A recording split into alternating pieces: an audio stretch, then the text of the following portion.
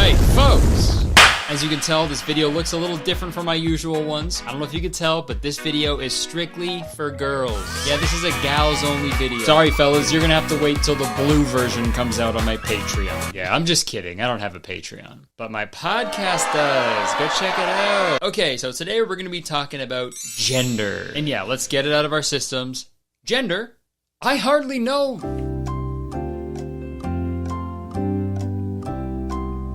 Yeah, I'm not gonna sit here and pretend like I'm an educated figure when it comes to gender, or when it comes to anything, really. I just think people should be able to identify as whatever gender they want to identify as. I've actually never understood why people cared so much. It really does not matter. All the outrage towards that is insane. Oh, but these transgender people are gonna start using the men's bathroom. Okay, you think they want to? Have you seen a men's bathroom?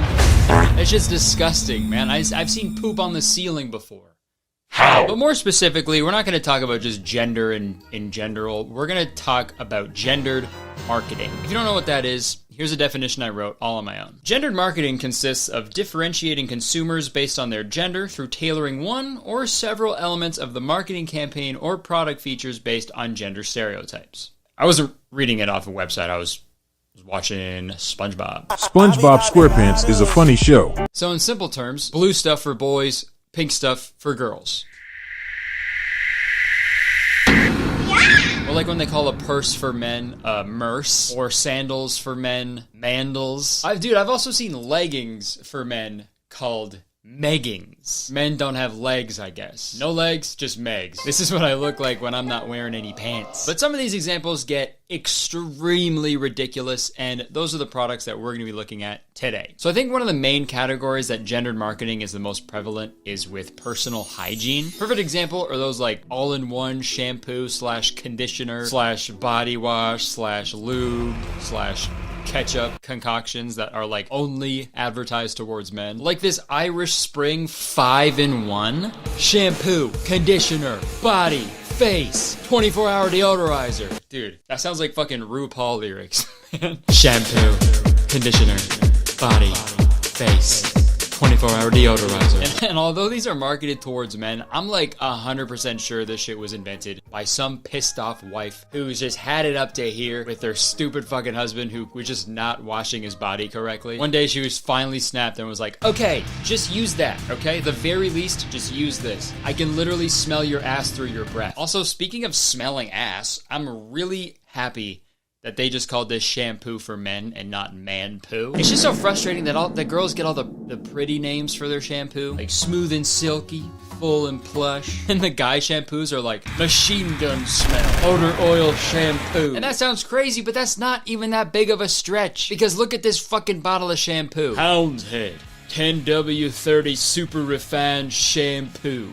Man-made, salon grade. And that one's fucking crazy, but look at their original branding. Super refined shampoo for men. High performance hair care. Maplewood tobacco oil scented. You want to smell like a garage after a nice shower. Shampoo Plus means that this product is formulated to be more than just a shampoo. It can be used from the top of your head to the bottom of your piston. Ew. Okay. Is that supposed to be your cock? Do not use this on your legs. It can only go from top of head to bottom of penis. Use it on your legs. May God have mercy on your soul. Like, dude, if you squint at this, it looks like fucking motor oil, dude. This is the shampoo that Lightning McQueen uses. Or should I say, Lightning McLean. Kerchow. Hey, Dad! Like, if this is what it takes for you to buy shampoo and use shampoo, you are a child. You are a little baby boy. It's not manly to use this. It's childish, right? Like, this is the shampoo equivalent of a parent pretending a spoonful of Cheerios is an airplane so they can fucking feed their stupid baby. You know what I mean? When you're like, careful, a second spoon of Cheerios just hit the tower. This is the same thing, but instead of that, it's fucking, all right, tilt your head back, Ron. Here comes the motor oil. And in my research of manly hygiene products, I found grenade soap, brass knuckle soap, and gun soap.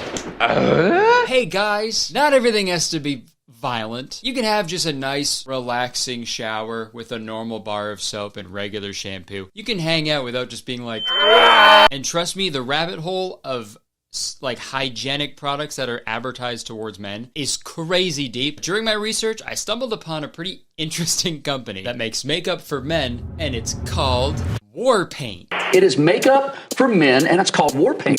It's not called makeup, it's war paint. War Paint for Men is a men's makeup brand designed specifically for a male audience. And the main aim for me is to change the whole thinking around men's makeup. I think you can tell by just looking at me, I've never been to war. Like, if I was drafted into the army, it'd be like a personality hire. Like, I'm not a soldier in any meaning of the word, but even I am offended by this, dude. I don't think using a little bit of makeup to cover up your eye bags is the same as someone painting their face to risk their life in the admirable fight for crude oil. And it's so weird because products like this are always advertised towards men like, this is to help you be confident and comfortable in your own masculinity. And it's like, dude, if your masculinity is already so fragile that you can't just walk into a fucking Sephora and ask one of the 1 million employees working for some fucking makeup to put under your eyes, then a product called War Paint is not going to change anything. If anything, you're just going to be extra insecure because when someone comes up to you and is like, oh, you're wearing makeup, you're like, no, it's War Paint. Actually, this is like a perfect time to use that fucking Good Doctor meme, dude. Is that makeup?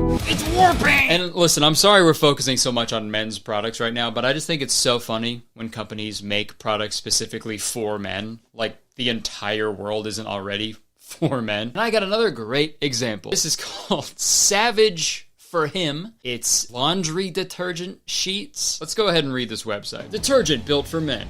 Transform your daily grind into a bold statement. Savage for Him provides a powerful cleaning experience without smelling like a bitch.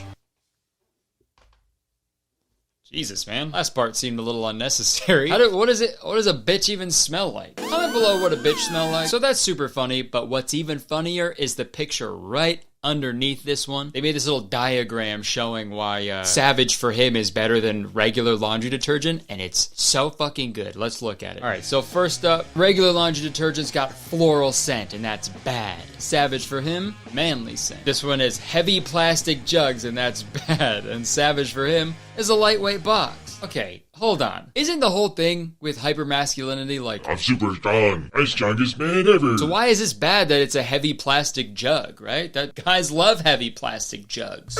Seriously, if Savage for Him really wanted to cater to men, they should ship these in like a stone box. This should be 100 pounds, dude. Okay, next one, it says, this one is difficult to store, but this one, easy to store. Also wrong. I mean, maybe this one is so difficult to store because it's so heavy, right? You can't get it up on the shelf. It's so heavy, right, fellas? You guys fucking know, dude. There's nothing heavier than laundry detergent. Hard to measure. No measuring needed. That's wrong, too. Laundry detergent is the easiest thing to measure. There's a cup. There's lines on it. You pour it, you put it in. This diagram is making it seem like men are like children, incapable of doing anything without fucking it up. Like, is that what men are?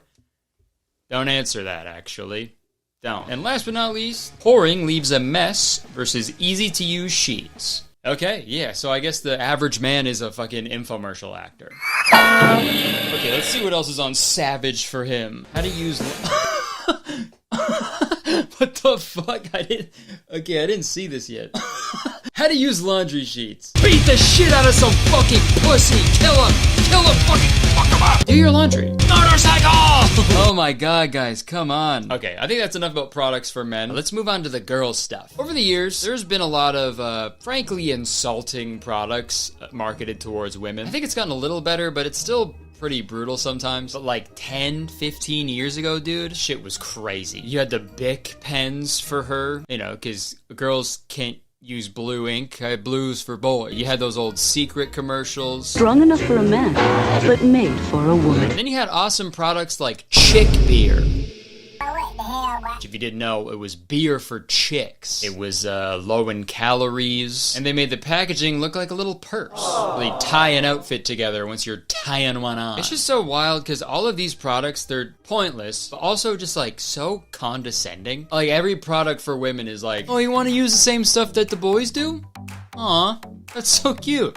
That's so cute that you want to do what we do. Yeah, sure. I'll let you have that. Yeah, I'll let you do that. Just let me use this pink paint and I'll get it ready for you. Like these. Dulcolax Stool Softener. It's blue. It's for boys. #1 doctor recommended ingredients. Alright, what does the girl one look like? From the makers of Dulcolax Pink. Dulco Ease Pink. Stool Softener. #1 OBGYN recommended ingredient. Also, I love that they made the packaging pink, but they still thought women weren't gonna get it, so they fucking wrote it on the box too. You see it? It's pink. You love this shit. And one more thing that bugs me about this. Dulco Ease Pink says it gently relieves constipation, but the blue one just says constipation relief. So does the blue Dulcolax not do it gently? Like, does it relieve constipation in like a really brutal, rough, manly way? Okay, so I've been constipated for weeks. Who's weeks? Why would they make you do something like that? What? No, I've been constipated for a while. Ah, gotcha. Okay, here, take this. Oh, sorry. The heck? This is Dulco Ease Pink. You're a boy. Sorry, here you go. Just take one of those and your constipation will go away in no time.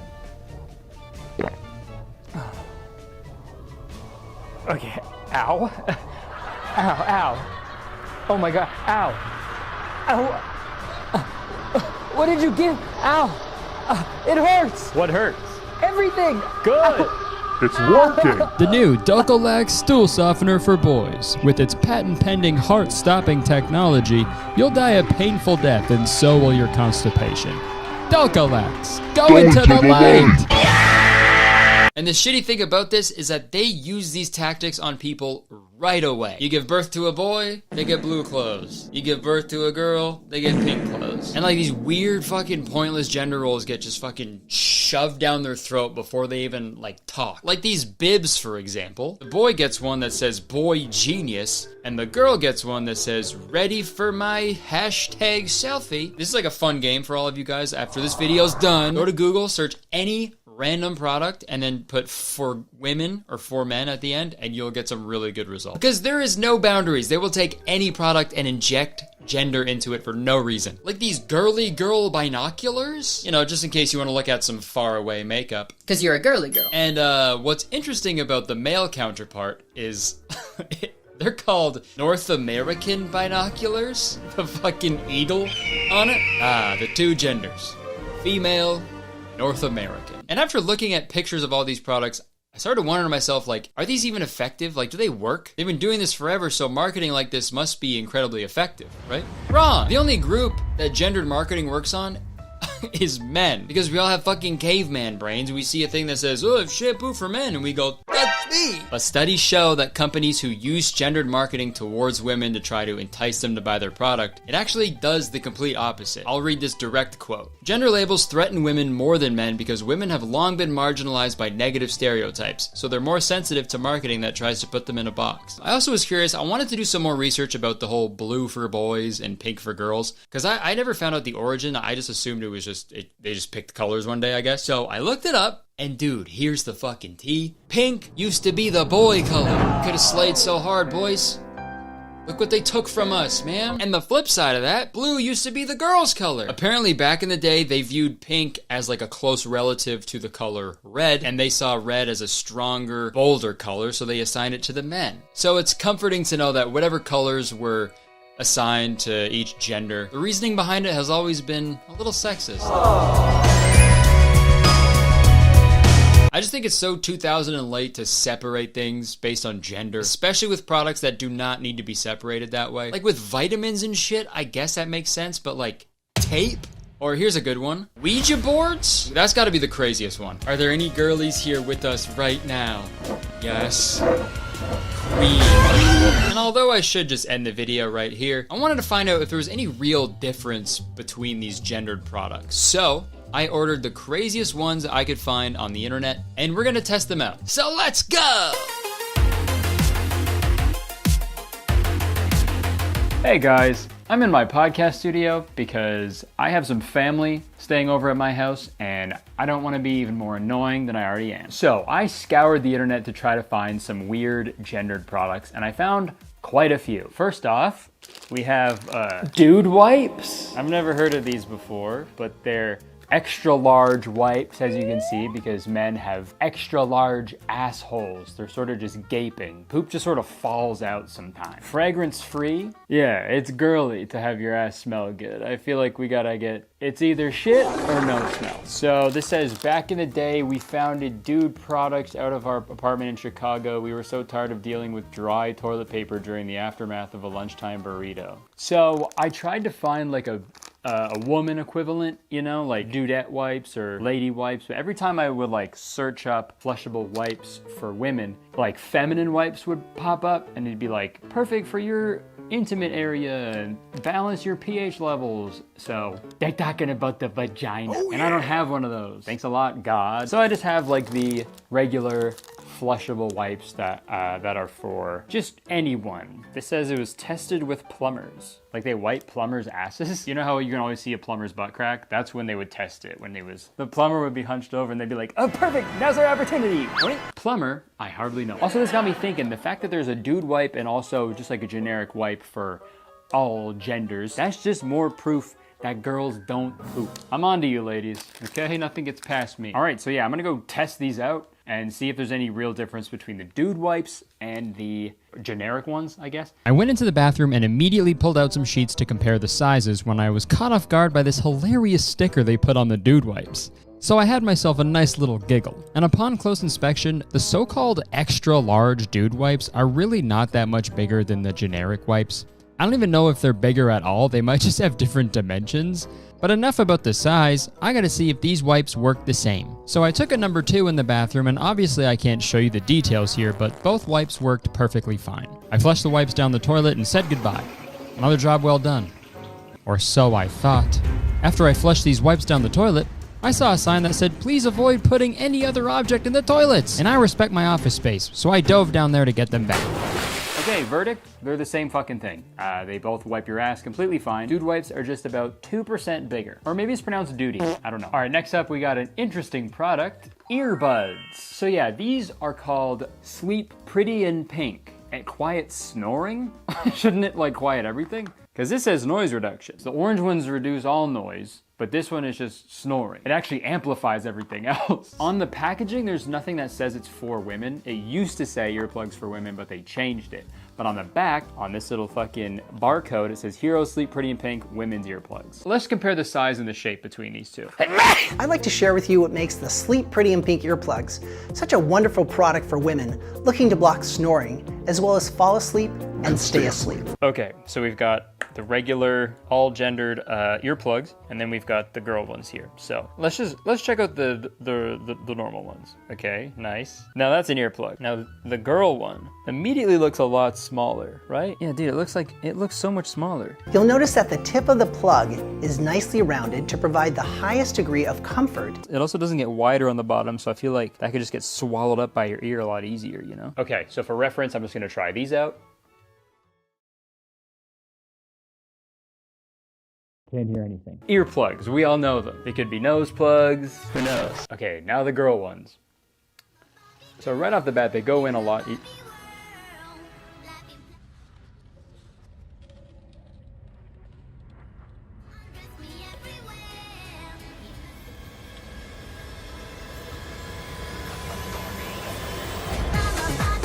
Kind of annoying. I'm more of a Bratz gal myself. These are like scary how, I feel like how easy they would be to just like get stuck in your ear. Or maybe they're right. Maybe girls have really, really tiny ear holes. I don't know. I will say it's kind of weird that I couldn't find specific earbuds just for men. But I mean, do men even need earplugs? They don't listen to begin with. Am I right, ladies?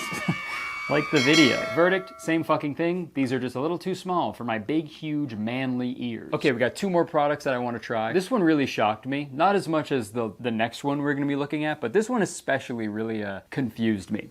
It's a hammer for girls. And it's suffocating! That was a close one. It feels pretty sturdy, you know? It feels like it would. Here's the one that I just have at my house that me and Jenny use when we're nailing. Oh yeah! They're in love. Okay. Again, this is like one of the most insulting things ever, being like, hey, look, it's for you. You little, look, it's pink. You like that. You're a girl. I guess the only way to really test this out is to like hammer some nails, right?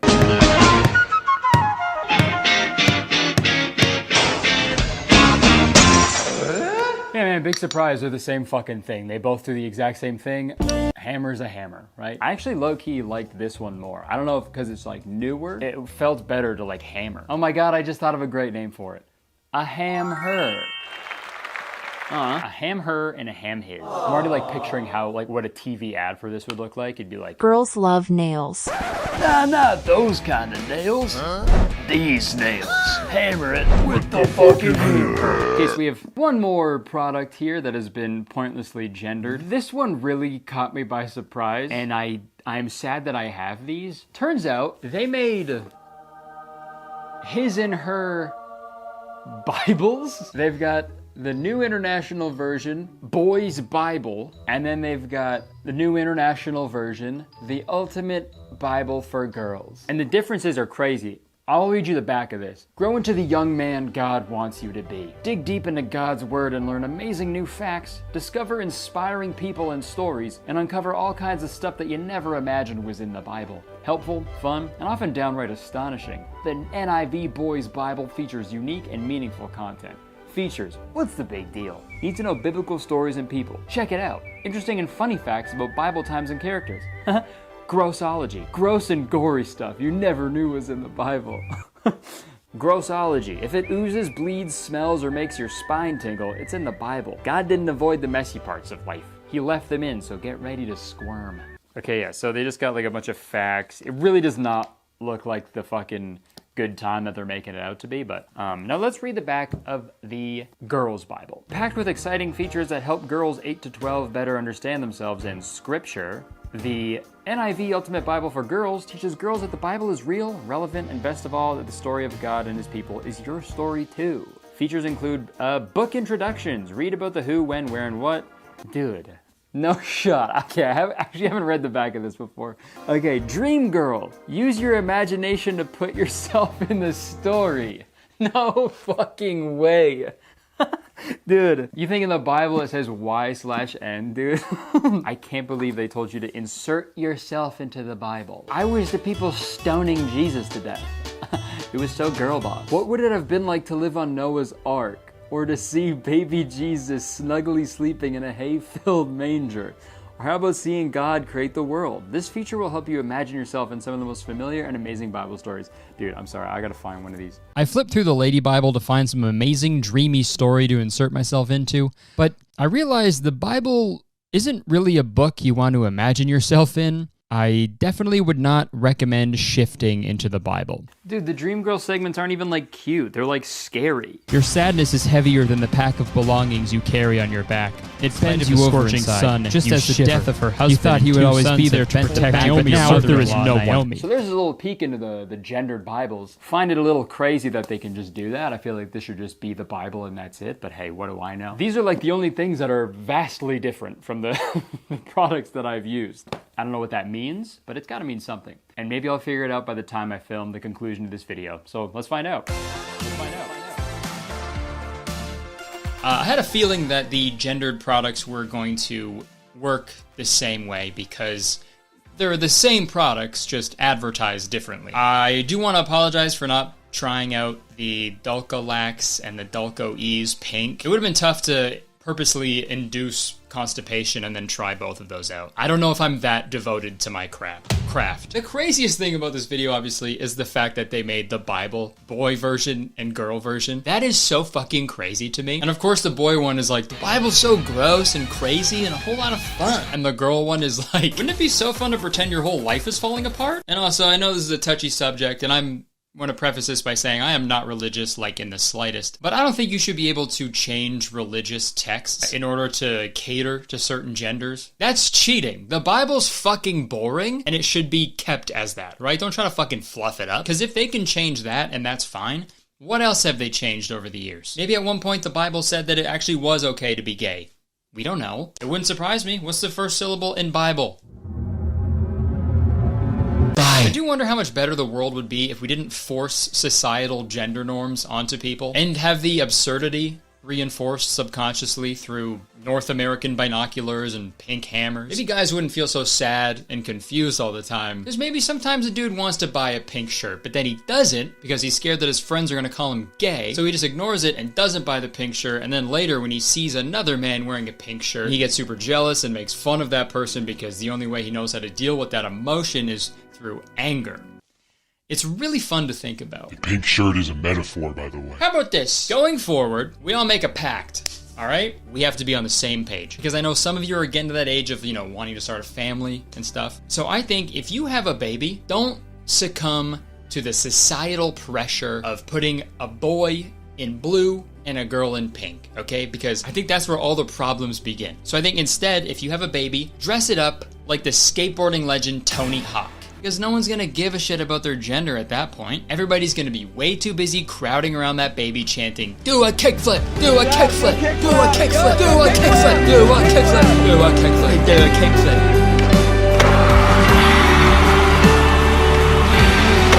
Alright, thank you so much for watching the video. I hope you enjoyed it. If you did, please press a like button, because believe it or not, 1 like equals 1 laxative pill that I will take. Also, leave a comment. Let me know the craziest gendered product you've ever seen. I'm curious. Maybe we'll do a part 2 to this. I don't know. I've said all I wanted to say, but who knows? Also, press the subscribe button, because as soon as you press the subscribe button, you become a valued citizen of Kurtistown. And if you didn't know, Kurtistown is the best place to live in the world, and I'm the mayor. So you have to be nice to me. It's the law. You can check the description for all my other bullshit, my podcast, the Patreon for my podcast, Instagram, Twitter, all that crap. All right, that's it. I would stick around, but unfortunately, I have to go fish a woman's earplug out of my ear. Thanks for watching.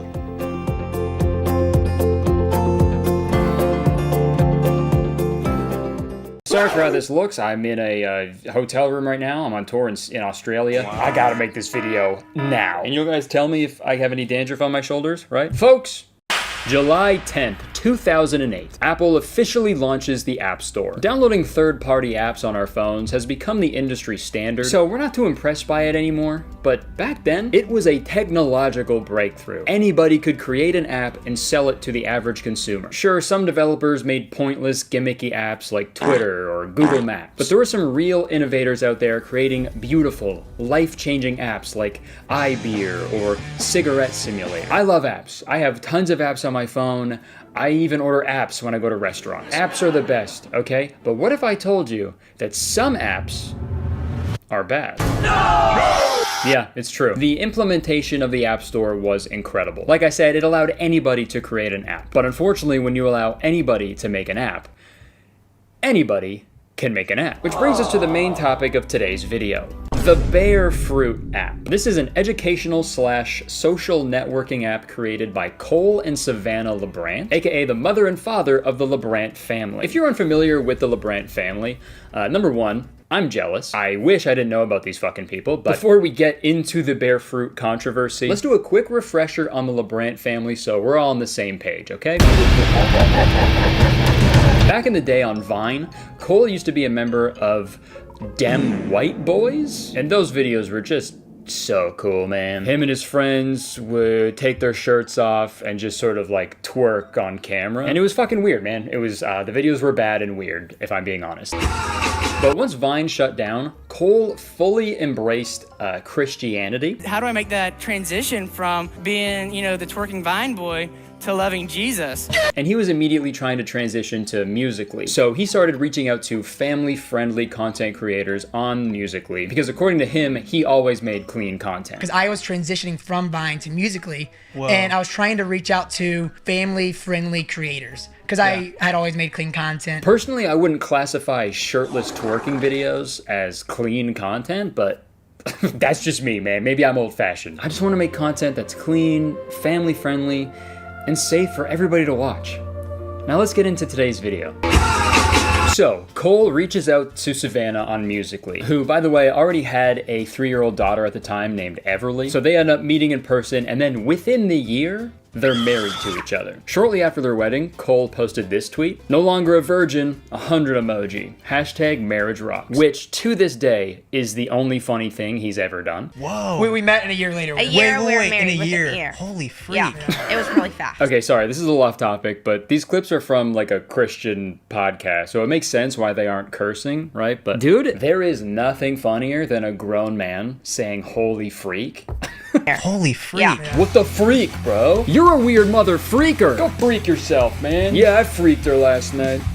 Freak off. Sorry. Freak off is something else. But while Cole and Savannah were dating, Cole made a discovery that would be life-changing. And I remember you just calling me and being like, this video is doing really good. I pulled up Like, my he was so iPhone in a Chick-fil-A confused. parking Yeah. lot and just said, Yeah. hey guys, this is my girlfriend. And it was like my best video. I'm like, we can look we should back do more at it videos. now, Yeah. So once Cole realized the potential of exploiting his relationship for views on YouTube, he decided that they could have kids together and exploit them as well for even more views on YouTube. And that's exactly what they did. They launched the LeBrant Fam YouTube channel that featured amazing videos like 4-year-old girl and daddy do cutest carpool karaoke ever, surprising our 4-year-old with trip to the world's biggest water park, the LeBrant Family Christmas Special, emotional present opening.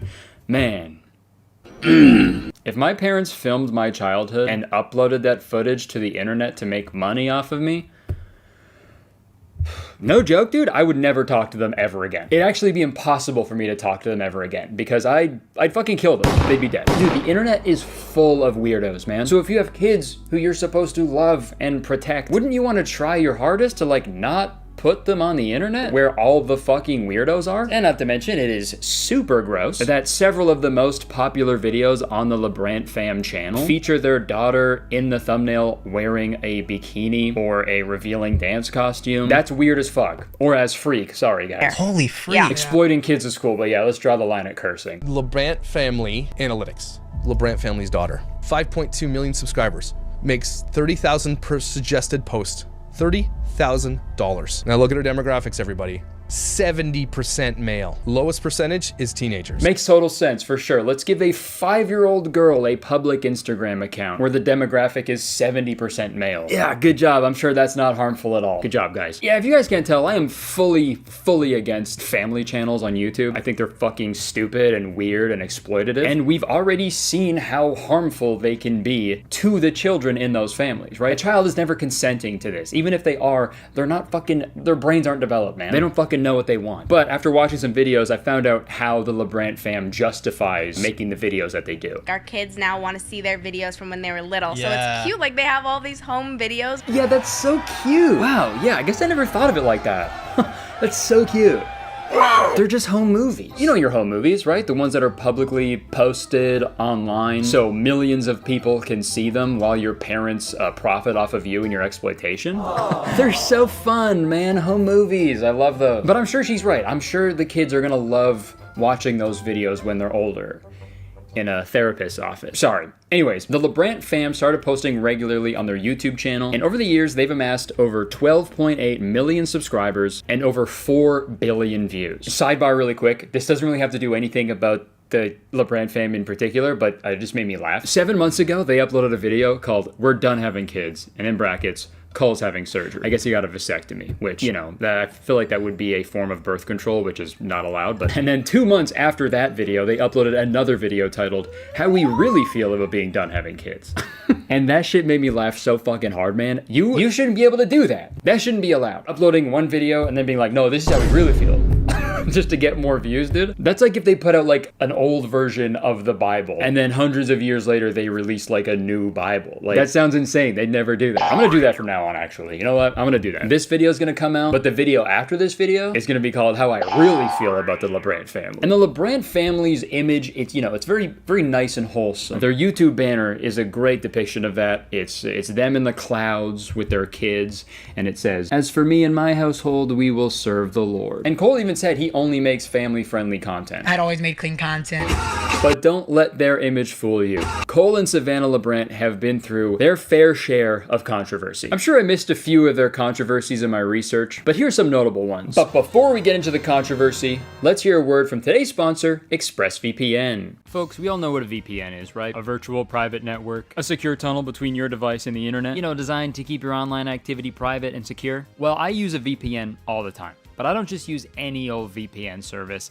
I use ExpressVPN, and I've been using them for years. Not only does ExpressVPN shield your online activity from hackers trying to steal your personal data, it also blocks your internet service provider from spying on everything you do online. If you didn't know, your internet service provider can see, log, and in the US even sell a record of everything you do online. And personally, I think that's weird, you know? Leave me alone. But thankfully, it is so easy to stop hackers and your internet service provider right in their tracks. Just gotta open ExpressVPN, do a couple clicks, and I'm safely connected to the internet. I'm currently on tour in Australia right now, and ExpressVPN has helped out tremendously for various reasons. Number one, I am constantly connecting to public, unencrypted Wi-Fi networks at hotels or airports, which can be dangerous. Hackers can actually steal your personal data if they're connected to the same unencrypted Wi-Fi network. So using ExpressVPN on this trip has been super helpful, just for my own peace of mind while I'm browsing the internet on these public, unencrypted Wi-Fi connections. And number two, a lot of the shows I regularly watch in Canada just aren't available in Australia, but with ExpressVPN,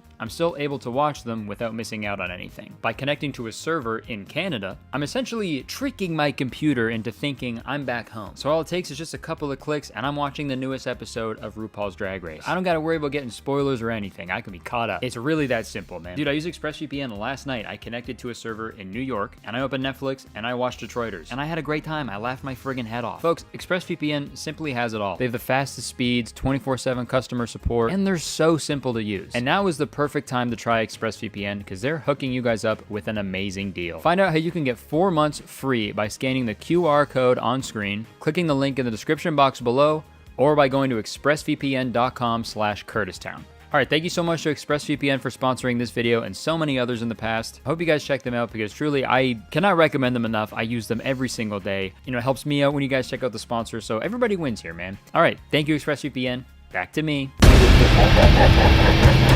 In 2018, they uploaded a video titled, "A giant fire makes us evacuate our house." Wow, that sounds scary. And that video featured them pretty much exploiting a very serious natural disaster in order for them to get views and, you know, harbor sympathy and make money. So it's already a little weird to post content like this, but here's the kicker. The LeBrant family was never ordered to evacuate. There was no evacuation notice to Lydia Ranch. Marissa Seamus lives near the LeBrants. She says plenty of the neighbors are not amused by the social media influencers. They did not have to leave their home due to a fire whatsoever. Dude, insane behavior. We were never even near that. There's a fire going on and you guys pose all sad and scared in the thumbnail. Like, could you imagine, like, during the recent Palisades fire, acres of land is being destroyed. Livelihoods are destroyed and it's just terrible. It is fucking just the worst thing you can imagine. What if during that, I made a video from my house in Toronto, Canada, being like, giant fire made me leave my house. It's the same thing. It's the exact same thing. I was never ordered to evacuate. They were never ordered to evacuate. It's the same shit. In 2019, they posted a video where they played an April Fool's prank on their daughter, Everly. And the hilarious prank was them telling Everly that they needed to get rid of the family dog. We're giving Carl away to somebody else. We feel like we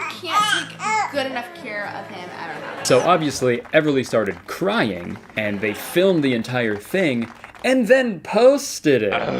Too far? Very cool, guys. You guys are really cool parents. In 2021, they uploaded a video titled, "She Got Diagnosed with Cancer," and in brackets, documentary, with a thumbnail featuring the entire family. You know, so one would deduce that one of the family members was diagnosed with cancer, right? Wrong. Nobody in the family was diagnosed with cancer. The she they were referring to in the title was a completely just different girl that they were using in their documentary to discuss and bring awareness to childhood cancer. And listen, if you want to bring awareness to childhood cancer and raise money for that, I think that's great. That's amazing. But obviously, don't use your own family as clickbait, you fucking psychopath. And then in 2022, they pulled their cash cow, Everly, out out of school so Cole could homeschool her because It's nice having an extra pair of hands around the house, even if it's a 9-year-old. yeah, to help out around the house. Yeah, I mean, you already depend on your daughter to provide you income because neither of you are talented or interested enough to do so on your own. So yeah, might as well just fucking go all in, right? Might as well make your daughter do physical labor as well. Don't get me wrong, okay? I know parenting is hard, especially when you don't have any help, which they don't, according to Savannah. We don't have help at all. Like, we don't have babysitting help. Well, we got kids out here. We have a date night coming up, and we had the babysitter come an hour early so we could film this. What the hell? Like, we don't have babysitting help. We had the babysitter come an hour early so we could film this. Dude, they're dumber than I thought, man. The fact that they left that in, this is just so hard. We have nobody that wants to help. Hey, I'm here to help. Shut up!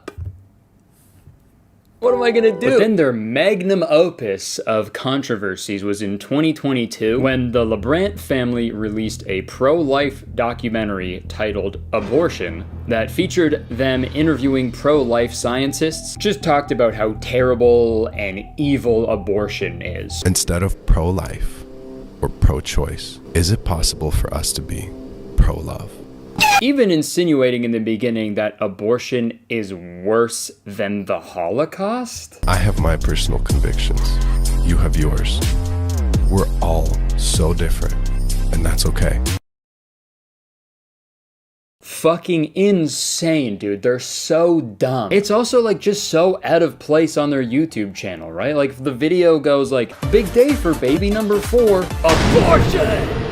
Baby name reveal. It's just a constant, irresponsible use of their massive platform that a lot of young people follow. It's gross. And then just recently, there's another one. Cole, he met Donald Trump and awkwardly prayed over him while Trump just like smiled at the camera. The dick riding is crazy, bro. I mean, and again, just a fucking idiot, dude. For sure, you're all Christian. It's all Christian all the time. It's gotta be Christian, good values. But let's pray over the convicted felon who is the only president in history to not swear on the Bible. Good job, Cole. Okay, before you history nerds yell at me in the comments, I guess that's not true. I messed that up. I guess there are other presidents who didn't swear on the Bible. But still, Cole, you're an idiot. So now I have a pretty good understanding of the LeBrant family, but I have yet to discuss their newest controversy, the Bear Fruit app. When you look it up on the App Store, the description reads, "We created Bear Fruit because the reality is that having a good marriage is hard. 50% of marriages end in divorce and rising." Also, I gotta say, that's not true. The divorce rates are actually going down. So, more young adults than ever before are leaving the church. Becoming the person God has called you to be can sometimes feel really hard. We know it has for us at times. We created Bear Fruit because this is something we wish we had when we first got married and first started having kids. Even now more than ever, we wish we had this as a growing family in the thick of it. I'm in the thick of it. In a world where celebrities mock God, we proudly want more of God, but it's so easy to live life casually and just go about our days and miss it. Miss all God has for us, our marriage and our family. We can't afford to miss it. Our families can't afford it. God is calling us to live intentionally each day, to bear fruit that won't fade when everything else does, and to have thriving marriages and thriving kids. We know not everyone believes what we believe, and that's okay. Bro, tell it to a publisher, man. How fucking long is this? So this platform was created with that exact intentionality, to empower the Christian person and family with the resources and the how to bear fruit. We don't just want to hear about the fruit. We want to experience it. Life's too hard to do alone. Bear Fruit was created to serve as a place where we could find community and thrive in it. This community is not the toxic one we see across social media. It is a healthy kind of community that encourages you to pursue your spouse and not give up on him or her. And you'll see later that it's not really a healthy community on there, but I'm getting ahead of myself. Then they end it with John 15:8. Jesus says, "This is to my Father's glory, that you bear much fruit, showing yourselves to be my disciples." I'm sure they were referencing an app in that verse. So to sum it up, Bear Fruit is a social networking app for parents that features courses on how to raise your kids and improve your marriage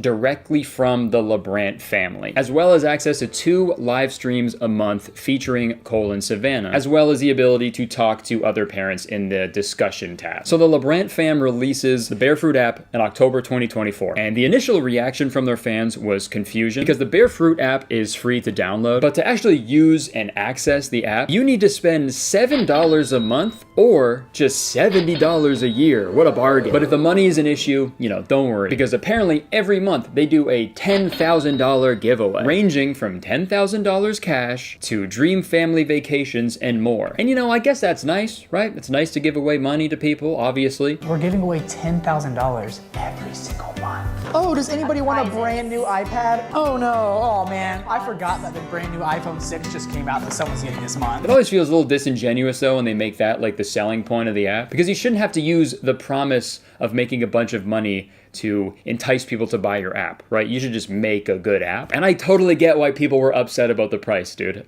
Like, free parenting groups 100% exist all over the internet. You can rent dozens of parenting books that were written by professionals from a library for free. Like, I don't think spending money to learn parenting tips from family vloggers is a good idea. Lesson number 1 is just how to exploit your kids and ruin their lives forever. But anyways, like I said, people were not very happy upon the app's release. LeBrant fam haters were quick to criticize the app, and even LeBrant fam stans weren't fans. LeBrant fam were fans. The negative comments were pouring in, so Cole took to his Instagram story to defend himself. We have an aggressively angry hate group constantly coming after our family. They really don't like when we talk about God, and they're really trying to take this app down. Being honest with you guys, because I think we have such a unique group of people here who genuinely love Jesus that we don't have to go through this attack alone. Thank you guys for standing with us, and even if the app isn't for you, would you pray these scriptures over the app? Our family and every family joining the community. Isaiah 54:17.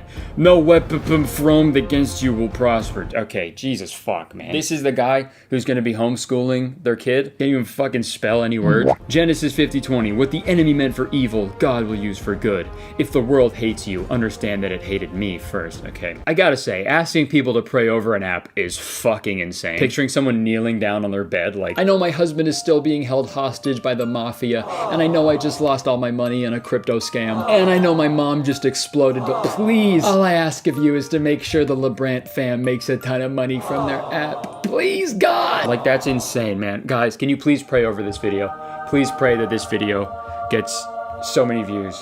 But guys, who knows if the app is really that bad, right? Was all that negative backlash even warranted? There was only one way to find out, okay? I downloaded the Barefruit app a few weeks ago, and you know what? After using it for a while, I gotta say, it's fucking dog shit, okay? Sorry, it's freaking dog shit. It is worse than dog shit. Honestly, dude, if I were to just open the app and the only thing that showed up on the app was just a high quality picture of a pile of dog shit, and the only thing I could do on the app was like look at the pile of dog shit, I feel like that'd be a more useful app than Barefruit. Swear to God. First off, let's just take a quick look through the courses and see what they're teaching people. Got one called Sex Before Marriage, 10 Ways to Get Divorced, Sex During Marriage, Raising Kids to Genuinely Love Jesus, Spice Up Your Marriage, Potty Training 101, and Finding the One in 30 Days. And guys, the way they structure these courses in the app is like the most evil, slimiest thing I have ever seen. So the way it works is each course is a different length, a different number of days, okay? Like for example, the Sex Before Marriage course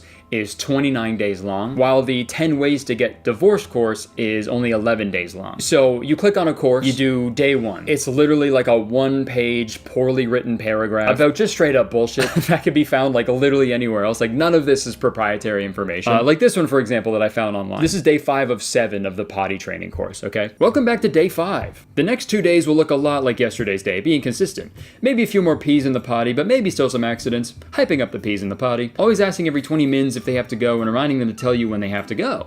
Placing them on potty every 20 minutes to remind them. Okay, it's been a couple days and your child is picking it up. Time to try undies. Also, what if your child isn't picking it up? Then what? Sometimes, undies can backtrack and the kid will want to pee in the undies because they think it's a diaper almost. This is normal. Explain to them how you don't go pee in your undies and these are big kid undies! Still need to go in potty. If you have to explore outside the house or drive to/from activities for other kids, I will sometimes put a diaper under their bum in the car seat. Don't put the diaper on them, but just place it on top of the car seat to help with accidents and help with you not having to clean the whole car seat, haha. Also, bring the potty wherever you go. They can use a potty in the car if you need to pull over or use it wherever you are. Just bring it since you are familiar with that potty. Also bring your treat jar to reward. Like bro, this is not a course. This is written like a fucking drunk text to a friend, okay? All I'm saying, if you're selling a course to people, don't end one of your sentences with haha. What the fuck, man? Because now I don't know if it's true. Like imagine if a math teacher was just like, and remember, a squared plus b squared equals c squared, lol. Now it's like, I don't know, is it?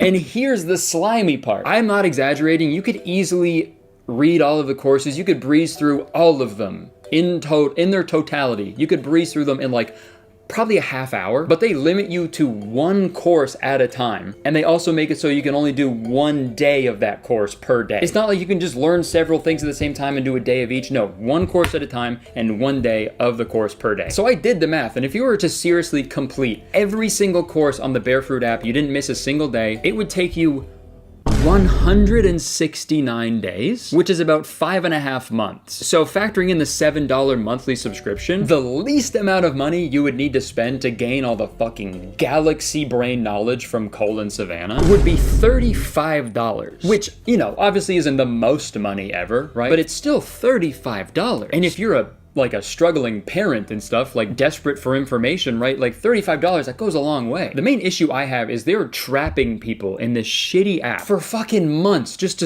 like squeeze every last dollar out of them, when they could have just like easily gone through all the courses in like a fucking day and then canceled their subscription. And that is 100% why they are offering these $10,000 monthly giveaways. If people are already subscribed, they're probably just like, okay, fuck it, I'll just stay subscribed so I still have that small chance to win a bunch of money, right? It's just super gross to me, and I think it's a really shady business model. But you'll see later on that these guys are no strangers to shady business models, allegedly. So I gotta say, when I first downloaded Barefruit, it straight up didn't work for like a week and a half. I tried to open the course, but it would just be blank. It would get all glitched, and I couldn't see anything, and the app would just break. And there's like no button to contact support or anything. Like I guess I'm just supposed to fucking pray to God that the app gets fixed. The only thing I could do on the Barefruit app for a week was go to the Bible tab to read a devotional from the Bible, which is also useless because the last 2 days I've opened the Bible tab to read a devotional from the Bible, but each time it has said no today devotional. Is that how fucking incompetent you guys are? The LeBrants are so lazy and stupid, and they don't care about anything. They're so low quality with everything they do. They can't even be bothered to copy and paste a fucking random Bible quote into their shitty app. God, man. I just bit my tongue.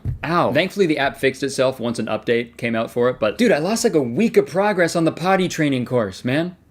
I shit my pants for like a week. I didn't know what to do. And also, I checked out the community tab on the app, and dude, it is a fucking ghost town. I was looking at my phone and a tumbleweed flew by, I swear to God. When you sort by newest, there are several questions there that are being left by parents who are like genuinely want help, but like nobody ever responds or talks to each other at all. The entire app is just people yelling into the void, begging for any sort of help or guidance and not receiving any, which is what the app promised, dude. It's super sad to see. But if you go to the community tab and sort by most popular, it's just people being transphobic, which I'm sure the LeBrants do not have a problem with because of the weird transphobic shit I've seen them post. And then right under that, there's a ton of people spreading misinformation about vaccines. So, you know, it's not really as nice of a community as they said it was. Pretty much everywhere you look, it is terrible. And the other main aspect of the Barefruit app are the bi-monthly live streams. I'm sure they don't like using the term bi-monthly because they think being gay is a sin, but they do 2 live streams a month where they just answer questions that people submitted. And just like the rest of the app, the live streams are low quality, vapid, and just full of completely useless bullshit. Your beauty goes far beyond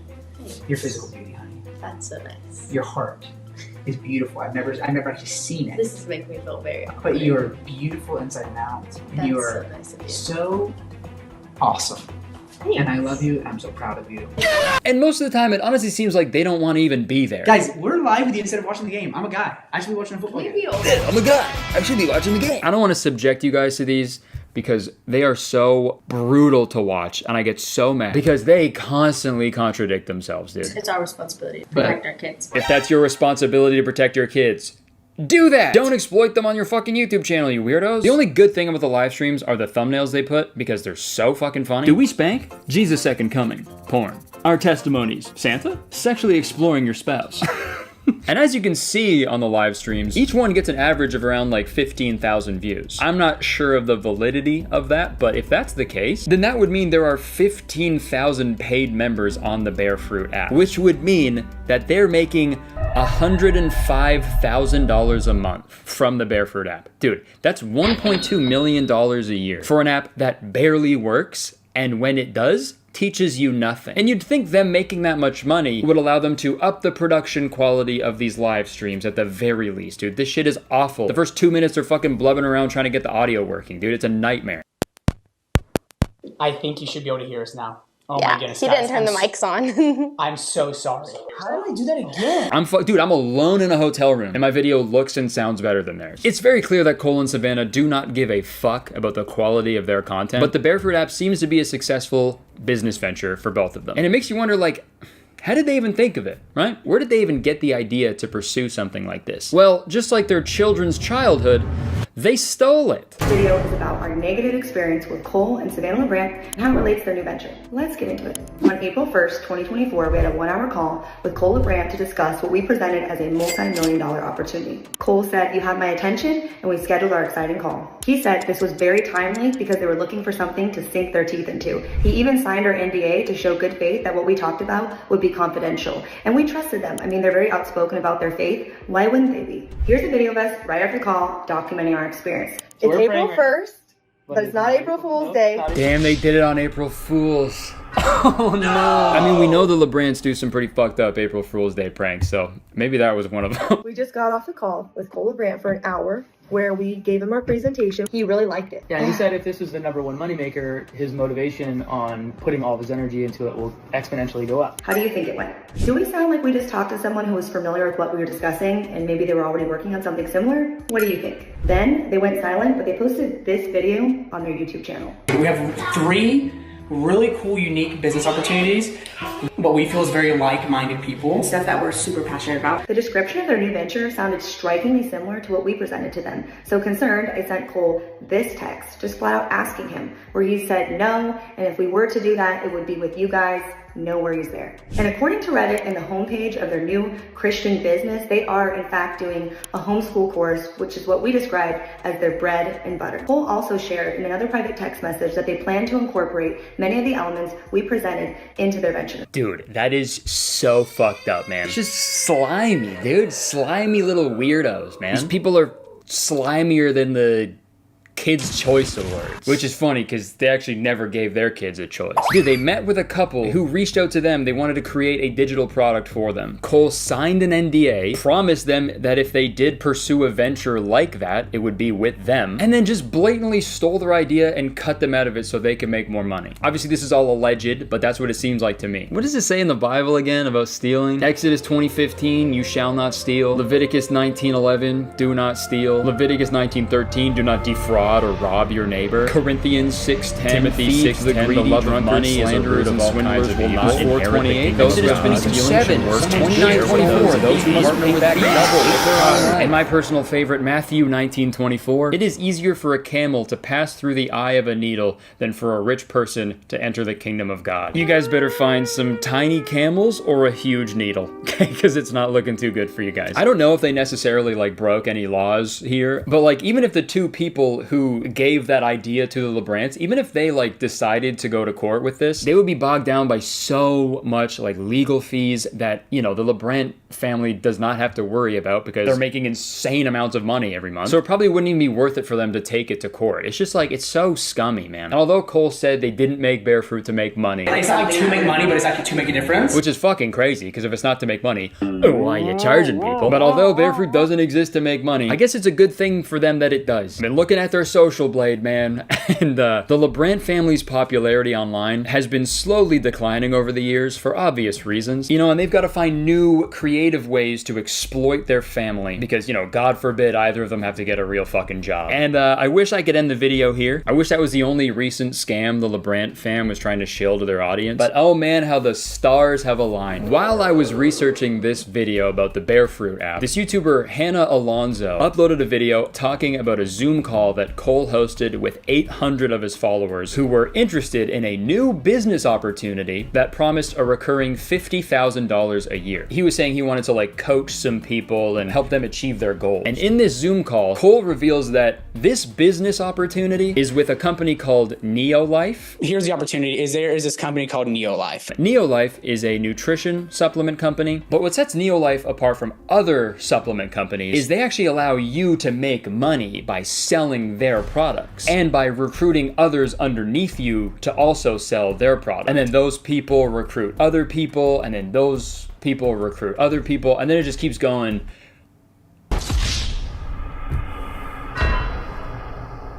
Oh man, it's a pyramid. Yeah, man. Neolife is an MLM. Cole is trying to recruit his loyal supporters into a multi-level marketing scheme. And because Neolife is literally a it's just, it is. I found the official compensation plan on the Neolife website, and dude, look at this diagram on the second page. You can cut it in half all you want, man. I know a pyramid when I see one. And another one, and another one, and another one. And this is available on the Neolife website for everybody to see. I highly recommend you guys go watch the full Hannah Alonso video as well, because she does a great job explaining why MLMs are so harmful and dangerous. But to sum it up, MLMs, they force you to recruit people underneath you, because that's the only real way to make like a bunch of money in an MLM. Neolife even recommends you to recruit the 10 closest people in your life, you know, because they'll believe you no matter what when you tell them that they're gonna make a lot of money. And then the last 10 I want to put on your list, it's the I love you list. Who are 10 people that no matter what you're doing in life, they're gonna love you because of who you are? This is the I love you list. They just love you no matter what. Let them know what you're doing. And I think that's just super gross to exploit your closest loved ones to make money, but you know,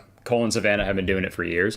Also, Cole mentioned that this business opportunity can make people more than $50,000 a year. But this graph from Neolife says that only 6% of people who sell Neolife products are making over $500. And only 3% of that 6% of people making over $500, only 3% of those people are making over $50,000. Dude, 3% of 6%.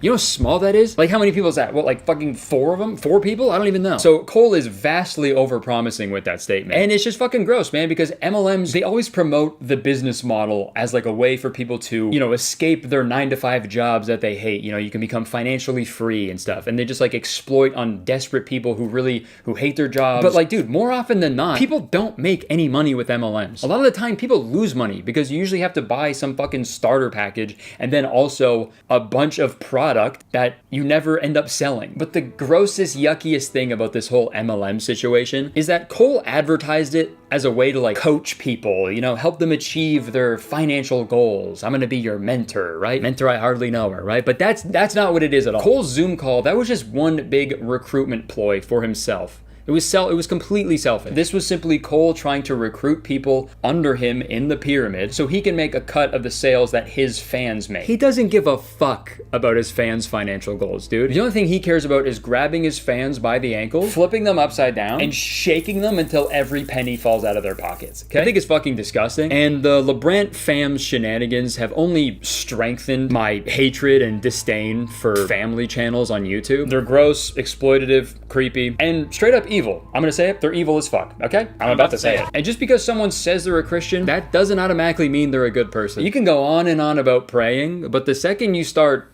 praying, you're a bad guy, okay? You're evil, you're going to hell. Oh, you're going to hell.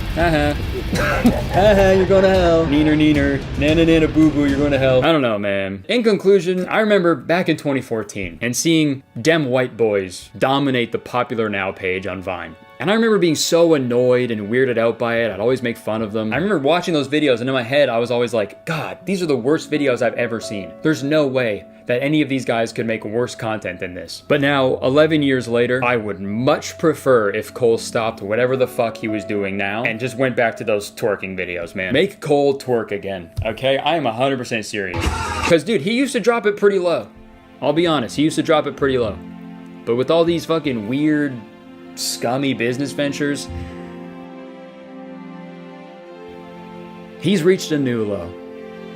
All right, that's all I have to say. Thank you for listening to me complain. Over the years, I've wanted to talk about the LeBrant family, but I just never got around to it. So this felt really nice. This felt cathartic and therapeutic. Press the like button if you enjoyed it, because believe it or not, 1 like equals 1 prayer for this video, and I really need you guys to pray on this video. Leave a comment, let me know what you think about all this, let me know what you think about family channels, and yeah, press the subscribe button, man. As soon as you do, you become a valued citizen of Kurtistown, okay? If you didn't know, Kurtistown is the best place to live in the world, and I'm the mayor, so you have to be nice to me.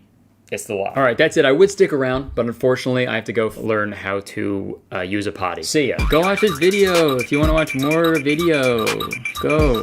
trees. Hey California, I am doing 5 shows at the Irvine Improv from June 28th to the 30th. And tickets are available right now. And also, only 3 of the 5 shows are 18 and up. The other 2 are 21 and up. So if you're only able to go to the 18 and up ones, get your friggin' tickets right now. The shows are taking place the same weekend as VidCon. That was a complete accident. Didn't mean to do that at all. Whoopsie daisies. But yeah, go grab your tickets and I'll see you there. I can't wait. Enjoy the video. Folks, think of your top 3 favorite animals right now.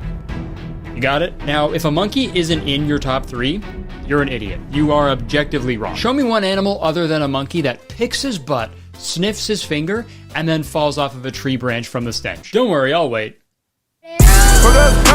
Dude, straight up, I've always loved monkeys. The Build-A-Bear I got when I was a kid was a monkey. I had an imaginary friend when I was a kid, and he was a gorilla. And also, I used to watch MVP, Most Valuable Primate, MVP2, Most Vertical Primate, and MXP, Most Extreme Primate, like every single week. That's like the best trilogy of all time. Wait a minute, it's a monkey! And I assumed I was in the top 1% of monkey fans, but I just found out that is not true. I'm not even close. It's like when you see someone post their Spotify Wrapped on their story and it says like they're the 0.001% fan of someone. You're like, how the fuck's that even possible? That's me with monkeys, my monkey rap. Because I just became aware of a very small group of people who not only love monkeys, but they are actually living their lives like monkeys. Like they are quite literally going bananas. I had to get that joke out of the way. There are people out there who are climbing trees, walking on all 4s like gorillas, swinging on vines, making monkey sounds.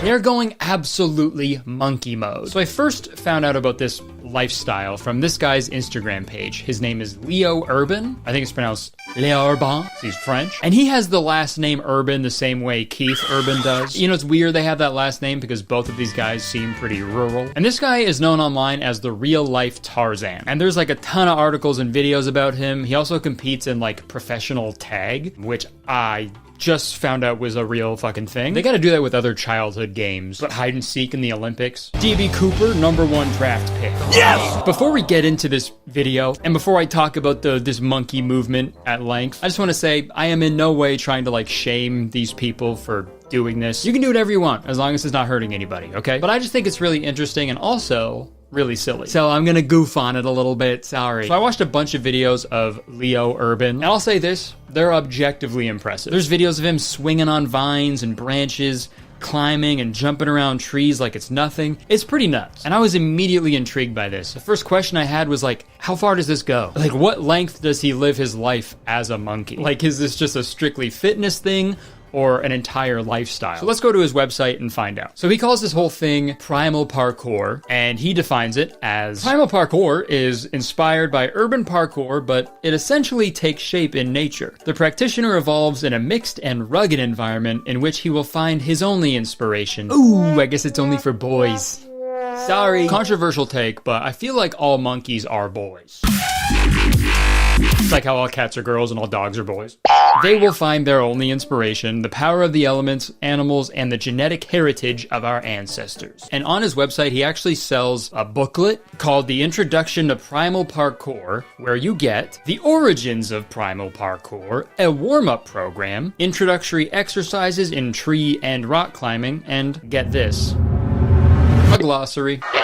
I don't know how fucking monkey-like it is to read a booklet, you know? Like, I feel like if there was a booklet on how to be a monkey, the first page would be like, fucking rip this out and eat it. Fucking chew on it. I don't care. Wipe your ass with it. But if we scroll down a little further, he goes into more detail. The origins. Primal has always existed. Throughout history, humans have had to use their physical and instinctive abilities to move, hunt, and defend themselves. In the 90s, David Bell founded parkour. He was inspired by it and adapted it mainly to the urban environment. In 2006, I discovered this sport, and living at an altitude of 1,600 meters, I adapted these techniques in this environment. Quickly, I achieved great barefoot performances, which made me known in the discipline. Values. Playing outdoors all year round while bare-chested requires discipline and perseverance. Respect for nature is essential because it is the condition of our evolution. Through this practice, you will strengthen values such as courage, perseverance, humility, and respect. Alright, I don't know about you guys, but I'm hooked. This seems super awesome and productive and not weird at all. So let's find out what the next main aspect of this way of life is.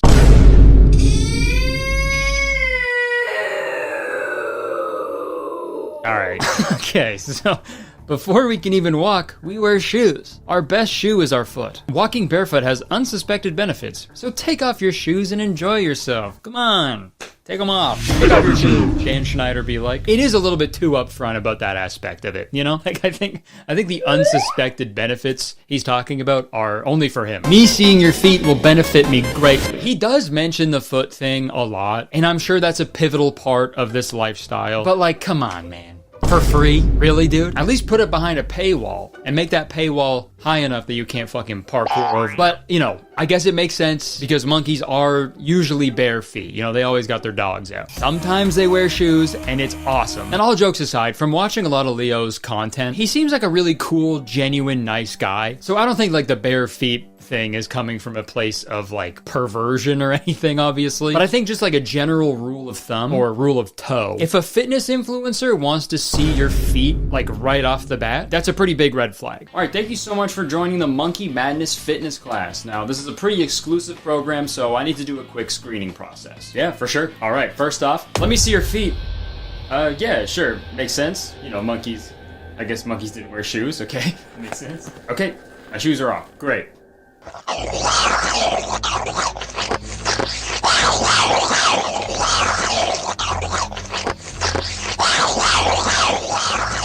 Screening process?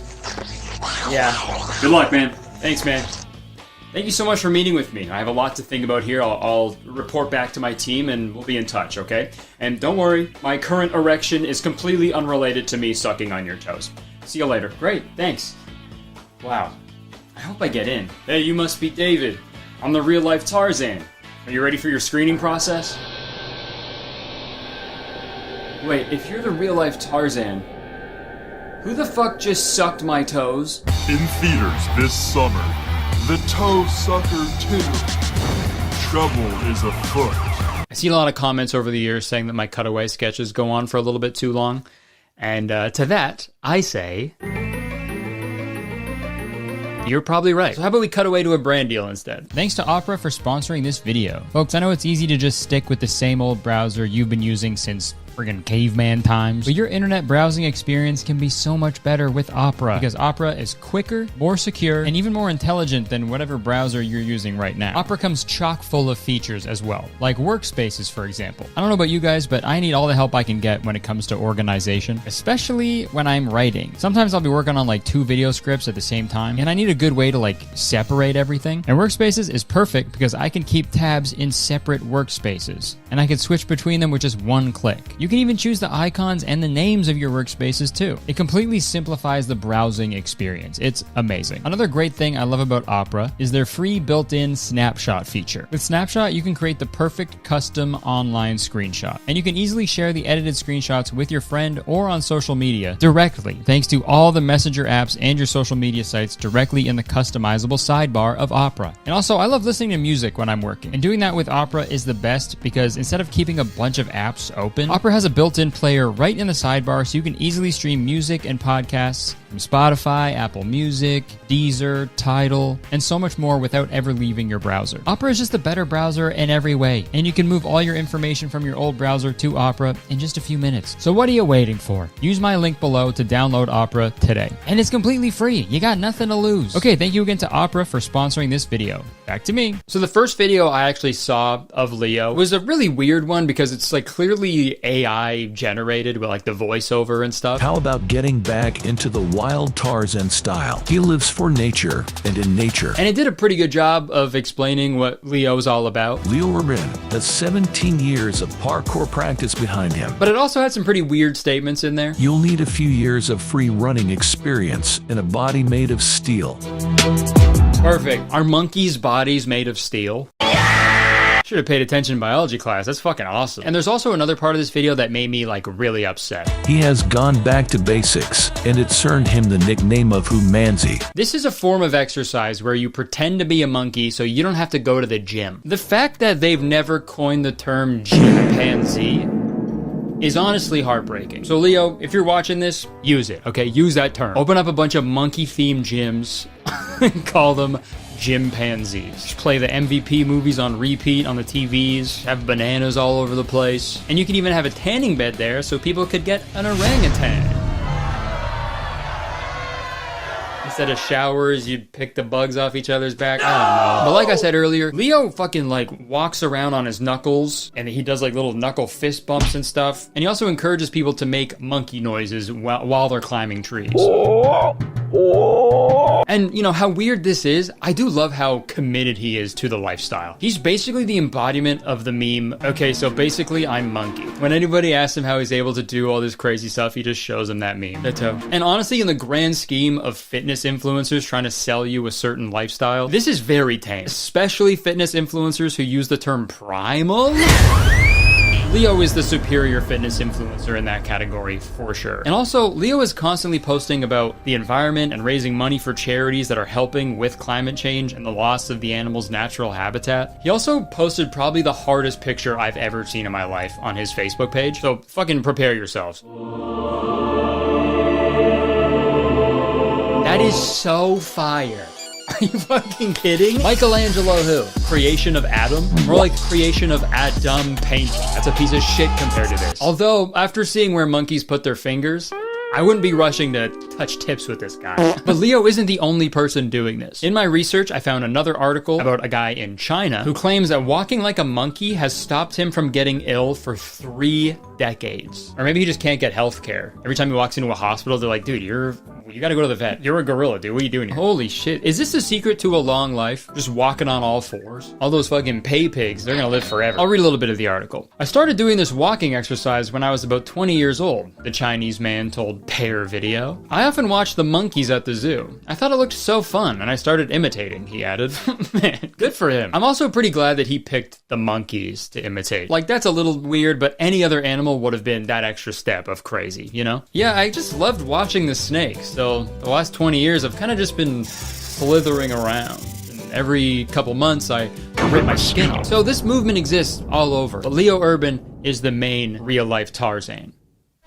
Or so I thought. Turns out, there's another person who is also called the real-life Tarzan. And Leo's dedication to the ape lifestyle is pretty tame compared to this next guy. And his name is Victor Manuel Fleitas. Sorry if I'm pronouncing that wrong. Victor is the creator of this thing called the Tarzan movement. What's all that Tarzan movement back there? Which has over 900,000 followers on Instagram. And Victor's connection with monkeys runs much deeper than just climbing on trees and running around like Leo does. Essentially, both of these guys have the same mission statement, which is reject modernity, embrace monkey. But the way I see it, Leo is parkour first because he still does urban parkour. I guess all the parkour he does is urban because that's his last name, but he still climbs around in like buildings and stuff. But Victor, on the other hand, is all in on the monkey lifestyle. Like if there was a monkey off between Leo and Victor, Victor would be the victor.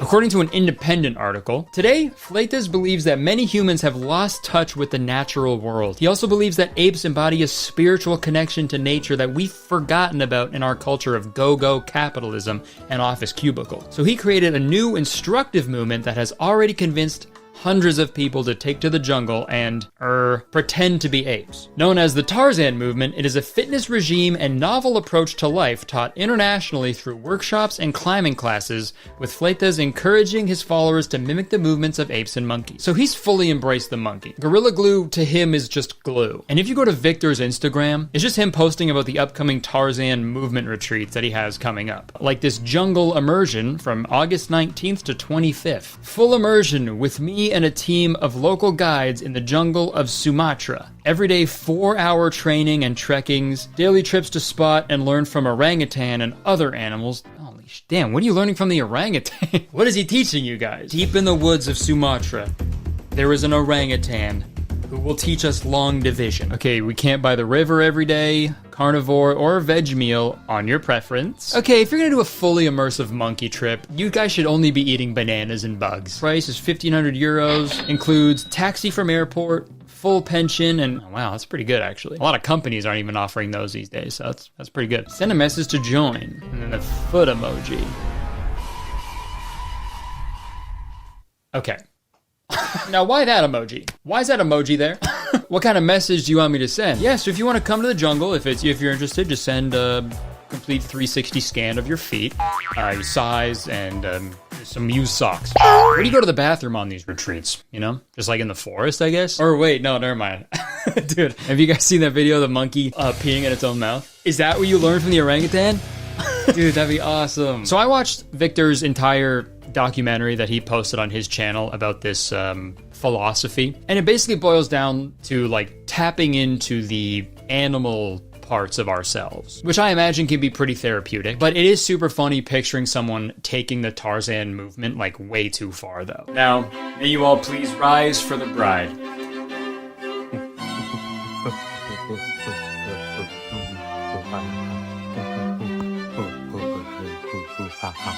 She promised me she wouldn't walk like a monkey. Sir, why is she walking like a monkey? She just got back from a jungle retreat. Should I keep going or should I stop?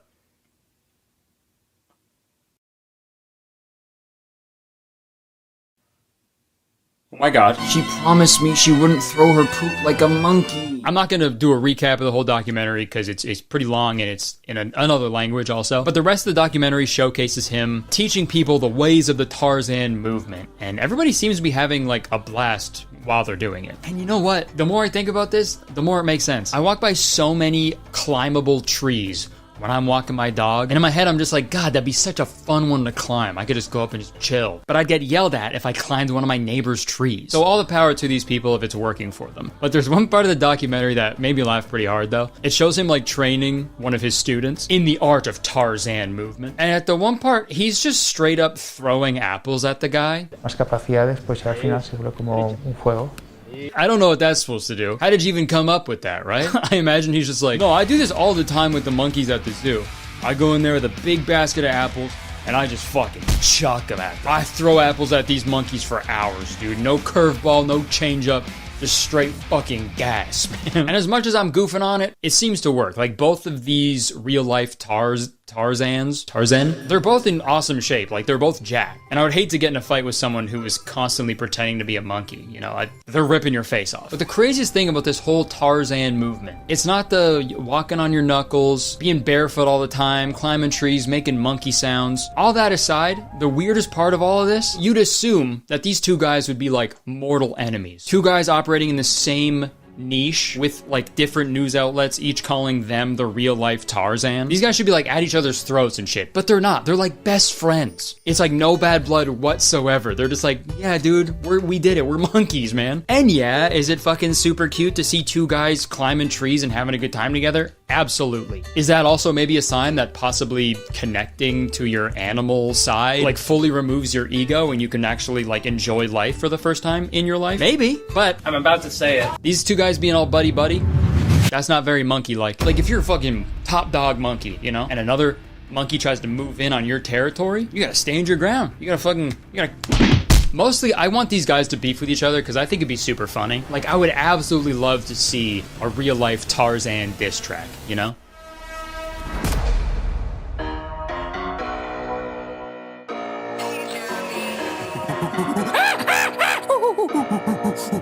Who the fuck is claiming to be the real Tarzan? I'm the real Tarzan, bitch. My dad is a monkey. I'm Tarzan. You're Lil Xan. One time I killed a leopard with a spear. It's the best day of my life. Listen up. I can throw my shit a quarter mile. You got no balls, infertile. Quit saying you're the real Tarzan, or you'll live to regret it. Like what? Starman. Hey, you're a bipedal bitch. What? Rocket running shoes, I reckon. Stupid bitch. And I'm swinging on vines. Jane say you last 6 seconds. Now I got your girl and she all on my tree. She wants to get her belt unbuckled. I don't wear belts. She calling me the MVP. She drew the walk of shame on her knuckles. I'm the real thing, you an imitation. I'm chilling with some apes in a river basin. We all yelling, ain't no conversation. Cause we're monkeys and we're masturbating. Now I may not be a monkey genetically. Homo sapiens technically. True. I be climbing trees in Yosemite.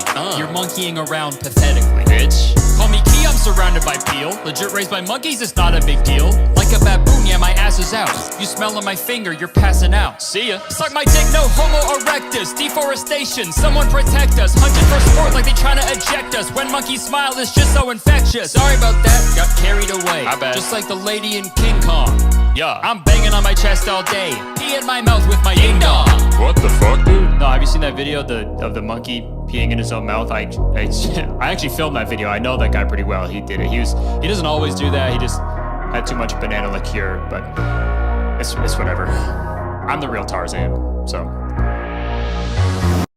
Yeah, I'm now realizing that this is the second time that I've written and recorded a diss track from the perspective of a Disney character. You either die a hero or live long enough to see yourself become the villain. I don't know. In conclusion, I don't really see anything wrong with this lifestyle. It's not hurting anybody. I just thought it was really funny to pretend to be a monkey. And I wanted to goof on it for a little bit, but who knows? Maybe pretending to be a monkey is a secret. Maybe that's the secret to happiness and a long life. And there's really only one way to find out. So how about you guys leave a comment? Let me know if you want to see me do a video where I try to live like a friggin' monkey and see how it affects my life. And Leo or Victor, if you guys are watching this video, friggin' pick up that banana phone. Hit me up, dude. All right, that's it. Thank you so much for watching the video. If you enjoyed it, please press the like button, because believe it or not, every time someone likes this video, I will watch the MVP original trilogy. Also, guys, press the subscribe button right now. If you're not subscribed, just do it, okay? What are you waiting for? We're so close to 5 million, and as soon as you press the subscribe button, you become a valued citizen of Kurtistown. And if you didn't know, Kurtistown is the best place to live in the whole world, and I'm the mayor of Kurtistown, so you have to be nice to me. It's the law. Also, again, if you live in Irvine or close to Irvine, if you're in California, come to my shows in June, okay? It's gonna be a lot of fun. My shows are happening the same weekend as VidCon. Total mistake on my end. I didn't mean to do that at all. So who knows? There might be some special guests that show up. That's it. Thank you so much for watching. I would stick around, but unfortunately, I have to go. I gotta go pee in my own mouth. These are so rare that pictures of them don't even exist on the internet. I think people understand how hard these are to find. The scarcity of these things is just nuts. These pictures do not exist. Digimon, digital monsters, Digimon are the champions. Hey! Okay, folks. Like most YouTubers, I am a loser. Dude, every YouTuber I know is a massive nerd. And don't get me wrong, I love it, that's great. But it does take an absolute geek to set up a camera and be like, here's what I think. I am absolutely a nerd. Video games, movies, anime, I eat that shit up, dude. Especially growing up, I would be like so hyper fixated on things that I like physically could not think about anything else. And the internet tells me that that means I'm neurodivergent. But I never read those books.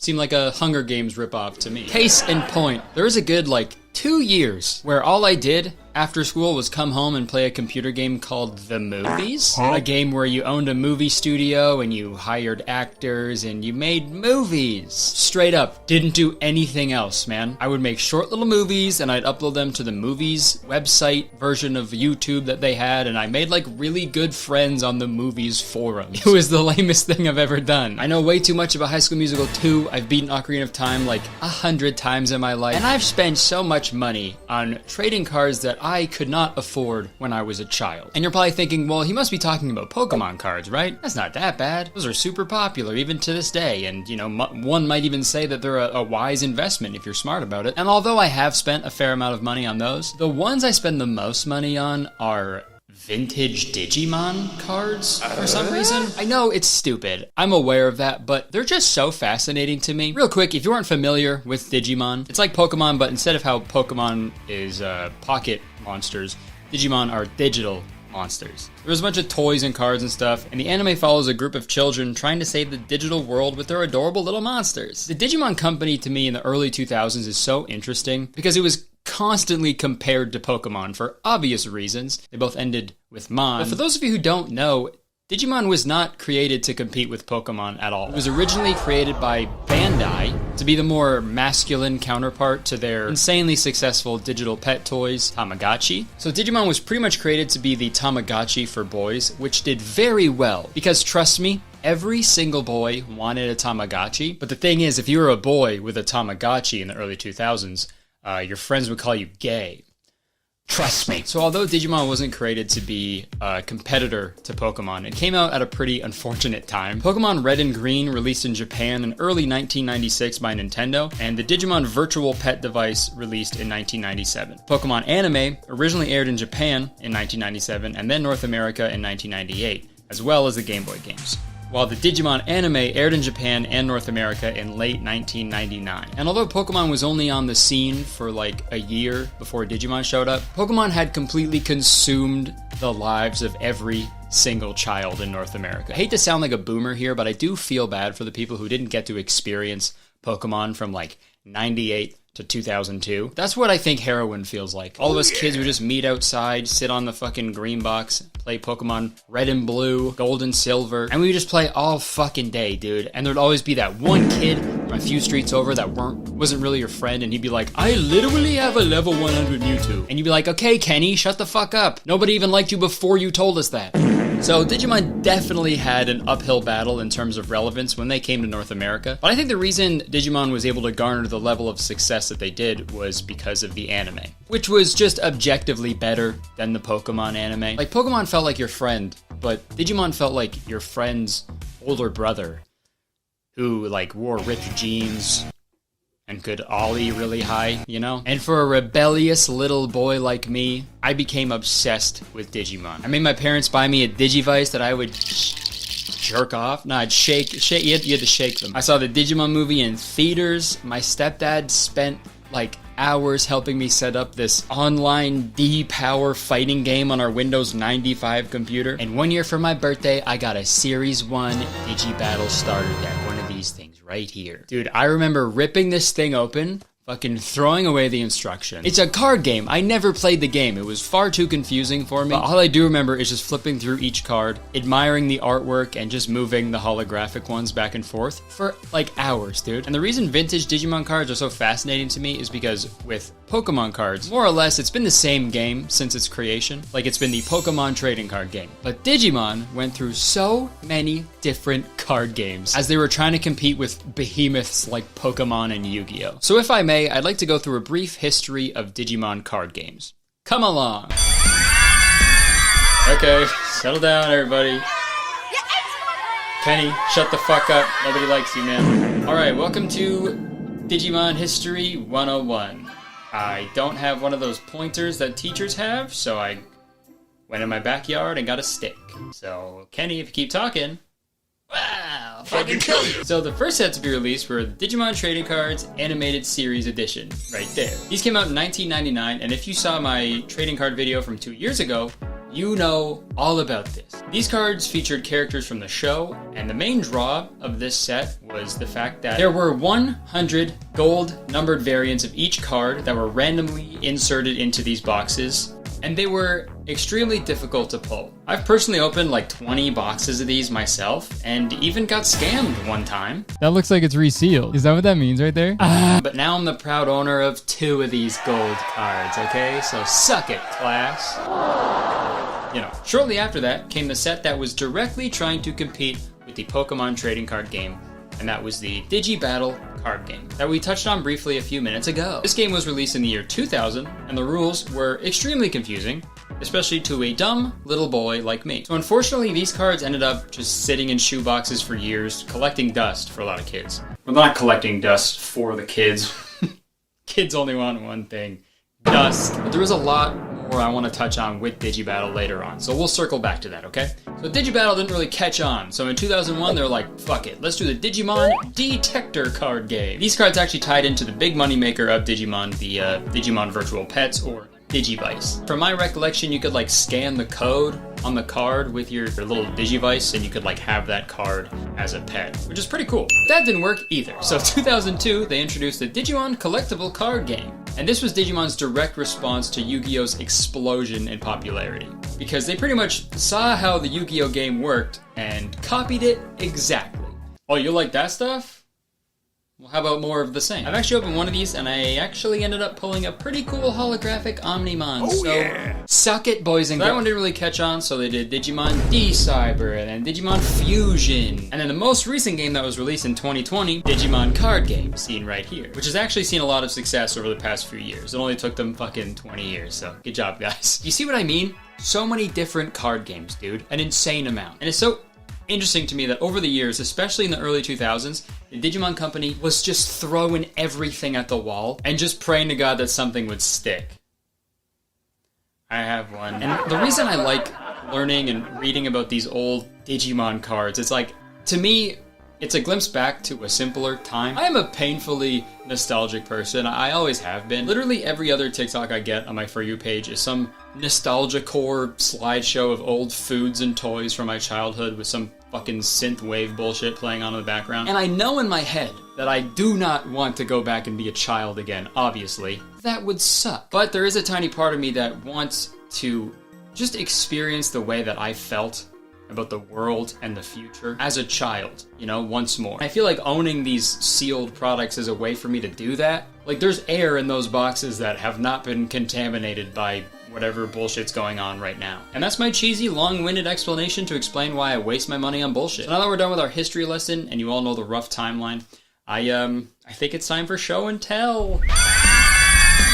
Okay, you remember when I said that we're gonna go back to Digibattle? Well, we're gonna go back to Digibattle, okay? Something really interesting happened with Digibattle by the end of its life cycle. They were only printing these cards for about a year before they transitioned into the Detector card game. But in total, there were 6 series of Digibattle cards, and each series featured different cards that you could pull. The first 2 series were produced by Upper Deck, and I don't mean pooping in the top part of the toilet. They were a company mostly known for their production of sports cards. And their contract with Bandai, the company who owned Digimon, ended after Series 2. So Bandai ended up taking over the entire production for Series 3 through 6, giving the Digimon cards a whole new, revamped, improved look, with each series having 3 separate colorways. And although there were booster boxes containing 36 packs for Series 1 and 2, these ones right here, as well as singular packs, Series 3 through 6 were only released as blisters. One singular pack encased in some plastic attached to some cardboard, like this. So due to the fact that packs are so difficult to find in abundance, and also the fact that the holy grail of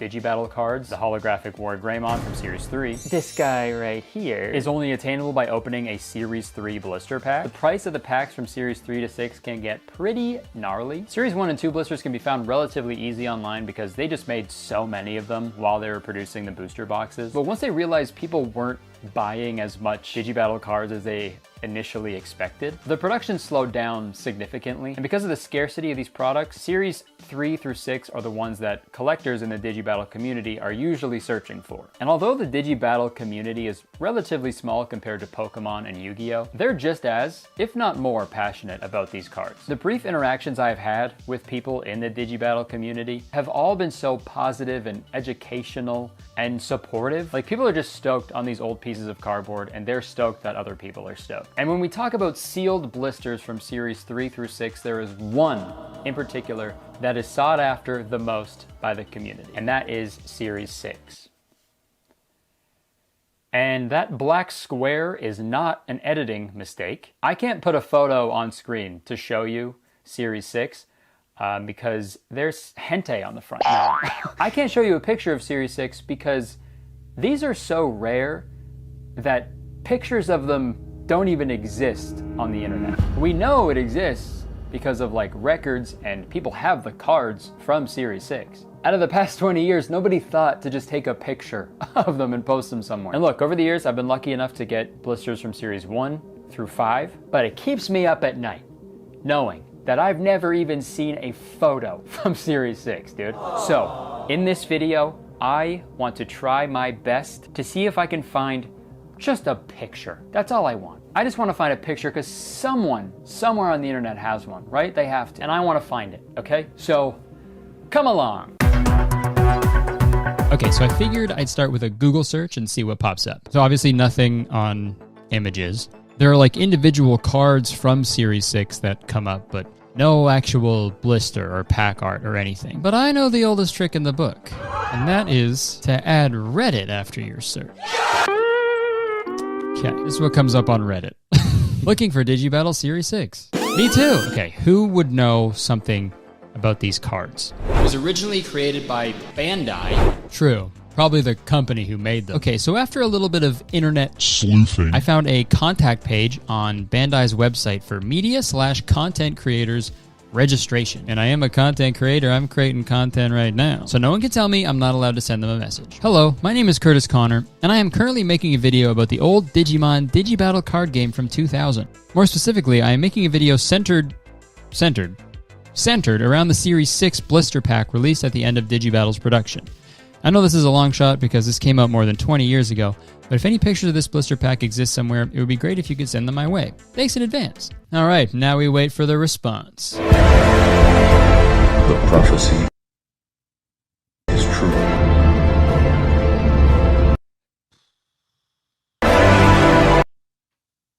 Okay, yeah, maybe we could do something else while we wait. How about while we wait for their response, we do a little bit of research. So I found out the original artist for Digimon is named Kenji Watanabe. He did a lot of the original artwork for Digimon, and I thought about trying to reach out to contact him, but I doubt he had anything to do with like how the packaging looked. Like companies have like whole departments for that stuff. Also, I doubt he would have photos of one specific piece of merchandise that was only available for a few months, like 20 years ago. Like there's no way, right? Like even the footage I have from my last video is deleted. It's gone forever. As an artist, you're not organized, right? Fucking, I don't know, dude. What if there's like toy companies like Toys R Us? Oh, well, they don't really exist anymore, right? All right. So there was a real problem plaguing my quest. There really isn't a large amount of information about Digibattle on the internet. Honestly, one of the only places you can learn about Digibattle is on Wikipedia. I went over there to see if I missed anything in the one paragraph that is on that page. And after looking closely, turns out I did miss something. And it's the one thing that everybody misses when they use Wikipedia. The sources. Thanks to Wikipedia doing the one thing I always forgot to do in high school, which is cite your sources, we may have something that could prove useful. Every single piece of information on this Wikipedia page, they all cite the exact same source. And that source is Miller John Jackson, 2003. Scry Collectible Card Game, Checklist and Price Guide. 2nd edition, page 115 to 119. Okay, perfect. It's a book from 2003. So I unfortunately leave for Australia next week. So I don't think I have time to like find this book online and order it and pray to God that it gets delivered before I leave. So it's a good thing I ordered it weeks ago. I also use like the sketchiest website I've ever been on to get this book. I don't know why. I haven't actually opened it up in anticipation for this video, but my assumption is if there's enough information about Digibattle in this book to write an entire Wikipedia page about it, then it must have like photos of everything, right? I fucking really hope so. So let's take a look at it. Story time. All right, so we got the book here. Hopefully the video ends here. The front is promising, right? There's like, look, all these pictures here of all the different cards that are on it. So I feel like there has to be, right? Accurate pricing from the industry leader. Complete info for Magic, Pokemon, Yu-Gi-Oh! And more than 130 games. Complete info. Description and analysis for more than 550 CCG releases. John Jackson Miller and Joyce Greenold. Her name was in on the Wikipedia. That's fucked up. So what page did they say? 115 or some bullshit? Okay, so right here we got Digibattle. So it is in here. Okay. You must not read from the book! Digibattle, also known as Digimon. Dude, it's just fucking words. Series 6. And what may wind up being the last set for Digibattle. Has a great boost in Series 6 Digimon's virus card. So I guess this book just lists prices of these cards, which is fascinating to see now. I'm gonna bring this book to the next like card show that I go to. First edition Charizard, $20. Oh, what, that Charizard is thousands of dollars? Well, it says right here that it's 20 bucks. Well, that was a waste of money. I went on the dark web to get this book for nothing. All right. At this point, several days had passed and I had 0 leads. Hey Curtis, what about that email that you sent to Bandai? That's a good question. Unfortunately, I never received a response from them, but honestly, no hate towards them. They're a multi-million-dollar company. You know, they probably don't have the time to help out with my little YouTube video. I understand that. I also forgot to press the send button. So that also might have played a factor in them not responding to me, but who knows? And I honestly didn't know what to do next, but then I remembered what I said earlier in this video. And although the Digibattle community is relatively small compared to Pokemon and Yu-Gi-Oh!, they're just as, if not more, passionate about these cards. Yeah, if anybody was gonna have a picture of a Series 6 blister, it was gonna be somebody in the community. Somebody, at some point in the last 20 years, has taken a photo of these and has it somewhere. They have to. So I started searching far and wide on Instagram, looking up hashtags and finding people's fascinating collections that they've gathered over the years. And there's one dude in particular that I've been following for a while. His name is DigiSchnitzel. And his collection is insanely impressive. And if there's going to be anybody in the world who knew anything about these blisters, it was going to be him. And as I was looking through his posts and his stories, this popped up. Yeah, a fucking picture of a Series 6 blister, dude. And not only that, the next story slide, another colorway of a Series 6 blister. And then the next slide, a pack from the third colorway of a Series 6 blister. Dude, I've spent years thinking that pictures of these things just didn't exist anywhere. And this dude just fucking threw pics of not one, but all three of them up on his story one day, all willy-nilly style. So obviously I freaked out and I reached out to him immediately to see if he could explain these photos. And thankfully he agreed. So let's get to the bottom of this, okay? Hello, Eric. Hello, hello. How's it going? Not bad, yourself? Pretty good, pretty good. Just wanted to hop here, ask you some questions because I feel like you are in the from what I've seen anyway, in the Digibattle world. I feel like you have a lot of knowledge. Yeah, I'm in there pretty deep, that's for sure. So how long have you been like collecting? Between 2 and 3 years now so far. So around like COVID probably, or like yeah. What draws you towards that versus like Pokemon or Yu-Gi-Oh? For one, Pokemon was kind of too late. Like the prices are just out of my budget for sure. Yu-Gi-Oh! I never really I mainly had Pokemon as a kid and Digimon, so I never really had Yu-Gi-Oh! So I didn't want to go too in depth with that. But Digimon, since I had it as a kid, and the more I started collecting it, the more I figured out how hard these are to actually find. I think people understand how hard these are to find. Like the amount of hours you got to put in and talking with people and getting to know people. And I've learned a lot about Digibattle just from your posts, like your content, and you definitely have a pretty impressive collection, especially of like sealed stuff, which is crazy. If you have a crazy story about how you like acquired some of these rare packs. Yeah, I like a challenge, so finding sealed is always impossible. And I mean, I think I might be the only one that has the collection so far of series 3, 4, 5 sealed of all of the colorways. So this is series 4. Series 4 is the hardest one to find, probably out of series 3, 4, 5. And this one I was just trying to get some penny sleeves and stuff like that at a local card store, and I asked, hey, do you have any vintage Digibattle? And they're like, no, we got nothing of that, only the new stuff. And I just saw at the top of the shelf, just like collecting dust. You could barely tell what it was because it was literally sitting up there for years. No way. You see that? And he says, yeah. So he brings it down, and obviously I knew what it was, but I've never seen I've never even seen a picture of it. So I was like, I don't even know if this is legit or not, but it looks to be legit. He's trying to find a price on it, and he's looking on eBay, and there's obviously none on eBay. So he's like, wow, $40. I was like, okay. So that was my best find so far, was definitely that. Also, the other thing with the scarcity of these packs, the first time I ever saw a Series 6 one was from your store. I was like, it was so crazy. I was like writing this video about how like no one's ever seen it. I was like, these pictures do not exist. And then I look at your story and I'm like, what?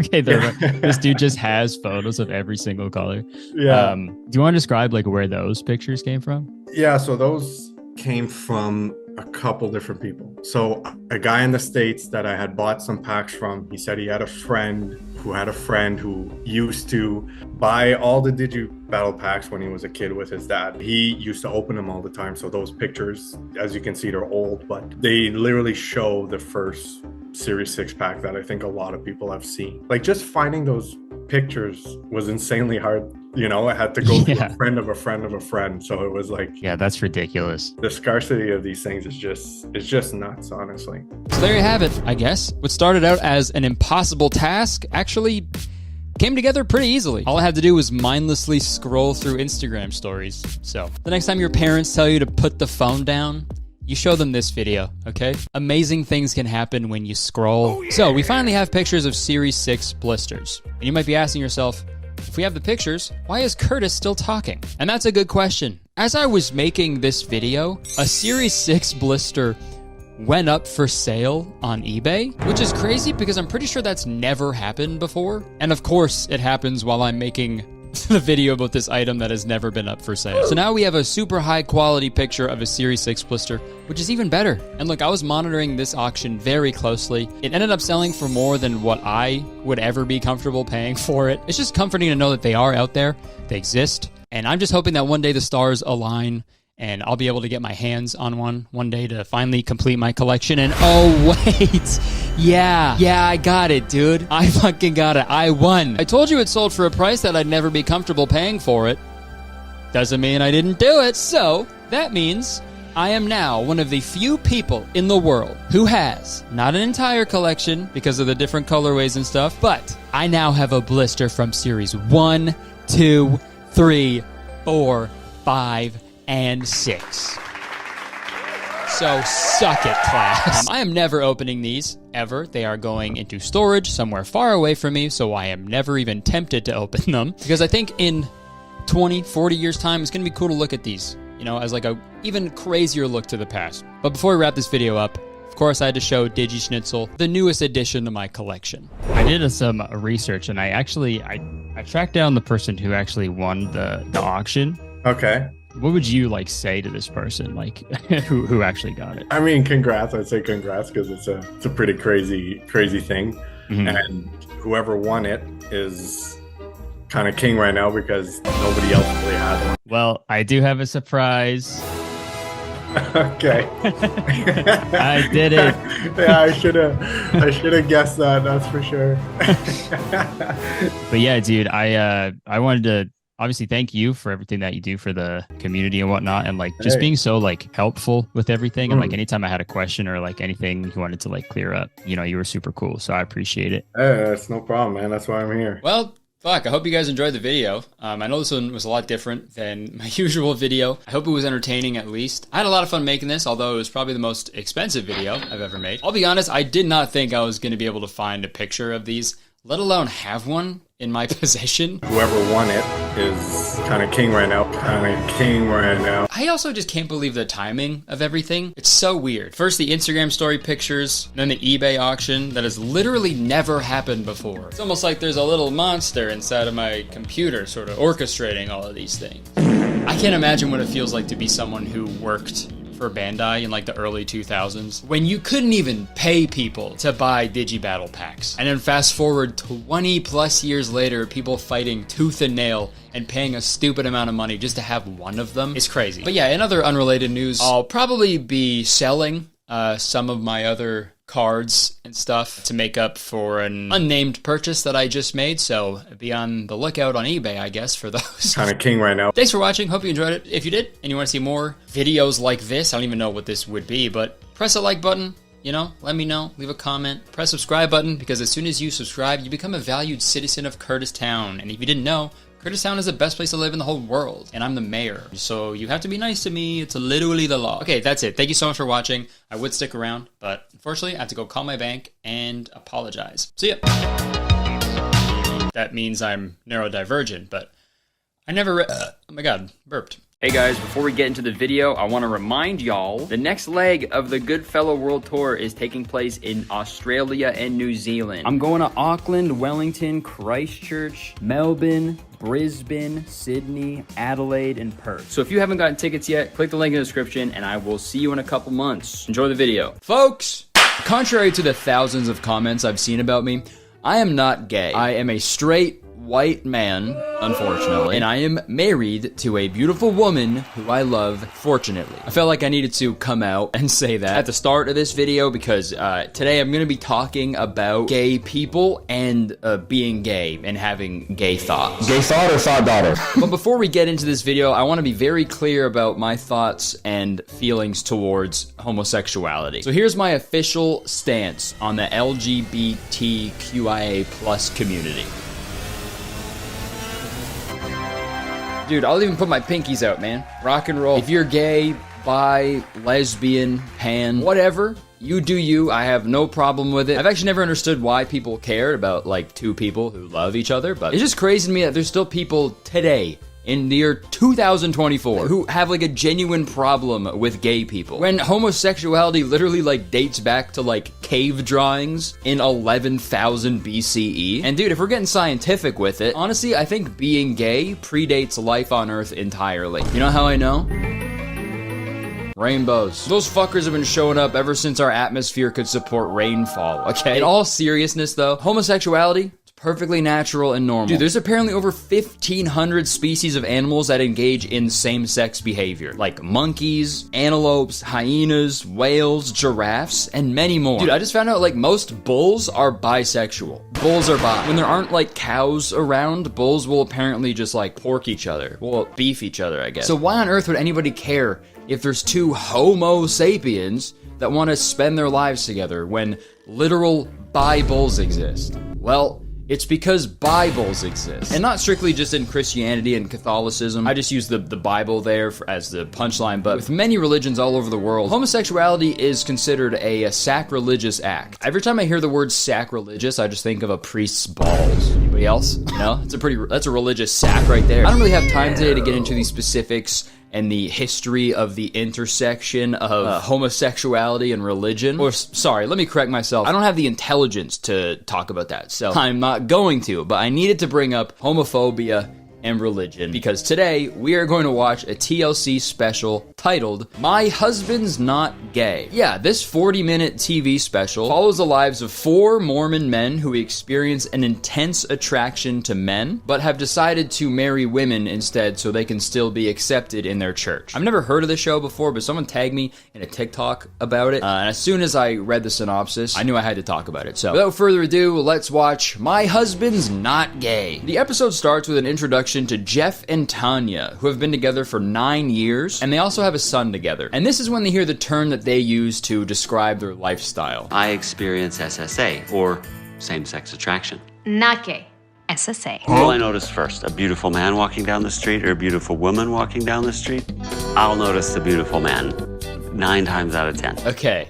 Someone who's attracted to men, thinks about men, wants to be with men, but also wants to be in a hetero relationship. Somebody that is attracted to the same sex, but wants to be in a heterosexual relationship. Not gay, SSA. Not gay, SSA. That's the new no homo.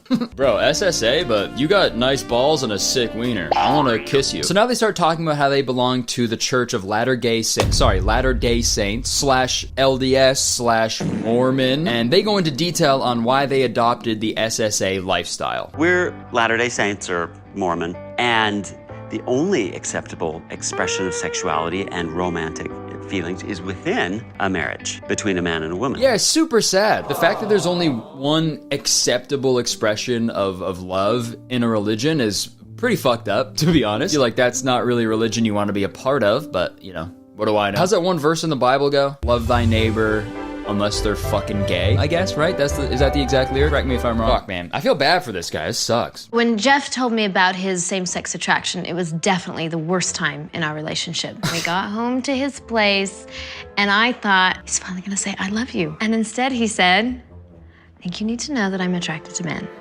And I was crushed. So yeah, Jeff told Tanya that he's attracted to men, and then he gave her a bunch of books to read about SSA, and then she finally came around to the idea that, you know, she could still be with him even though he is attracted to men. I know lots of other of my friends that are in these same type of marriages, that are in good relationships, and none of us feel oppressed. We've chosen to be here. Yeah, you go, girl. The ultimate ally, dude. I'm here, he's queer, and there's nothing I can do about it. All right, now we meet the next couple, Brett and Megan. Growing up, I thought for a long time that I was gay. I thought that these feelings defined me. Yeah, I mean, fair assumption, right? If you're thinking about a bunch of oiled up naked guys,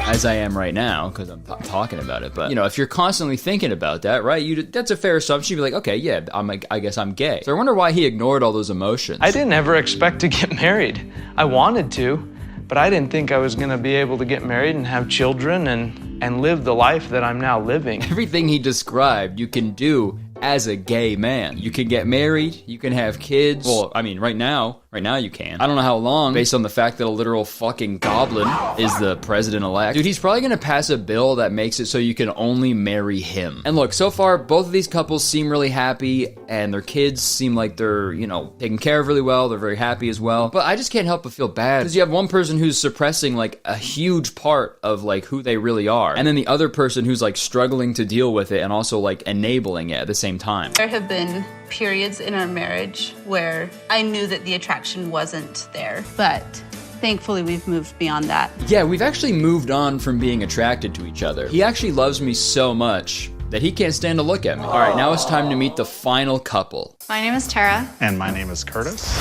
We've been married for 20 years. What the hell? And my name is Curtis. You know, I don't come across too many Curtises or Curti in my life. So whenever I see another guy with my name, like, I automatically, I hate them. I don't like them. You know what I mean? Weird, right? Like, fucking get your own name, bro. Fucking literal fan behavior.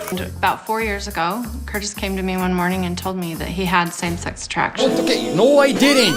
No I didn't. She's lying, okay? Don't listen to her. He explained to me at that time the difference between having these feelings and not wanting to act on them. Okay, so they keep saying that, like, you're only really gay if you, like, act on these emotions that you're feeling. Ultimately, when it comes to our faith and our belief, what matters is how we act. And I don't agree with that at all. You don't have to act on your emotions to know that they're real and genuine, right? Like, I knew I was straight, like, before I, like, kissed a girl, right? You know what I mean? Just like any straight boy growing up, I knew I was straight the second I saw the pink Power Ranger, okay? That's a canon event. And this whole, like, SSA thing is, like, really frustrating, because it's like, doesn't everybody have a little bit of SSA sometimes, right?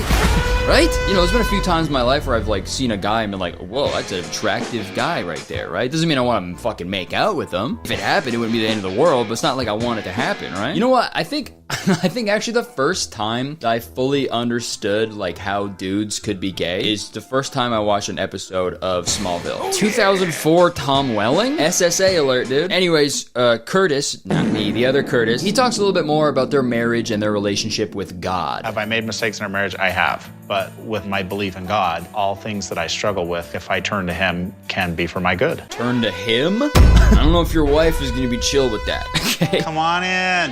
It's Jeff and Tanya. Good to see ya. Glad you're here. How's it going? In Salt Lake. They just start making out. Hey, what's up?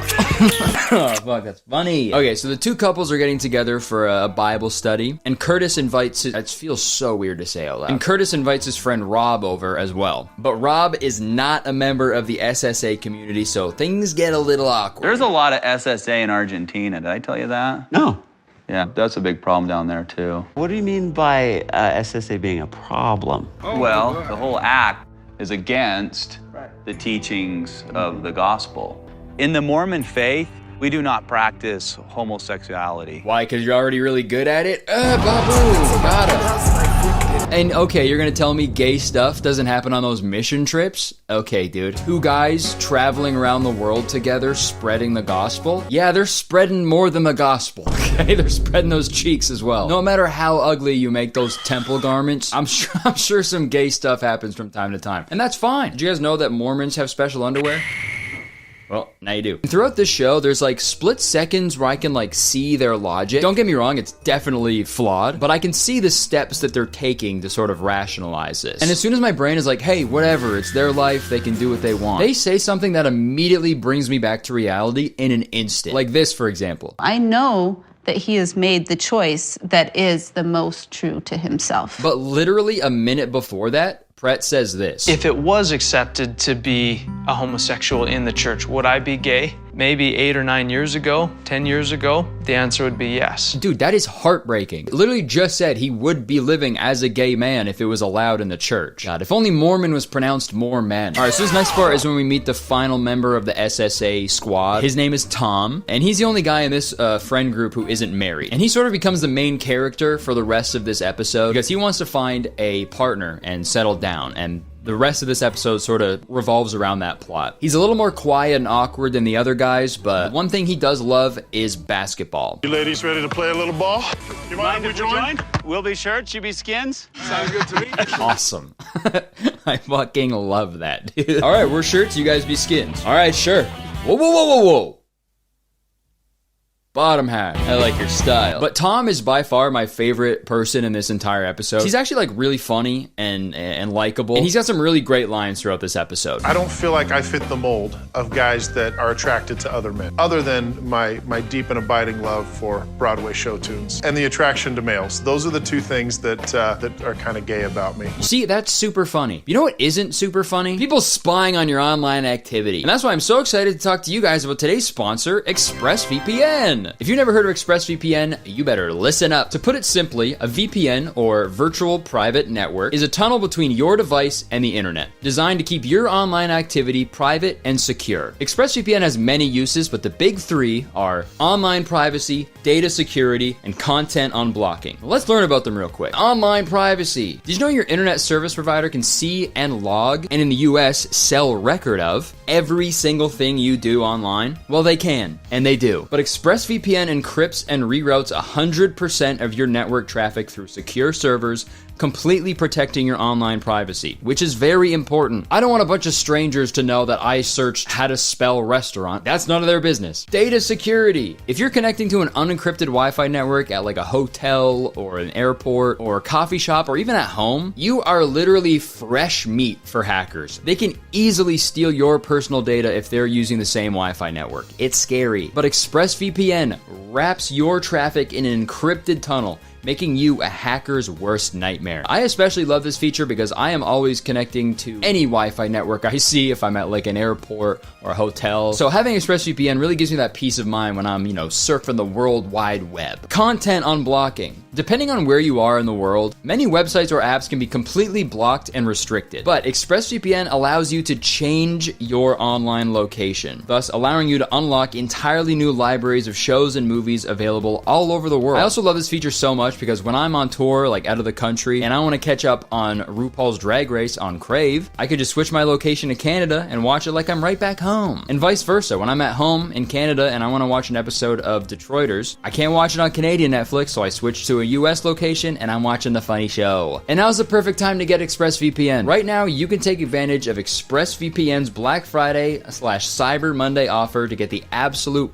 best VPN deal you'll find all year. Use my special link in the description to get 4 extra months with the 12-month plan or 6 extra months with the 24-month plan totally free. Again, go to expressvpn.com/CurtisTown to get an extra 4 or even 6 months of ExpressVPN for free. Okay, thank you so much to ExpressVPN for sponsoring this video. Back to me. Okay, back to the episode. This next part is when we learn how the SSA men rate the attractiveness level of dudes that they see. They either get a boom or doom.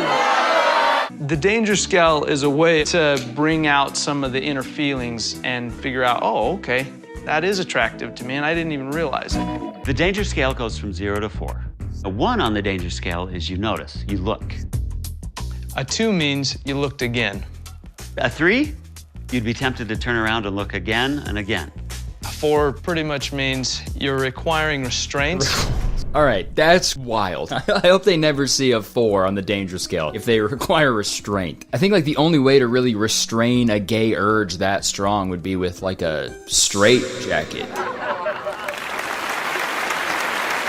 And I assume they call it the danger scale because it's, these are emotions that they're not allowed to act on. So again, that is super sad. It should not be a thing that you associate with danger and like negative emotions, right? It's positive. It's how you feel like deep down, right? It's fucking sad. Honestly, dude, this whole show reminds me of this t-shirt I saw on Twitter a couple weeks ago. I'm not gay, but when I look at naked dudes, I get horny and jack off. That's the whole thing. But while the guys are checking out the other dudes on the basketball court, their wives show up, which makes Tom a little envious. They're kind of in a place that I want to be. I want to meet a girl and like her and say, by the way, I'm attracted to guys. Nice, man. Dream big for sure. All I want to do is just meet a girl and tell her that I'm not attracted to her, like at all. So once they're done playing basketball, the friend group tells Tom that they're gonna set him up on a blind date with one of their friends in a few days. So we can set you up? They're gonna host a dinner party for all of them and also invite their friend, who is a girl, by the way, to this dinner party to be Tom's date. How about like a dinner party? We could have everybody over. You're all gonna be there for my blind date. Oh, yeah. But in this next scene, it follows the wives as they go on a hike together because they think it's important to spend some time away from their partners. When you're married to an SSA guy, he tends to be your girlfriend and your husband, and so you isolate yourselves from your real girlfriend. Whoa, yeah, I didn't even think of it like that. They fucking hit the lottery, dude. They have a husband and a gay best friend, all in the same person. Yeah, dude, that's gotta be wild. God, you are such an asshole. I'm the asshole? Oh my god, I can't do this right now, okay? I'm leaving. Fine, I don't care.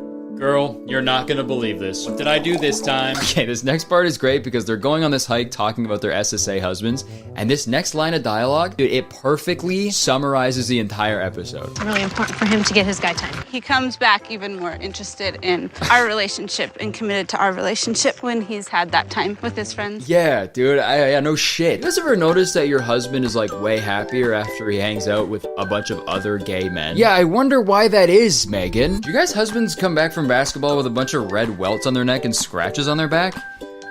They gotta stop playing so rough. So they make it to the top of the mountain and they actually bring up SSA. But one of the girls on this hike isn't familiar with SSA and things get a little heated. What is SSA? So our husbands are actually attracted to men? Wow. So are they gay or not? I get a little defensive when somebody calls my husband gay. Huh? Not that I think there's anything wrong with that, but I don't feel like my husband identifies with it, and I don't identify my husband as being gay either. Gay to them is a lifestyle choice. Okay, whoa. These people, they've got to be the most, like, supportive, homophobic people I've ever seen, dude. Just being like, I support my husband, and then they're also like, but being gay is a choice. Like, what the fuck? And it's, like, so funny they say that, because it's like, no, it's actually the opposite, dude. Marrying you was the actual choice. They chose to do, they went against their natural emotions to do that. Like, what's that one fucking TikTok sound? Denial is a river in Egypt. Your husband is gay. Okay, we're gonna skip forward in the episode a little bit. The guys go shopping to find some nice clothes for Tom's upcoming blind date. And this is when they run into two gay men. Hey, you see that guy over there? Yeah, not just SSA. They run into two openly gay men. That's Jay. We know him. Yeah. Well, that's Jay. Yeah. This is like my favorite scene in the whole episode, I think, because this guy in the beanie like finally made me feel sane. You're attracted to men, but you're going on a date with a girl? I experienced the feelings, but I've chosen to find a wife, get married, have kids. Why?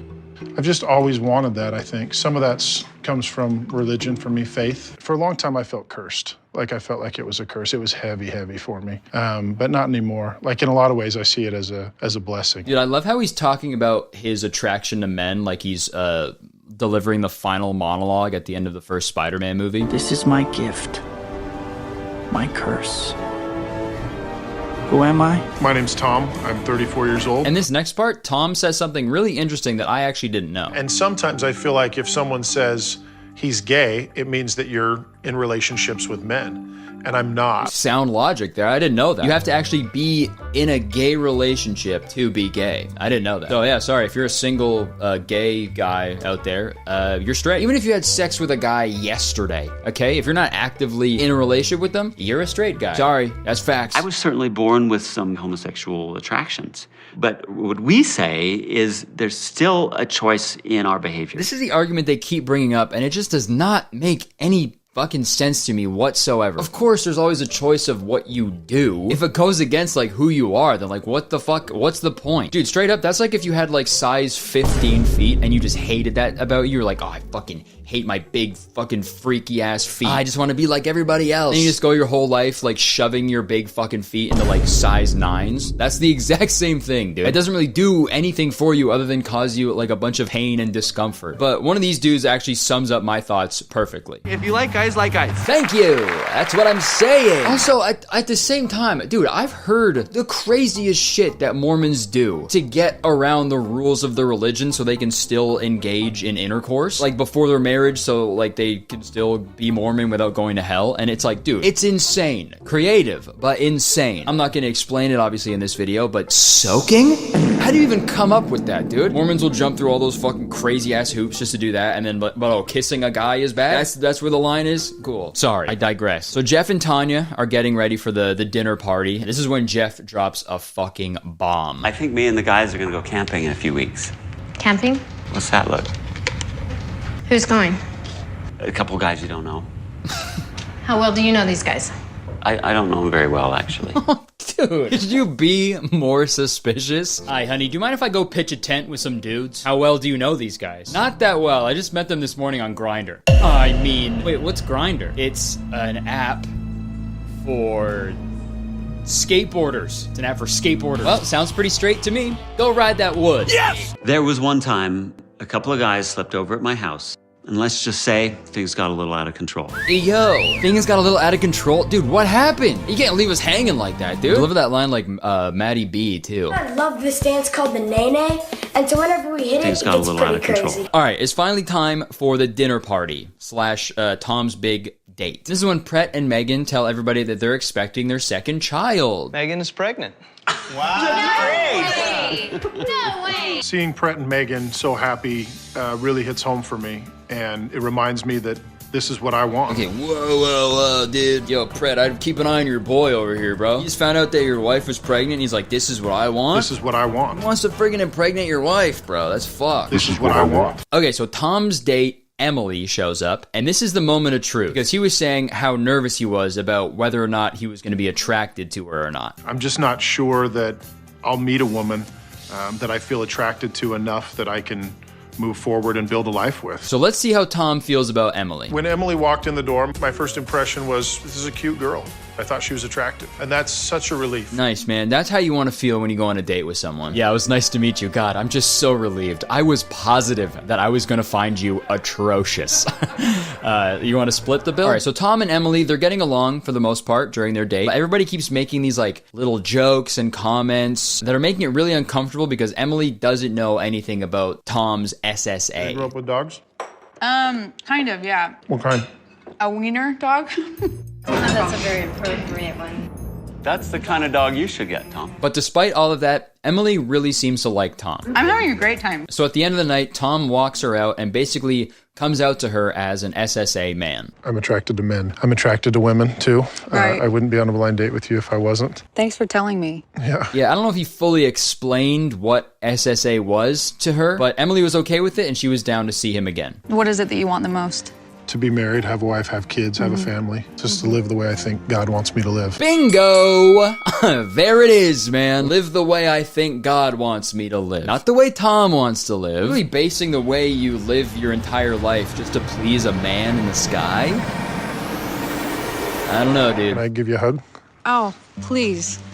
Thank you. Thank you. I wish nothing but the best for them. At least they do have one thing in common. That's something. I don't think the SSA will ever go away totally. I think I'll always have some level of attraction to men, but I'm okay with that. And there you have it. That was My Husband's Not Gay. Overall, a very interesting glimpse into these people's lives. I had never heard of the SSA community before watching this, but after watching it, I just feel sad. I feel really sad after watching this. They said several times throughout the episode that this is what they want and that they're very happy. So obviously I'm not saying that these guys should like fucking like abandon their wives and children. It's just heartbreaking to hear the things they say so nonchalantly. And it's just sad that they feel the need to like push down these emotions in order to feel accepted into the church. I've watched a few videos online from Mormons who do identify as gay, but the current official stance of the LDS Church on LGBTQ plus people is you can have gay feelings, but you just can't act on these feelings. That is the official statement from the church. And if you do act on those feelings, then you can be excommunicated from the church and even your family. Really nice, guys. I guess it's a step up from the literal conversion therapy they used to do, but still, it's pretty mean. It's kind of messed up that a church that's supposed to be teaching you virtuous lesson is also able to excommunicate you from your loved ones for being who you truly are. And I think the whole like only acting on these feelings is bad argument is just silly, because what is acting on it really? Like picture this, what if you're a Mormon, you're standing on a packed subway car and you're facing another dude who's also standing on this subway car, and the train slams on the brakes super quick, jolting you forward, and you accidentally lock lips with this stranger. You just kissed a man. Would the church have a problem with that? And what if the train conductor slams on the brakes again and your hand slips down the stranger's pants, and then the subway malfunctions, so it's accelerating and reversing back and forth over and over and over again, so you're full on giving this stranger an old fashioned until completion. That happens sometimes, okay? And then what? Is the church gonna have a problem with that? Grow up.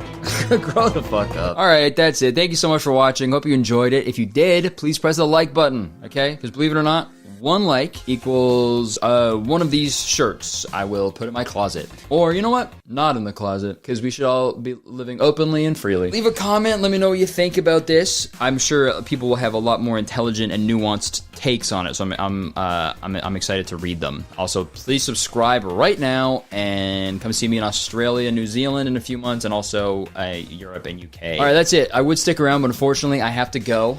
There is a shirts and skins match I'm late for. See ya. Hey, before we start the video, I want to let you know I'm performing at the iconic Just for Laughs Festival in Montreal this summer. The first show pretty much sold out already, so we added a second show. And you can get tickets by clicking the link in the description below. It's the biggest comedy festival in the world, and the mayor is one of the headliners, okay? So you gotta show up. Also, speaking of me doing stand-up, look at this guy. New YouTube's figure out today. It's me on stage, I'm doing stand-up, I got my cool shirt on, and I got a little glass of no-no juice on there. So if you want this limited edition figure, the link is down in the description. It's only going to be available for 7 days, okay? So get it while you can, all right? It'll never be available ever again. Okay, that's it. Enjoy the video.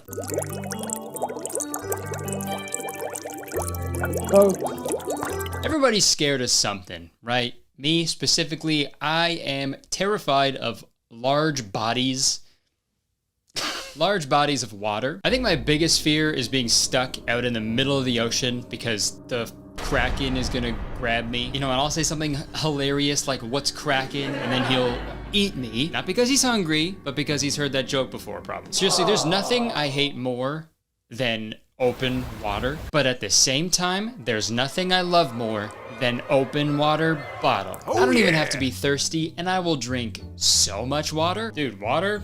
I hardly know. You ever go for a long walk in the sun and then get home and drink a big glass of tap water? Nothing better. Or after a long night of absolutely housing a dozen beers, and then you wake up in your bed at like 4 a.m. in a cold sweat, and then you run to the bathroom and put your fucking mouth under the tap. Nothing better. Water's the best, dude. It's like essential to life, you know? It's good.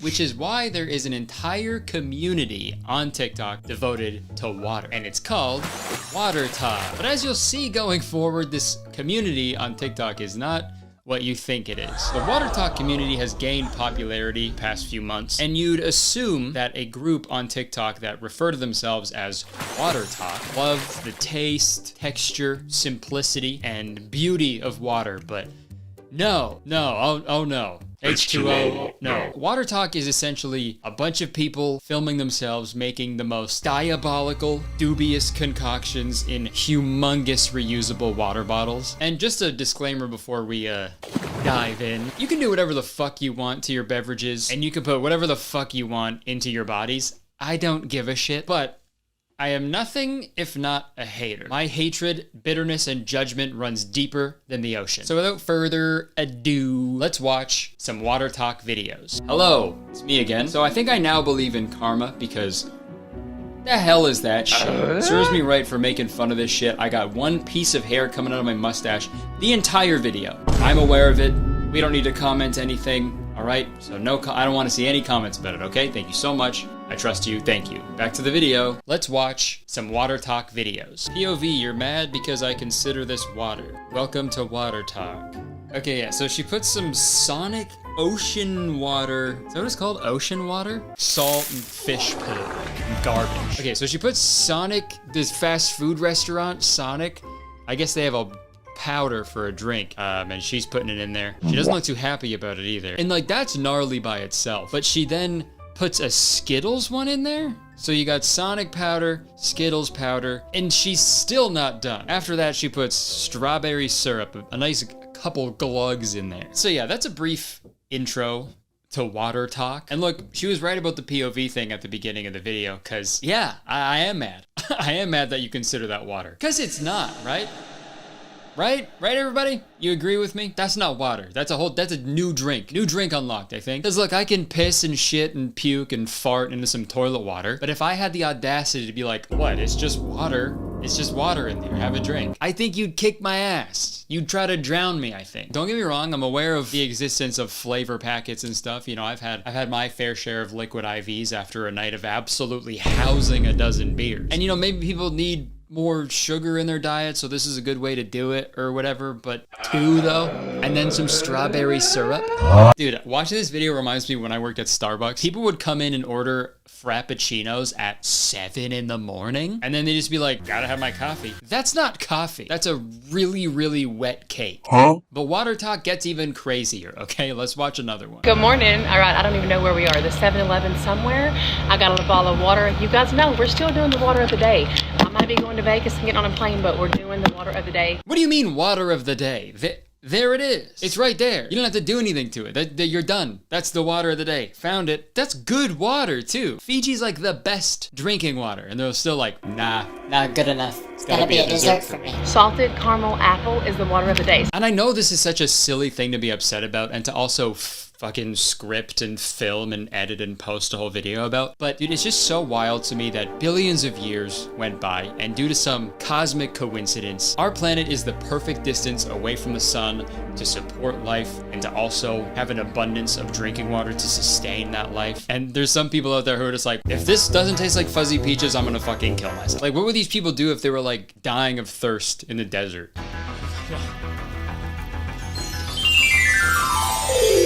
Oh my god, it's an oasis. I'm gonna be okay. I'm gonna survive. Oh no, it's a mirage.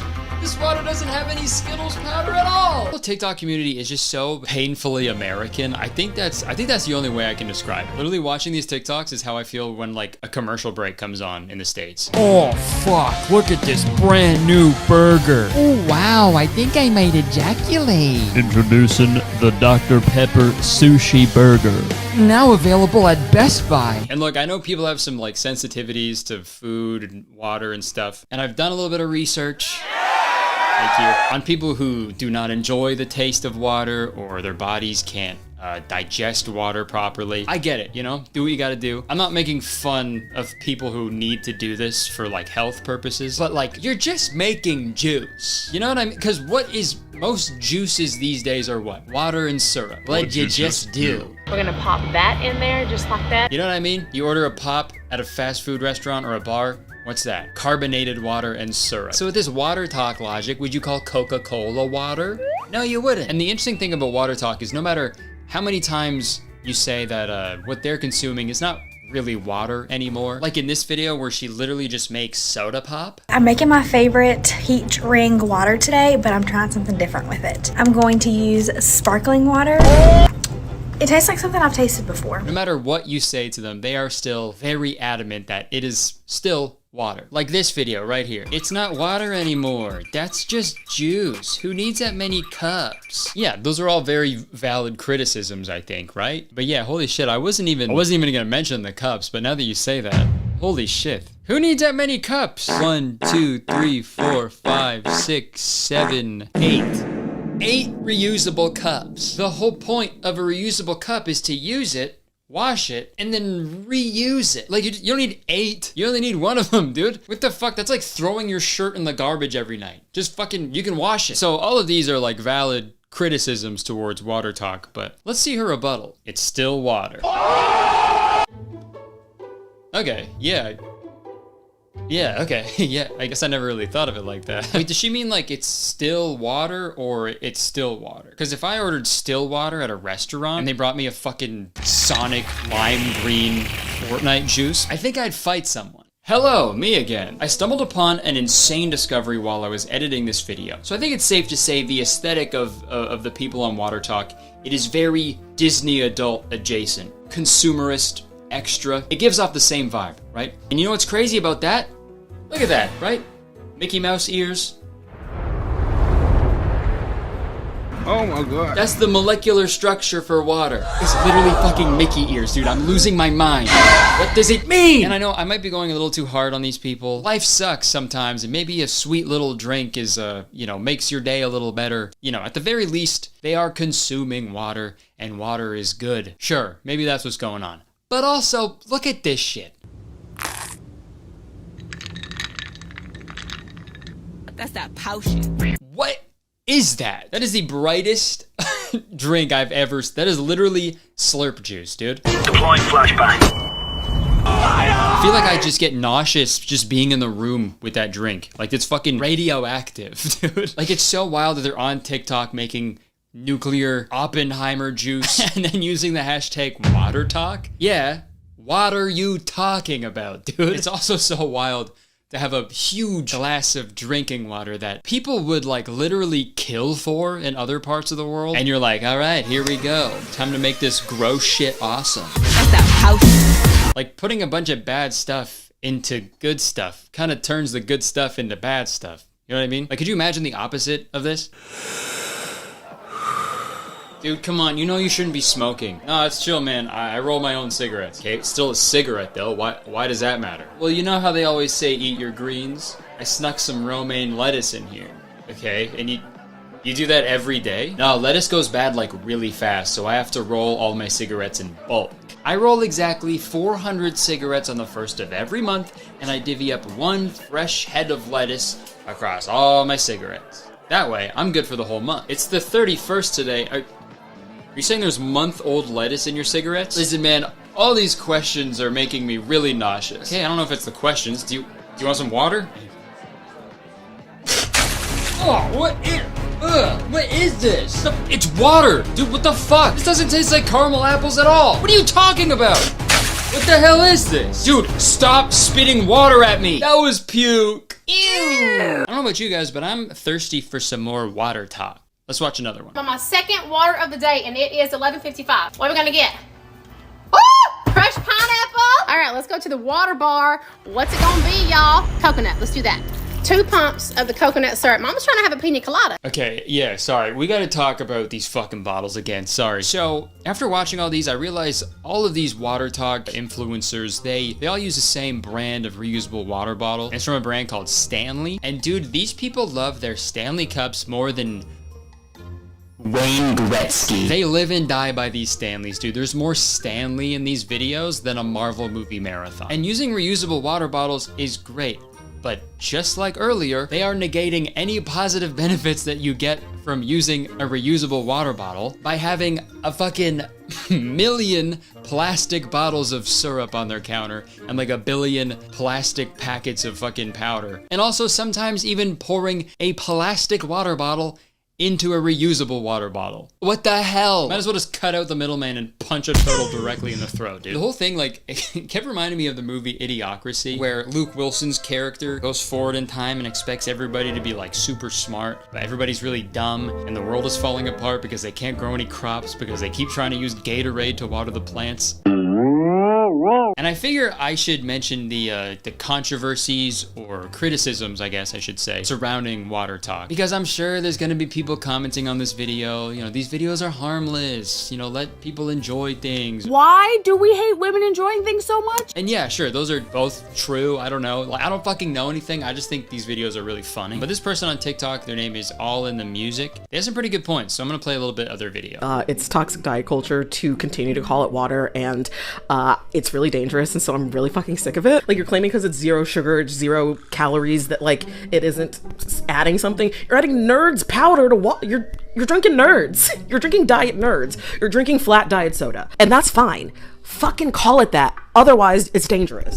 So I'll leave it up to you guys to, you know, come to your own conclusions. But for me, personally, in my own opinion, just drink water while you can. Okay, it's gonna be fucking gone in 20 years. So how about we enjoy it while we have it? Also, like, yo, sorry. Some of the flavors I can understand, okay? Pineapple, lemon, lime, strawberry, you know, fruit, because they're making fucking fruit juice, and fruit juice is awesome. But some flavors should not be allowed. Let's make our final water of the day. This is Sweet But Snarky's recipe for birthday cake water. Birthday cake water. Birthday cake water. Dude, that does not need to exist. Birthday cake is good. Water is good.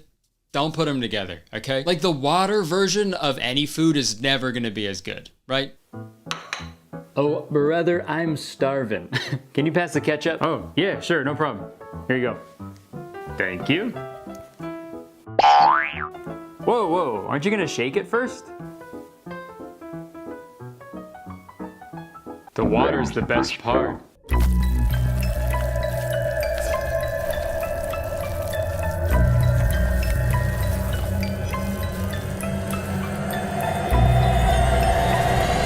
Dude, I'm just kidding. God, lighten up. Oh, jeez. You got me there.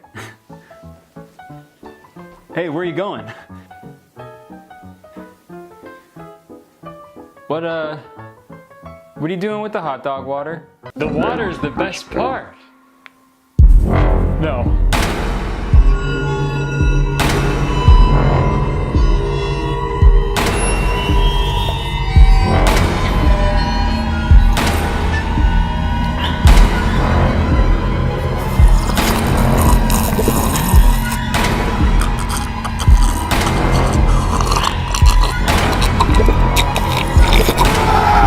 Alright, I think I've made my point, and despite everything I just said about water talk, I'm trying my best to be open-minded lately, okay? I really am. Because you know what? Maybe I'm wrong. Maybe this is the way to go with water consumption. Maybe we're all doing it wrong. So I'm gonna go get a bunch of syrups and powders and see what it's like to be a water talk girly. So if you'll excuse me, I'm gonna go to the most American store in all of Canada. That's right, we went to Walmart, but before that, Danny surprised me for my birthday. Happy birthday! So me, Jenna, and Danny all went to Walmart to go pick out some water flavors. Unfortunately, we didn't have all the crazy Sonic, Skittles, 7-Up flavors at our Walmart because Canada has rules and laws about what is safe to put in our bodies. But I was able to find some of the good stuff on Amazon. And with everything in hand, we headed back to my house to try them out. I don't want to be in it. Hey everybody, I'm here with my friend Danny. You're getting ready for a big run, right? A big marathon? Mm-hmm. Well, half a marathon. Yeah, I'm running a half marathon in like 3 days. So hopefully this can replenish, or not replenish because I haven't done it yet. Hopefully this can plenish my body. Yeah, pre-plenish. First up we got the classic liquid IV. I mentioned this earlier in my video, but I've had a few of these, you know, after when you're at the club and you've had a million beers. Yeah. I have the beer flavored one. And then we got this Great Value Blue Raspberry Liquid Water Enhancer. You're telling me a raspberry blue into that? This kind of does look like one of those elf bars. Is that a vape? Yeah. Okay, I was like, I don't know what the fucking elf bar is. Yeah. We went back in time, medieval times, hung out with an elf. There weren't really elves back then. That was like, that's made up. Yeah. Okay, man. It has 0 calories, 0 sugar, and 0 sodium. And then we've got another one. This is a Kool-Aid, cherry Kool-Aid. Okay, then after that we've got another powder. This is a Crystal Light Singles. This is strawberry orange banana. I got it because banana is like kind of a weird water flavor. Yeah, you ever go to a hotel and they have like in the lobby, they'll have like cucumber water, or banana water. Yeah. One whole banana still in the peel floating in it. These two are like the big ones that the water talk girlies use. Yeah, those are the big ones. Every water talk video I saw, these were in it. It's skinny syrups. This is mermaid flavored, so fish, I guess. Half fish, half woman flavored. Hell yeah. I can't tell which half I'm more excited for. This one is Unicorn Dreams Flavor Bust. It's burst. You said that. You said bust. It's burst. It's not. What flavor is it? It's okay, this one is water, citric acid, natural and artificial flavors. Aces? Aces? No. Aces. No, acesulfam. I'm not even gonna try to pronounce that word. Okay. Well, you did. Yeah, I guess I did for like 30 seconds. Okay, so I guess with this experiment or these taste tests, I think we just want to compare it to regular water and if it's better or worse. So I think when we taste it, we should give it, or like I guess a score. Okay. From like 1 to 10 compared to water. Let's start with the liquid IV. Okay, so this does have calories, just FYI. It does. Really? 45. So we could be as. Do you ever breathe in the liquid IV dust? Sometimes when I'm. So like right now. Yeah. I just want. Yeah, fuck it. Daddy needs his electrolytes. Electrolytes? That's how Elon Musk gaslights people. Boom. Honestly, pretty good. I have liquid IV pretty frequently. I'm at the bar pretty much every night, drinking all the time. It's actually a problem. Yeah, we're actually really worried about you. Yeah.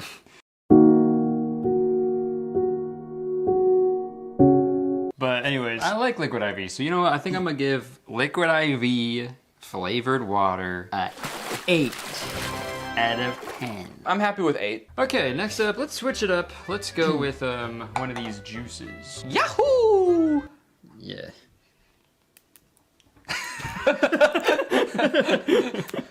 Sorry. Did you do that because these are like Mario colors? Oh man, I don't know why I did that. I was kind of trying to hype up this part of the video, and you like didn't match my energy at all. So I thought maybe you would say something like, "Wow!" You thought I would do that? Yeah, like a good friend. No, I was supposed to. God, take off the whole fucking package, will you? It's just getting naked right now, dude. This feels like sensual now. Like it's like has its clothes kind of draped over it. Like yeah, really. So. Luigi time. On your mark, get set, squirt. Woo! Ooh, it tastes like I'm just drinking candy. I would go like a 2. Yeah. Let's do a little Kool-Aid action. To be clear, this is not actual Kool-Aid mix, because you can buy just like Kool-Aid dust and mix it in, and that has sugar water in it. This doesn't have sugar, so this is Kool-Aid liquid, as opposed to regular Kool-Aid, which is a Kool-Aid gas. gas. Yeah. It comes in an elf bar. Yeah, it says directions, give one quick squeeze. It says directions on your mark, get set, squirt. On your mark, get set, squirt! Well, it looks like Kool-Aid. Yeah, it just tastes like Kool-Aid. Yeah, it was better than I thought it was gonna be. I'd rather just have Kool-Aid and then have a water afterwards. I would rate that like a 5 maybe. Yeah, I was thinking 4, so we could do 4.5, 4.5. Okay, on to the next one. We got another powder. We got Crystal Light singles. Looks like fish food. I think that's what they were going for. Cheers. Cheers. Ugh. Also, I don't know if this is, I'm just really tired or if this is happening to you also, but every time I take a sip of any of these drinks, I'm getting like lightheaded. What? Is that not happening to you? Am I getting lightheaded every time I take a sip of the drinks? Yeah. No. Okay. Maybe I should go to the doctor. Yeah. Okay, I'll go 2 on this one as well. That's 4. 2. I give this one a 2. Let's do, I guess, mermaid. Oh, so this one is...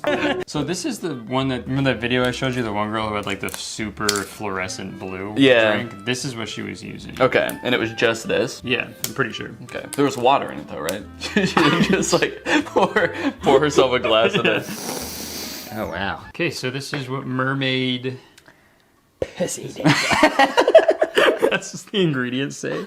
Mermaid pussy, okay. We said ready, set, squirt to these mermaids and held up our bottle. That seemed like a lot. From the video you showed me, it was this blue exactly. Yeah, which stands to reason it was not diluted at all. It was just this. She was squirting it into a glass of blue.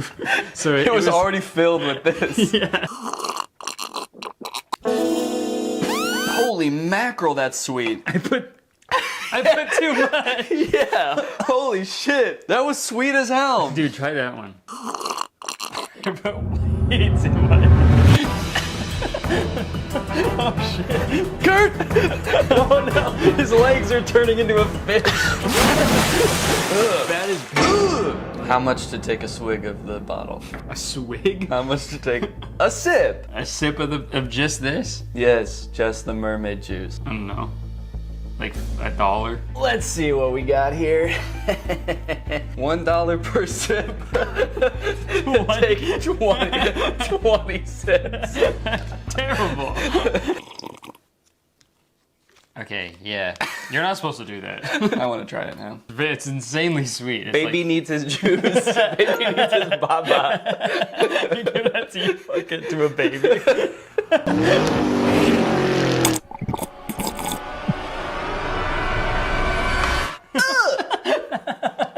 I'm gonna give that a -1, dude. Yeah, that should not go in anybody's water. That was so bad. There are people out there that are drinking that every day. Yeah, that is scary. Look, no hate, all right? No judgment, but you're literally gonna turn into a fish.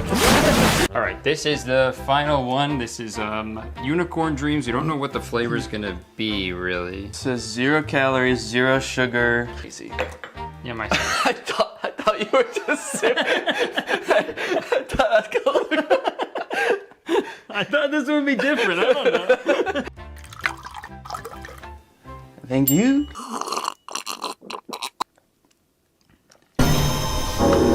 Okay, that tastes like shit.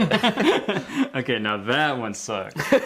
I say this as someone who drinks like a lot of soda, but this shit is fucking disgusting. Drink an obscene amount of sugar like a normal person.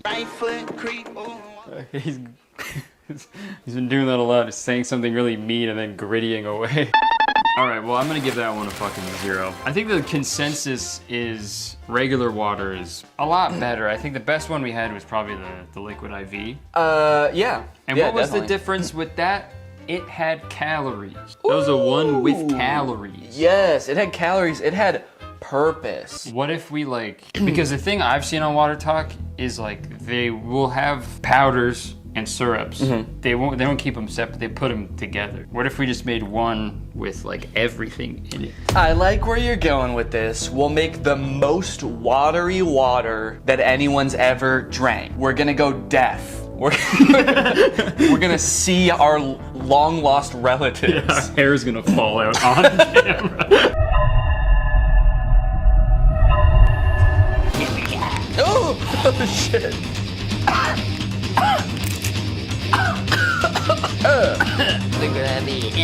We're not done, bitch. Some of Danny's blood, isn't it? No! I need that!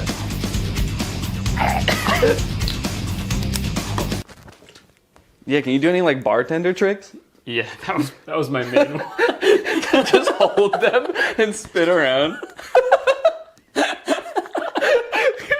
you imagine a bartender doing that?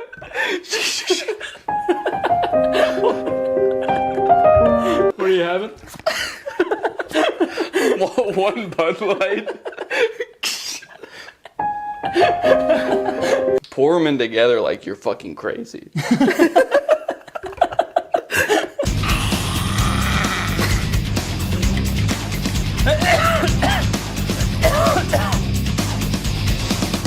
All right, water talk down the head. You know how water's usually opaque? Yeah, you cannot see me through that at all. Kurtis, where'd you go? Okay, here we go.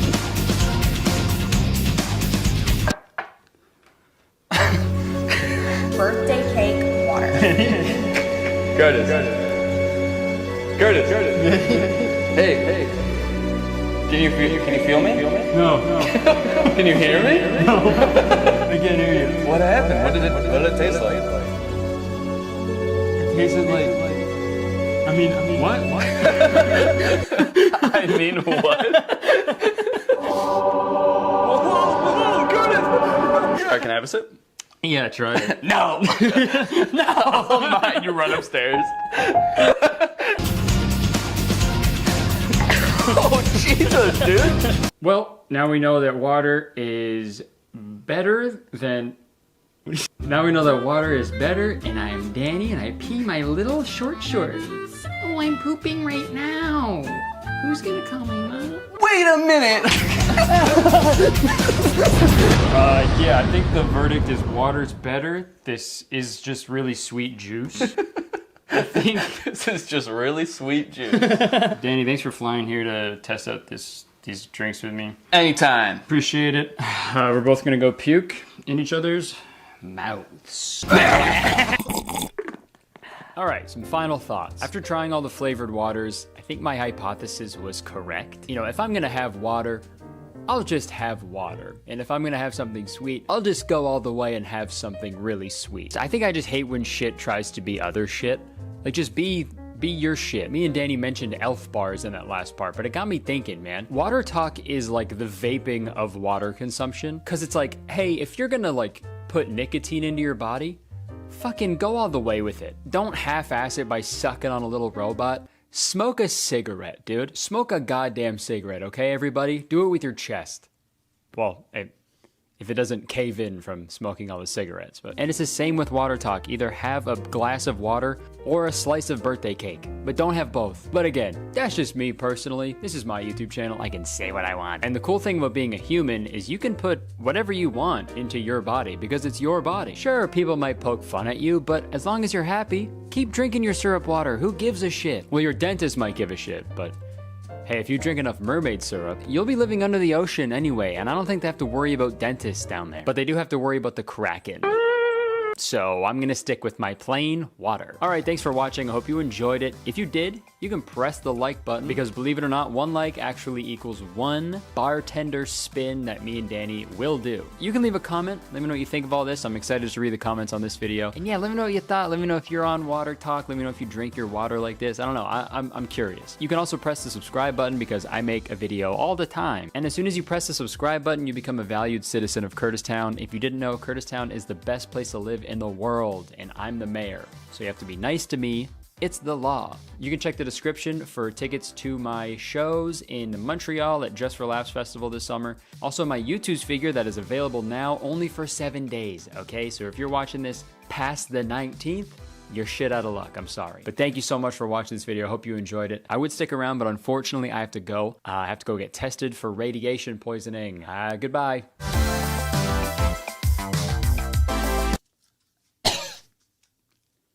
How am I coughing? It's not even a real cigarette.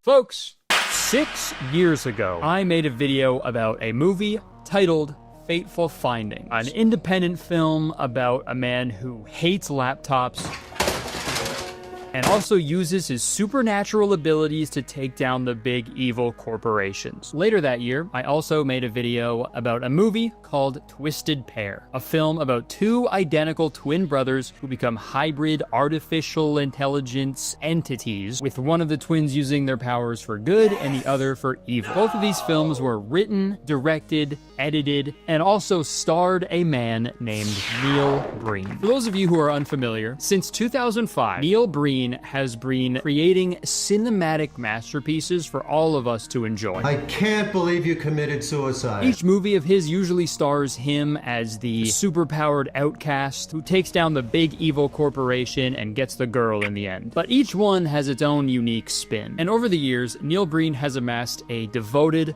cult following of people who are just champing at the bit for the next Neil Breen project.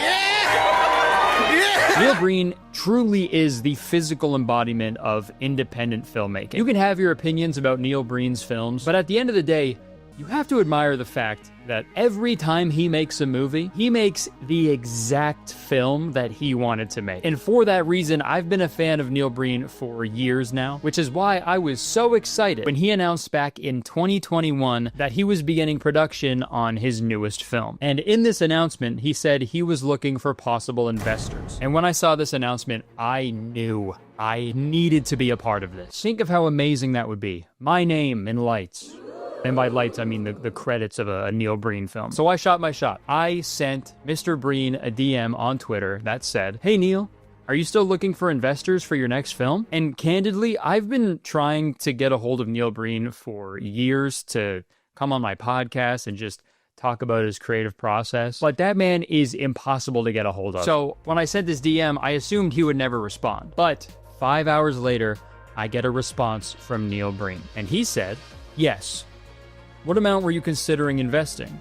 Then we can discuss details." And I'm going to be honest, I didn't really have an exact number in mind because it's usually the job of the person who's producing the film to tell the possible investors how much money they need, right? Like, you know, on Shark Tank, and people walk in and they're like, "Hey, sharks, I am seeking this much money, and for that, you get this much percent." And then they negotiate from there. Neil had a different plan, which I have to admire. He basically did the equivalent of someone walking into the Shark Tank and being like, "All right, what do you guys want to give me?" So, needing more information, I said, "Do you have an investment package you can send over that includes the different options?" Seemed fair, right? But to that, he said, "We need to pre-qualify you first. What films have you invested in? Did you receive co-producer or producer credit? I'm new to film investing, so this would be my first venture. I've invested in other businesses and mediums, but this would be my first film investment." No response. At this point, I'm panicking, right? Did I blow it? Did I say something wrong? Should I have lied? So, in an act of desperation, I follow up the next day with a harmless, let me know. And to that, he said, you never stated the amount of your potential investment, which was true, but like I said before, I was waiting for something he could send me that would like outline the budget and like how much he needed and like what, you know, just like something for me to like look over and analyze, right? So in response, I just said, if you can send me an investment package, I can provide an accurate number for you. And to that, he said, no thanks. We prefer to work with film investors who have experience.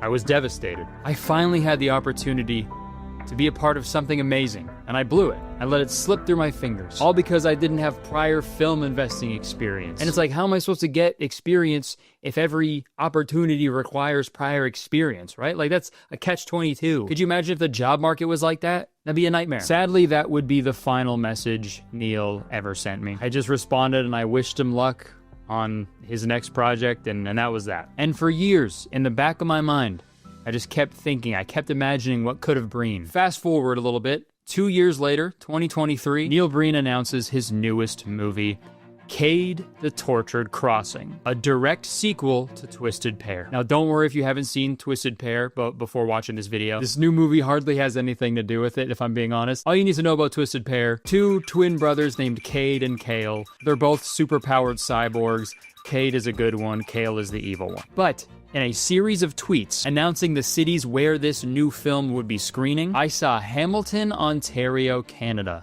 my hometown. He was taunting me.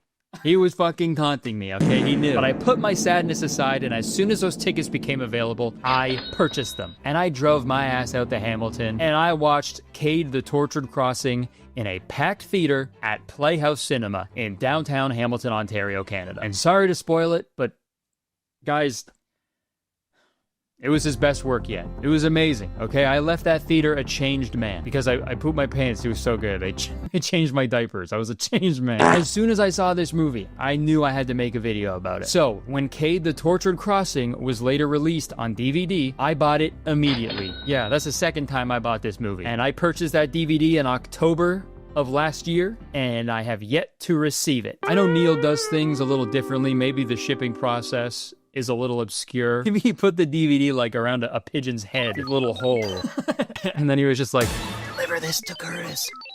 But since I didn't receive that DVD, that only meant I was extra excited when he recently announced that Cade the Tortured Crossing was now available on digital. Yes! So yeah, I bought the film for a third time. And finally, I got it! And we're gonna talk about it today. Before we do though, I urge you to please buy or rent Cade the Tortured Crossing and just watch it with a group of friends. And I promise you, it will be the most enjoyable movie experience you've had all year. So please, go watch the full thing. It is so awesome. I will put the link in my description to rent or buy it. So yeah, please go support it. It is a lot of fun, and you'll have a blast. All right, now we got all the lore out of the way. Let's hear a word from today's sponsor. Thank you so much to Midas Merge for sponsoring this video. Folks, the past few weeks, I've been playing Midas Merge on my phone, and oh my god, I've been having so much fun. Midas Merge is a Merge 3 game where players combine creatures and treasures strategically, completing quests and harnessing the sun's energy to dispel the darkness cast by Nyx, the goddess of night. She's bad! And let me tell you guys real quick,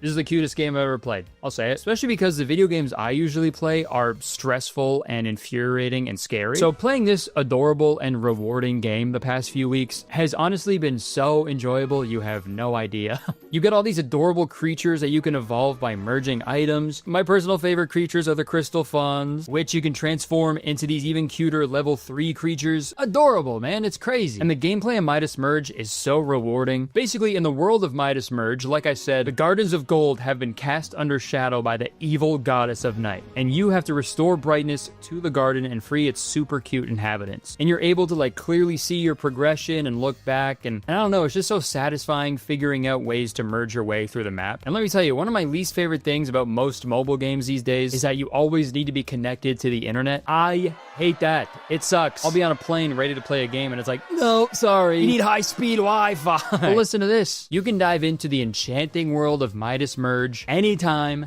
anywhere, no Wi-Fi needed at all. Midas Merge is also free to download and ad-free with no dead ends, so you can always merge and explore without interruptions. And guys, this is super exciting. Be among the first 100 to install via my link in the description or the QR code on screen and receive a unique Mox Fox level 1. This super cute little creature boosts your garden progress and will be personalized with my name. Yeah, me, dude. So don't miss out and download right now by clicking the link in my description or scanning the QR code on screen. Honestly, I've been having like so much fun playing Midas Merge the past few weeks. Like I said, it's such a genuinely like rewarding and enjoyable game, and I truly cannot recommend it enough. Because trust me guys, once you start merging and uncovering all the adorable little surprises, you will not be able to put it down. So join me in the enchanting world of Midas Merge and let the fun begin, brother. Okay, thank you so much to Midas Merge for sponsoring this video, and don't forget to click the link in the description to install now for free and scan that QR code, guys. All right, thank you, Midas Merge. Back to the video. Hello, welcome back. Let's talk about Cade, the Tortured Crossing. The movie starts with an establishing shot of Earth, so I guess we know which planet it takes place on. And then we get a title card. And dude, right out of the gate, we're getting some ingenuity, man. Where most filmmakers would put a colon after Cade and also capitalize the first letters of Tortured and Crossing, Neil cannot stop himself from innovating, dude. We then cut to a woman on the phone with the titular character Cade Altair, played by Neil Breen, of course. Oh, where are you? Are you on your way? Haven't forgotten about the charity event. I'm running a little late. And you'll notice right away that this film is definitely Neil Breen's biggest creative endeavor so far. Because unlike his past films that featured scenes filmed in real-life locations with green screen shots peppered in, this entire movie, literally every single scene in this movie was filmed on a green screen, and he utilizes stock photos as the backdrop. But my favorite scenes are the ones where he tries to edit himself into stock video, like this next scene, for example.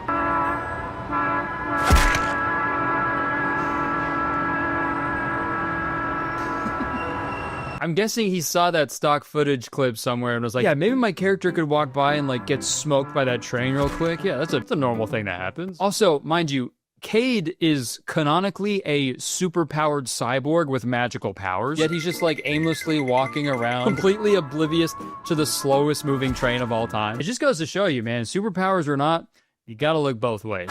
We then cut to a scene of this homeless person getting kidnapped, and then we see another person get kidnapped from this like dingy, abandoned hospital, and now those kidnapped people are trapped in a van along with some other kidnapped people, I assume. But luckily, Cade is there to save the day. Please, come on! Help!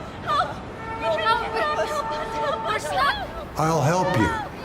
I'll follow you wherever they're taking you, and I'll free you. Instead of Cade using his superpowers to like rip the car door off its hinges, or even just using his regular human being strength to like try to break the window or something, he instead promises to follow them to wherever they're being taken and then rescue them. Makes sense. If someone is like floating down a river about to like fall off a waterfall, you don't want to rescue them while they're floating down the river, right? You just got to be like, yeah, I'll meet you at the bottom. Also super funny how monotone and quiet Cade was being when he was talking to those people. They're screaming inside of the car and he's out there just like, I'll help you. I'll follow you wherever they're taking you, and I'll free you. But thankfully Cade is a man of his word. He follows the van and he sets them free.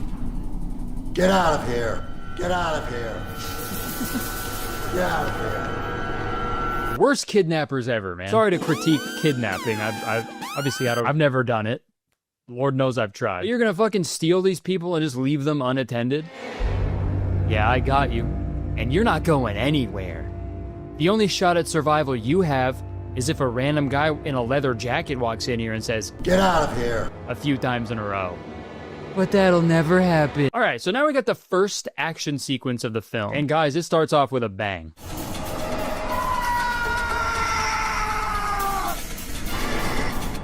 Damn, we need to make this an even fight.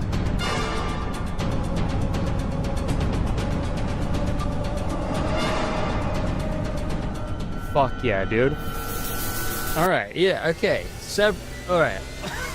Several things. So I guess Cade has the ability to duplicate himself. I guess that's what he's doing right here. I don't know how much it's really doing because he clearly only knows how to do one move. It's just like one slow punch and then like a half kick punch. You know, duplicating yourself, that's a pretty cool superpower, right? Very useful in a fight, I assume. Except for the fact that he can't land a single punch on these people because I can't hear any punch sound effects. I guess they aren't either. I guess they're both kind of just...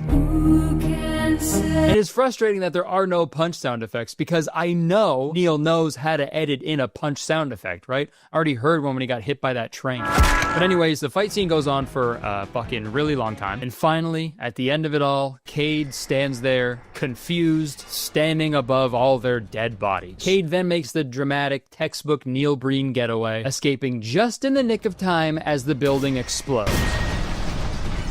And in the wake of the explosion, we meet some cops that will play a bigger part later on in the story. Who was that guy? Now that all those innocent people were rescued, Neil can finally make his way to the charity fundraiser. I'm on my way. I'm running late. And we get to watch this nice scene of him driving this red Ferrari to the charity event.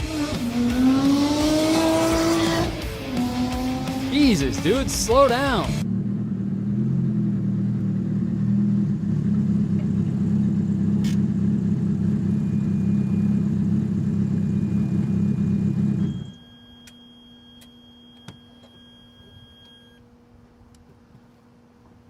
Jeez, dude, speed up. All right, so this is actually where we find out the main plot of this film. So Cade gives this nice speech to everybody at the charity event. And in this speech, he tells everybody that he has donated millions of dollars of his own money to a local, like, failing mental hospital so they can rebuild it and save all the patients' lives. I haven't even seen the hospital building yet. I think it's a worthy project to take on for the sake of the patients. Yeah, and this speech goes on for a very, very long time. Cade says a bunch of generic stuff about the patients and doing good for the community. They are. They're our humanity. They're no emotional nor physical. We will make sure that they are. It's all about them having a real passion. We'll never let them down. And in between this rambling is the same shot over and over again of this woman clapping. Hold them back. And love. Cade finally ends his speech and receives a standing ovation as he gracefully walks down the stairs. And you know what, I gotta say, Neil's use of green screen has greatly improved since his last film. This man purchased a green staircase and never looked back because he utilizes stairs so much in this film, and I love it. It just makes everything that much more believable. But think about how much more believable it would have looked if it's with some extra money from old Kurt.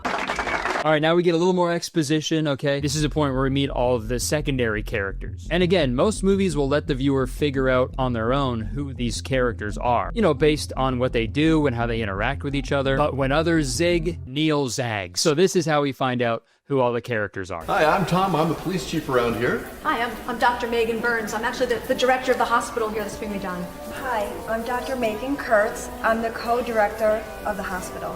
Hi, I'm Andrew with Child Protective Services. How you doing? Detective Lee here with Child Trafficking Protective Services. Perfect. Now we know. I will make sure they live their lives to the fullest. Sorry, he was still giving his speech in a different room now. I haven't even seen the hospital yet, but I was happy to give them the money. As Cade has said repeatedly, he's never actually seen the hospital, but he is donating millions of dollars of his own money to it. I haven't even seen the hospital building yet. I haven't even seen the hospital yet. But fortunately for us, we get to see the mental hospital before Cade does. So let's see what it's like. Can't be that bad.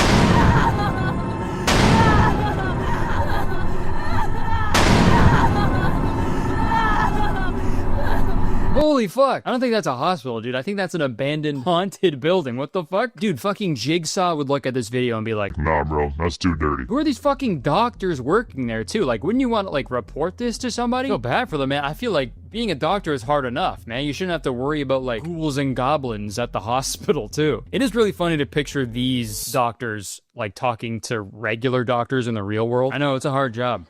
I had to do a triple bypass surgery today. It took 6 hours. I didn't even have time for lunch. Oh my God, I know, it's so stressful, right? And the demons, like, hello? This is not your plane of existence. Wait, hold on, wait, what? What? Demons? Yeah, you know the demons. The demons at the hospital, they sometimes show up and they like prey on the vulnerable and the weak and they suck them dry until the very last moment. Oh, health insurance representative. Sorry to interrupt, But you guys gotta get down to the Nintendo store quick. They're giving out free Luigi. But even though this hospital is in shambles, they still find the time to organize field trips for the patients, which is really nice. Get ready, we're going on a field trip. And I don't know if this is due to a lack of actors, but you'll notice that these mental hospital patients are the same people who were kidnapped and also just rescued by Cade. So I guess they got kidnapped right after and brought here. Hey, get those things out of my SUV. Get them out. This one too. Why can't they have crutches in the SUV? Also, who calls their SUV an SUV? It's called a car. So many questions here, but isn't this a mental hospital? I've never been. Does everyone in a mental hospital just have a broken leg at all times? Actually, I feel like that's probably something they would have done in like the 60s. Sorry, you're hearing voices in your head? Okay, well, we're gonna go ahead and break your leg, so you'll be focused on that instead. But yeah, this next scene it's a little confusing for a few reasons. They start driving for their field trip, and the driver immediately starts drinking some beers, which is very funny because I assume the reason the driver threw the crutches out of the SUV was because they're dangerous and could cause an accident. So him immediately drinking a beer after making a fuss about that, super funny. What the hell are you doing? Put that away. And also, another question, where is she supposed to be sitting in this shot? She's on the floor in the back seat? What the fuck's going on? Be careful, you fool. Everybody is doing everything wrong in this car, and shockingly, they get into an accident.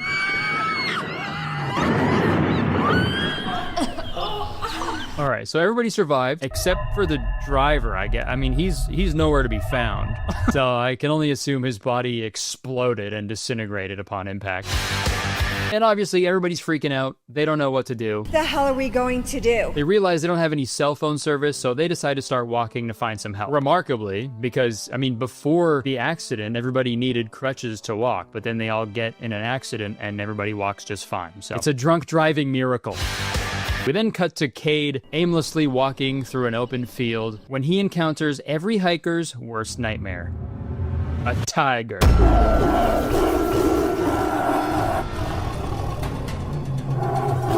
Man, Cade has got to be the most nonchalant dude in the world. Imagine walking through a field and a white tiger charges at you and your reaction is just...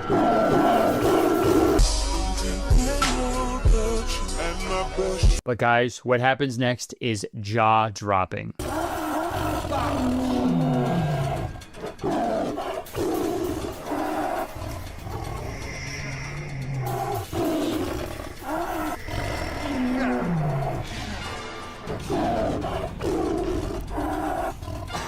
This CG tiger is reacting better to the punches than actual human beings. This fight scene goes on, again, for a very long time, but I have to admit, this is probably the best Neil Breen fight scene of all time. I honestly think the majority of the film's budget went to this fight scene. And I love that, dude. You're telling me we got a custom 3D animated tiger fight in a Neil Breen film?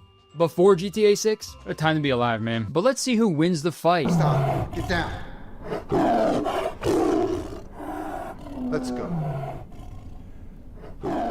They were homies the whole time. But yeah, pretty cool. I didn't know you could do that with a tiger. I didn't know you could just squash beef like that. If only it was Siegfried and Roy and also Cade. Probably could have avoided some injury there. It's a good lesson though, man. If you're ever getting mauled by a tiger, you can just talk it out. Okay, I've got a gut feeling you're upset with me. Okay, that was my kidney, but I guess that's why I have two of them. Listen, tiger, if you got something to say, I'm all ears. Ah! Guess I kind of walked into that one. Ah! All right, that's it. No more Mr. Nice Guy. Eat a huge dick.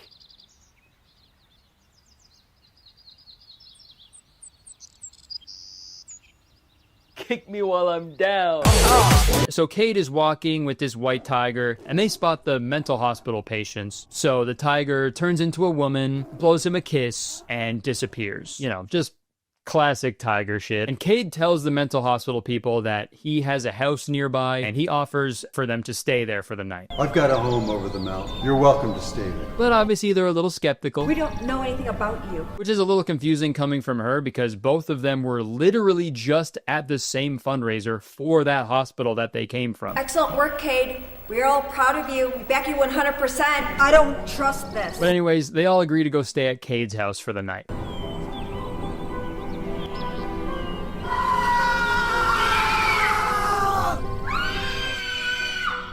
We need to stick together.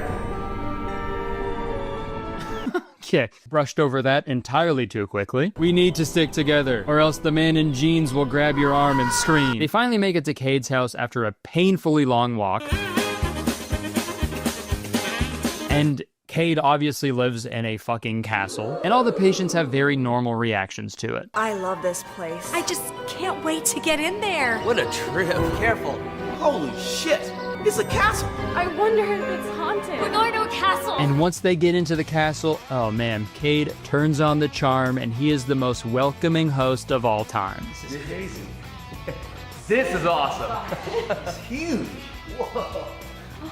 You all look like a big happy family. Hey, damn, Buddy on the ground cannot believe his eyes, dude. Holy fuck. I thought castles were made up, man. What the fuck? Holy shit.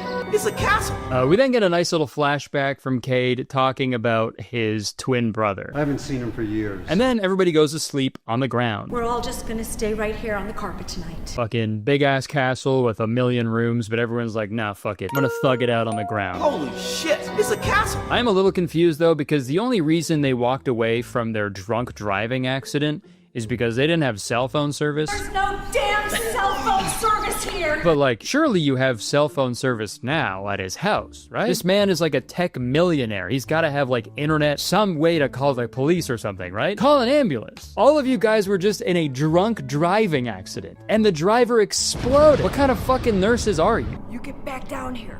You get back down here right now, girl. Yo, she's crazy. Come back down now. Get down from there, girl. Come on. You can't take her anywhere, man. But again, we're using those stairs, dude. Love to see it. And I know the plot has been pretty awesome and crazy so far, but it's about to get even crazier. One of the patients wakes up in the middle of the night and ends up getting chased by Cade's evil twin brother, Kale. That's right, guys. Cade's evil AI cyborg twin brother, Kale, has returned. And he is extra evil this time around.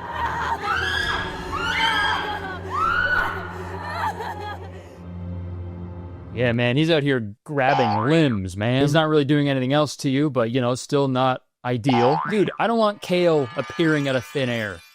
Unless we're talking about a salad. But we're not.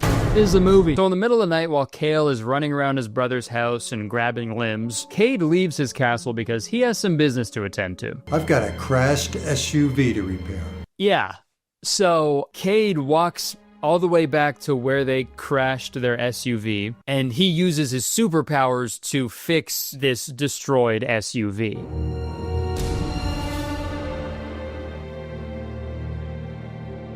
Cade, you're the best superhero ever. I gotta say though, Cade's superpowers are like never really explained. He can duplicate himself. I guess he can manipulate matter. He has super strength. He has like every superpower, I think. It's kind of like when you find out all those things Superman can do and you're like, all right, man, enough. That's actually like not fair. Did you know that Superman can wipe people's memories with a kiss? That's a real thing he can do. I might need to make out with Superman after watching this movie, dude. But thanks to Cade's superpowers, the patients can go back to the mental hospital. Go now. Be safe. I don't know why they want to, though, considering the building is, like, dilapidated and filthy and falling apart. Like, you gotta be fucking crazy to want to go back there. Be strong. And I love this scene a lot because all the patients are in the SUV, like, pressing their hands against the window, you know, saying goodbye to Cade, right? And also thanking him. And first off, this nurse can't fucking believe it. And secondly, on the close-up shot, it's really funny because I guess they couldn't have the windows like rolled all the way up because then you'd be able to see the camera in the window's reflection. So to get around this, I guess Neil just had the actors pretend there was a sheet of glass between them, which looks so silly now because they're just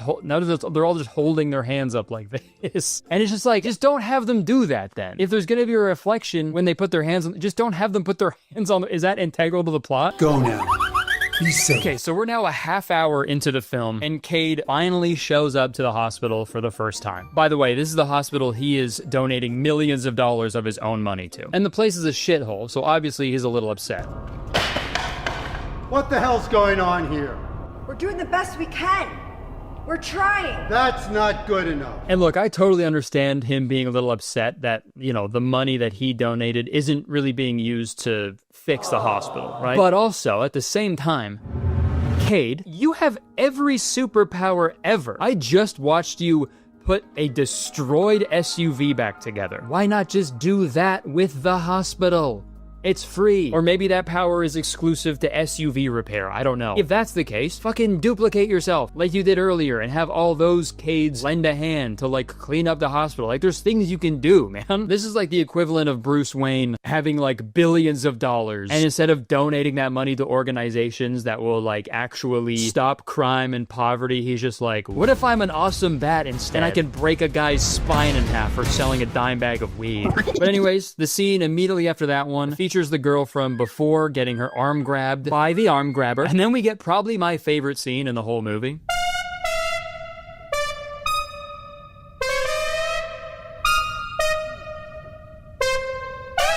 It's a castle. Let him cook, dude. Whoever passes me the aux in the Uber this summer, this is what I'm throwing on.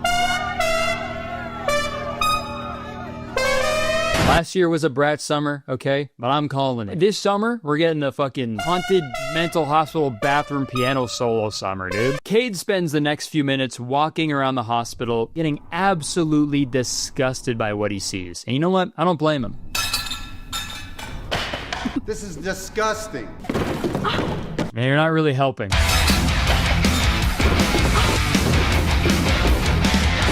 Now, guys, I know you may have some questions regarding the plot, but this is when the movie really starts to put some pieces together. So at the hospital, there's this like evil doctor conducting some kind of experiment on one of the patients, and it's not going the way it's supposed to. Gene editing experiment is all wrong. And then Neil does something really interesting here. Usually in films, they'll show you things that are happening, and then you, as a viewer, get to sort of figure things out on your own. That sounds fun, right? Wrong. I think it's much better when the character flat out addresses the camera and just outright explains everything they're doing and why. I assist in the kidnapping of the youth to become experimental patients at the hospital. My payment for this is access to the gene editing drugs for my use. So now we know. The hooded figure that keeps grabbing people's arms is Kale. He's the arm grabber. So he's kidnapping people, bringing them to this mental hospital. Or some of them, and when they're there, they get kidnapped again. And then they get experimented on. And if that's the case, why did the patients want to go back to the mental hospital? Like, why are they excited to go back, right? They're all kidnapped. Okay. But regardless, whatever. Once the people are at the hospital, then Kale kidnaps them again and moves them to a different part of the hospital. So I don't know if that's kidnapping. It's sort of just like non-consensually moving someone. I guess that's another way of kidnapping, I guess. And since Kale is doing this, he has access to the hospital's experimental gene editing drugs to cure himself of his sickness. Hoping that they will cure me. I also don't think he needs gene editing. They fit just fine.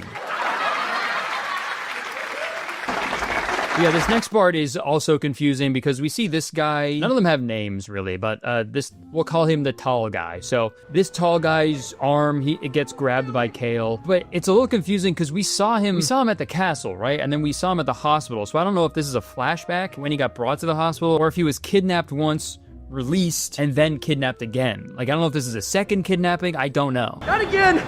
Yeah. All right, never mind. Not again! This is, in fact, the second time he's been kidnapped by Kale. Jesus Christ. Never put a single thought of weakness into the flourishing mind of the patients. What the hell are you talking about? Cade, do something. Anything. You're a super-powered robot, and all you do the entire movie is aimlessly walk around this fucking haunted hospital, just saying a bunch of bullshit. Do something. Like, is he a fucking patient here? He must be. His superpowers and his evil twin brother, they have to be hallucinations. I'm convinced. This is Shutter Island, dude. Shitter Island. Anyways, we get a few more minutes of some random shit happening at the hospital. Please don't let them hurt me anymore.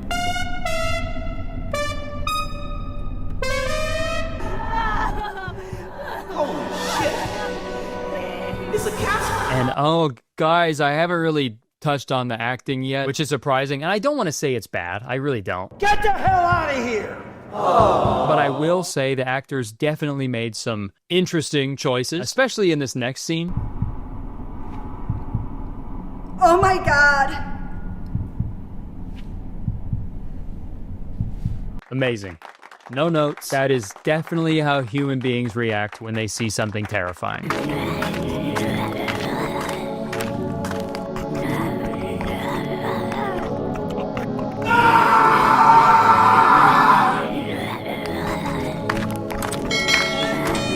If you're confused about the Kale storyline here, don't fret, because in this next scene we get some more exposition as to why Kale needs access to this gene editing medicine. The artificial intelligence implants that were experimentally performed on us as children are failing on me, but seem to be working on Cade. And while Kale is having an existential crisis, we cut to yet another shot of Cade just meandering around the hospital grounds, but this time he walks into hell, I think? The only way of finding the limits of the possible is by going beyond that. We can make a difference with their kind. All right, yeah, I do love that no matter what is happening in a scene, Neil always has the exact same lifeless expression. I guess it was kind of smart to make himself a robot in these films, because now the lack of emotion kind of makes sense. But I swear to God, his character could be watching an orphanage burn to the ground, and he'd still just be like...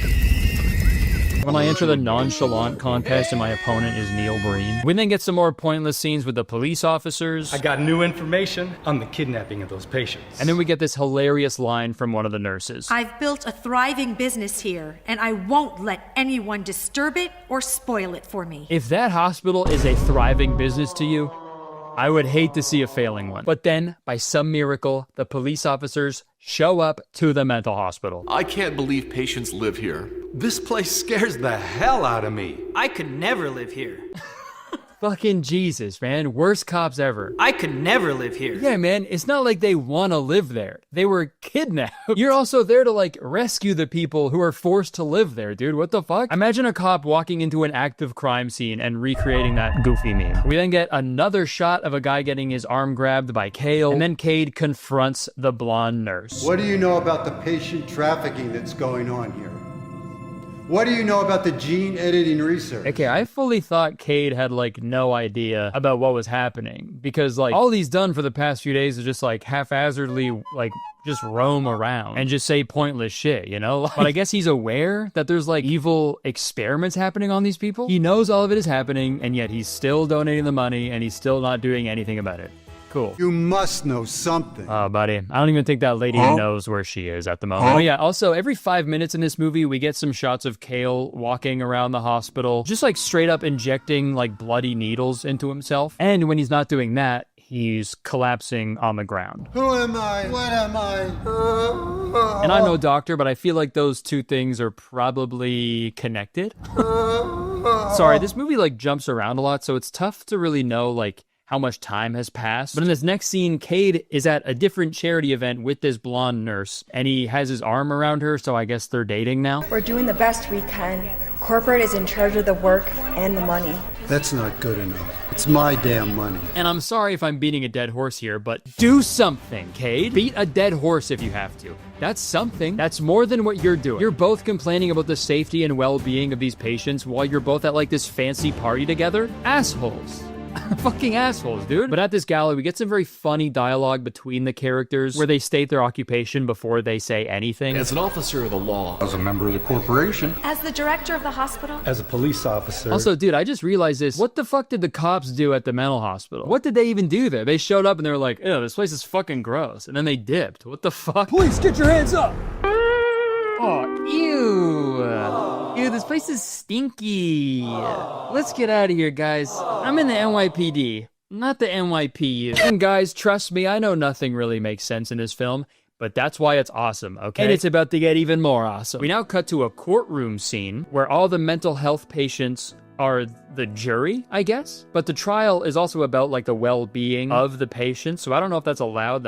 I feel like that's a pretty big conflict of interest. The patients deserve the best that we can give them. He's the judge? Hold on. They deserve every opportunity to succeed. And this law will do just that. Okay, great. They passed a law that will help rescue these patients from that terrible mental hospital. Movie over, right? Wrong again. Right after that scene, all the patients are right back at the mental hospital, dude. I don't think a law was passed at all. I'm honestly surprised the fucking real judge didn't walk into that courtroom and was like, what the fuck are you guys doing? Get out of here. I really don't know where they're taking them, but I think it may be near the hospital or in the hospital. Oh my god, dude. Okay, next we get yet another scene of the tall guy getting kidnapped. And look, man, I don't want to victim blame here, but How the hell are you gonna get kidnapped 3 times, dude? Yeah, it's a little crazy, you know? Kidnap me once, shame on you. Kidnap me twice, shame on me. Kidnap me 3 times? Come on, you know you want it. Maybe they keep bringing the tall guy back because they think it says Men Tall Hospital. So dumb. The only person you are destined to become is the person you decide to become. Man, imagine you got kidnapped and locked up in an abandoned mental hospital. Every day, people do experimental surgeries on you. There's a guy making weird music on a keyboard. You also just got into a drunk driving accident and probably have untreated injuries from that. You stay the night in this stranger's castle, and then you're brought to a courtroom by that stranger who gets your hopes up about a rescue only to immediately bring you right back to that same abandoned mental hospital. And while all of this awful shit is happening to you, there's a guy in a leather jacket walking around the mental hospital like, you know I'm a rich robot, right? That would drive me fucking crazy, man. I'd be like, help us! What are you doing? Good night, sweet princes. Okay. And princesses. Good save. Oh my god, I forgot about this part. Holy fuck. Okay, guys, I will say when this part happened in theaters, people went fucking wild. It was so much fun.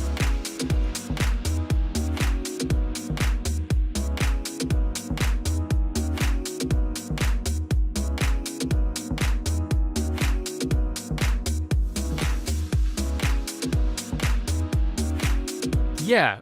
For no reason whatsoever, all the patients in the mental hospital break out into this choreographed dance routine. Is this what the gene editing is doing? Making everybody fucking sick at dancing? Billie Jean editing?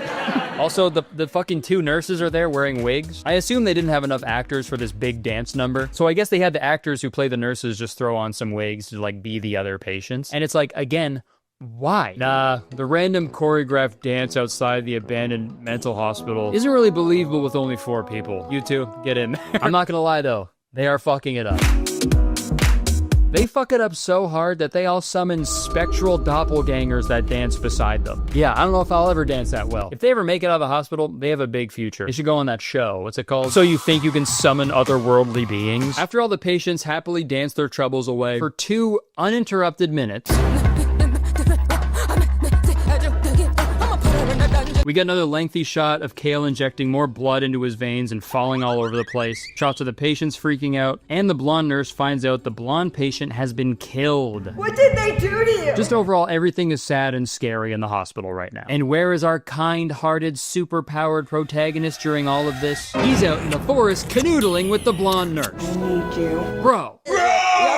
Can we talk about the political and economic state of that mental hospital right now, man? People are dying, Cade. And you're spending your time hugging this incompetent nurse, walking a few steps, hugging her again, getting down on your knees, and hugging her again. Now's not the time to get laid, Cade. There's people in there in straitjackets. You're in the forest straight jacket. It is a little difficult to care about this romance at this point of the film, but hey, it's a Neil Breen movie. He's got to hug and kiss the girl. But I hate to say it, we're almost at the end of this movie, okay? We cut to a shot of Kale with a bloodied face as he explains what's happening to him. My AI systems are failing me, and my physical disintegration is proceeding. All right, thank you for telling us. Now we cut back to Cade. Thankfully, he stopped making out with that girl. And guys, you're not going to believe it, but Cade is finally going to do something to rescue the patients. What do you think he's going to do? Do you think A, use his superpowers to repair the hospital?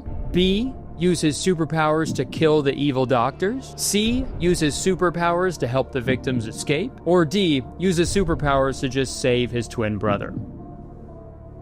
What do you think? The answer is actually a secret 5th option. Cade decides to train the patients in hand-to-hand combat. Very good, very good. Excellent, excellent work. Very nice fighting technique.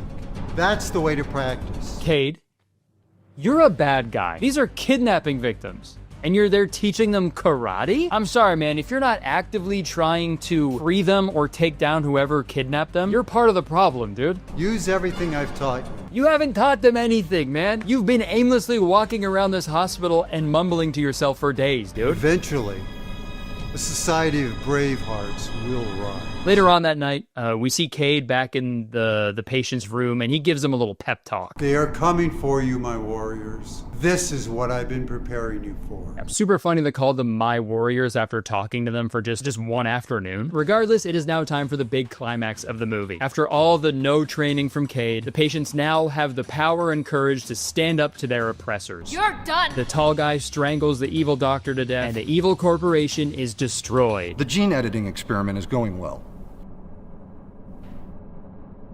Patients are money.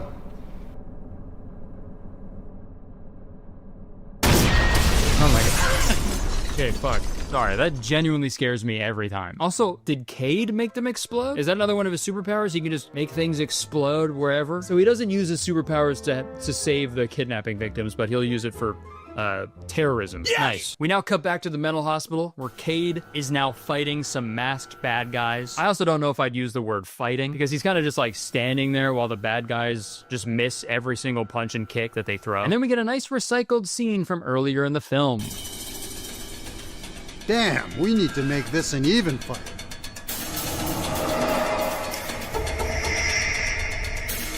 I'll tell you though, this next scene is not recycled though. This is a brand new one. I am the winged warrior. Okay, I'm fully convinced this is all just a shared psychosis that all of these people are experiencing. I am a winged warrior. This fight scene where nobody lands a single punch goes on for a very long time, and I think the sequence truly shows the genius of Neil Breen. In every acting class I've ever been in, when they teach you like stage fighting, you know, they tell you to like position your body in a way so when you throw the punch, the audience doesn't see the fist actually isn't hitting anything, right? But to the audience, it looks like the fist is hitting the person, right? But again, Neil Breen is like, fuck that shit. That's been done before, right? Let's go full profile shot. So you know there isn't a single punch connecting, okay? And let's take it one step further. No sound effects. Everybody knows movies are only allowed one punch sound effect, and I already used that up when I got hit by that train. But after an incredibly lengthy fight scene, like a really long fight scene, the only person left standing is Cade. Everybody is dead now. I guess that single afternoon of training wasn't enough. Hey man, their blood is on your hands. Courage is the first of human qualities, because it is the quality that guarantees all others.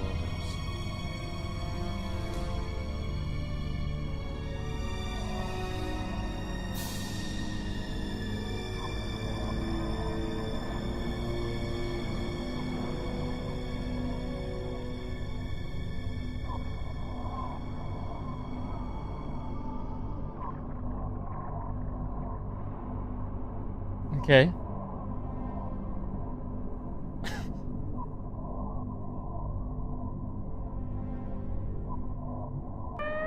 Holy fuck, that was a long silence there, dude. Do you think Neil was planning for like an Andrew Garfield and No Way Home type moment? You know that scene when Andrew Garfield jumps out of the portal and he's just like... because they knew that the crowd was going to be going fucking crazy, right? Maybe that's what he was expecting. And that clip of Andrew Garfield is awkward to watch, and it's like 4 seconds long, maybe. This was like 30 seconds. Didn't you think people were going to be freaking out for 30 seconds at that line? Hey, y'all, come look at this. Courage is the first of human qualities, because it is the quality that guarantees all others. But finally, a glimmer of hope, okay? The cops are on their way. I mean, for a second time, I guess. I forgot they're already there. But they do something this time, I hope. What is that? They're wings from a winged warrior. Okay, yeah. Honestly, if I were those cops, I'd fucking leave too, dude. They're wings from a winged warrior. All right, yeah, this guy's insane. Cal, where have you been? I knew you were here. I could feel your presence. I'm so ashamed. Kate, I'm so ashamed. Look what's happened to me. Wow. Heartbreaking performance. This really is the year of actors playing multiple versions of themselves, you know? And it's impressive how he changes his performance, you know, when he's Cade versus when he's Cale. Like I said earlier, man, superpowers or not, you gotta look both ways. But guys, this is the final showdown between these twins, and I think they're gonna figure it out. I think they can talk this through, and I think they'll make it through together. Kill me! Kill me, Cade! Kill me!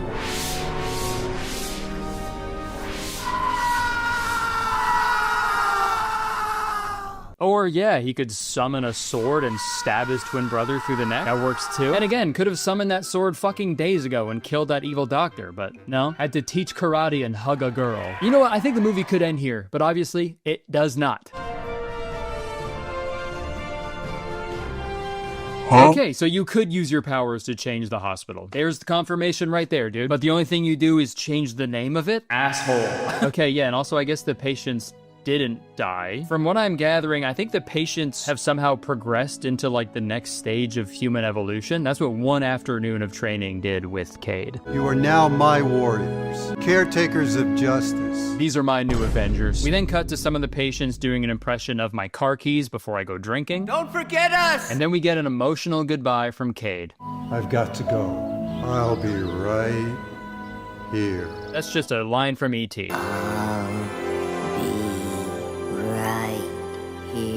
Funny enough, it's also how the prequel to this film, Twisted Pair, ends. I'll be right here. But in this emotional moment, Cade walks away and leaves everybody behind. They will never forget us. Okay, not yet, sorry. I will never leave you. The fuck? Then why'd you say goodbye? Okay. I've got to go. I will never leave you. Damn, dude, it really kept me on my toes there. More movies gotta do that, man. Make you think one thing and then immediately abandon that idea. What's in the fucking box? Your wife's head. No, you're lying. You're a liar. There's no way. You're lying. Yeah, you got me. I am. Sorry. Oh. Okay, so what's in the box? Dang, I forget, actually. Can you check? Okay, well, it can't be that bad. What is it? It's your wife's head. So no head?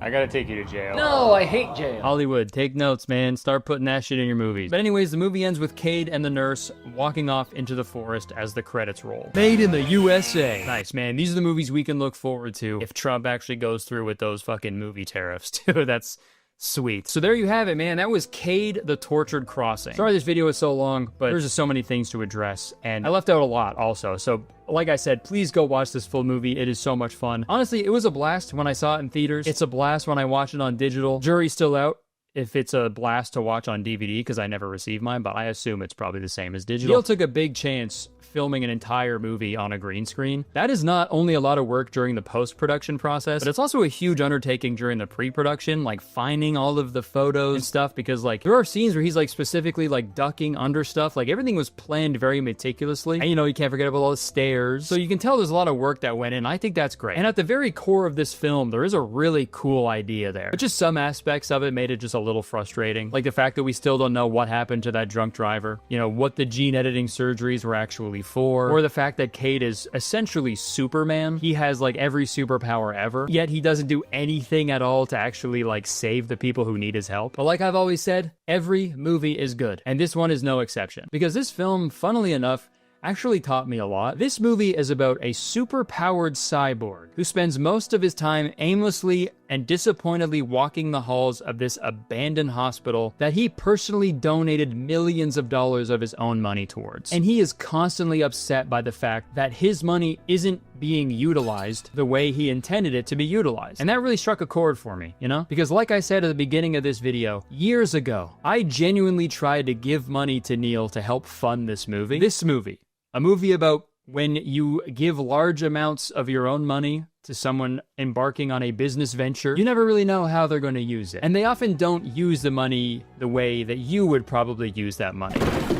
So in a roundabout way, me not being able to donate money to this movie taught me that it was probably a good thing that I was unable to donate money to this movie. This probably would have been me the whole time if I was able to actually fund this movie. This is my money. What the hell's going on? Regardless, Cade the Tortured Crossing gets a 9 out of 10 from me. I'll bump it up to a 10 when I get the DVD. All right, that's it. Thank you so much for watching this video. Hope you enjoyed it. Okay, if you did, please press a like button, because believe it or not, 1 like equals 1 tiger that I will square up with. Okay, I promise. Leave a comment, let me know your thought, and let me know if you actually buy and watch this movie, okay? Because I can't stress it enough. You guys have to watch the full thing. It is fucking awesome. Press the subscribe button if you want, because the second you do, you become a valued citizen of Kurtistown. If you didn't know, Kurtistown is the best place to live in the world, and I'm the mayor. So you have to be nice to me. It's the law. Come see me on tour. I'm doing a bunch more shows in the US. These are the last shows in the US on the Goodfellow World Tour, okay? So this is your last chance to see me in the States, okay? Come on out. It's going to be a good time. All right, that's it. I would stick around, but unfortunately, I have to go. There's a very slow train about to hit me. See ya.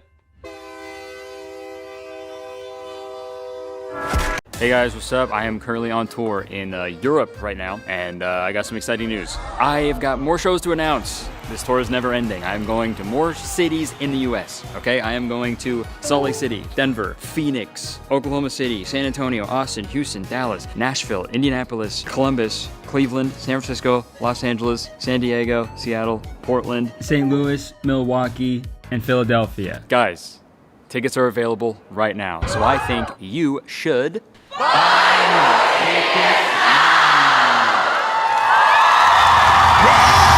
Folks, I don't know about you guys, but whenever I open the TikTok application on my portable telephone, I am absolutely bombarded with slideshow after slideshow of nostalgic images from my childhood that never fail to ruin my entire day. Whether it's pictures of strangely designed early 2000s websites, old digital camera photographs of the original Xbox accompanied by Mountain Dew bottles with the hashtag #OlderBrotherCore, discontinued foods, or old dead malls stuck in the past. It's a nightmare! I open TikTok thinking I'm gonna see a nice relaxing video of a guy getting hit by a car, but then I'm reminded of the ceaseless passage of time. Cringe, I say. Regardless of how sad and old these nostalgia core videos make me feel, I still watch every single one to the very end. I have to. I can't look away, dude. It's like a car crash that I was hoping I would see on TikTok. And after watching like literally hundreds of these TikToks and comparing my childhood to the modern day, I've come to realize something.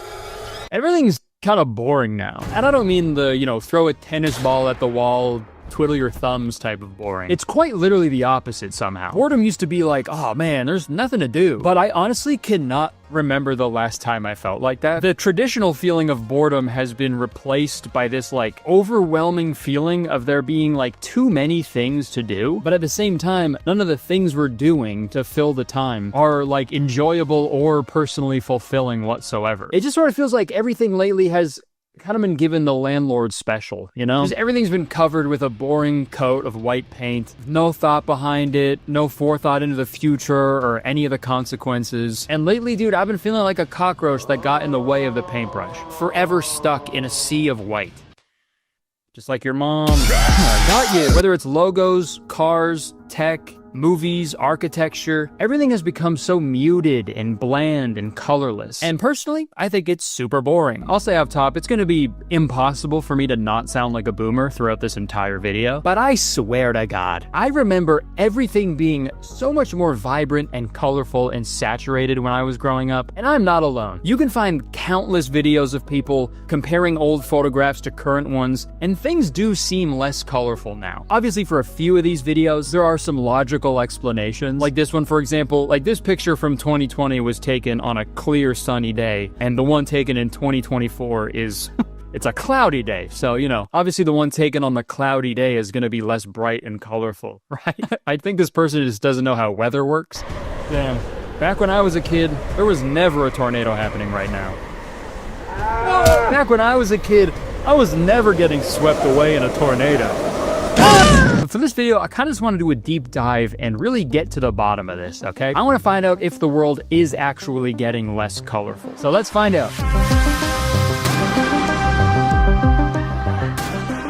At first, I assumed people were saying the world is less colorful now because they were looking through rose-colored glasses. Not literally, because that would do the opposite, but, just in terms of nostalgia, it's very easy to romanticize your childhood, even if you had an uneventful one. You just had less things to worry about when you were younger, and everything was new and exciting. So obviously, when you look back at those times, you come to the conclusion that things were more exciting than they actually were. Like, for example, if you're 4 years old, the color blue is gonna be fucking insane to you, dude, because you've only known about the color blue for 4 years. You know how many times I've seen the color blue now that I'm 30, dude? Too many times to count, dude. Blue is not the same anymore. I have ruined blue for myself, okay? I blew it. You know that meme of James Franco about to be hung, and he's like, first time? That's me at any child being impressed by the color blue. First time. But it turns out it may not be rose-colored glasses and the wave of nostalgia that makes people feel this way. There actually is a scientific explanation as to why the world looks less colorful as you get older. older. If you feel like the world has gone from 4K to 1080p, you may be onto something. After the age of 10, the clear human lens gradually yellows as a result of absorbing UV light to protect the retina at the back of the eye. This increasing yellowness dulls the vibrancy of color perception. Okay, so as you get older, I guess things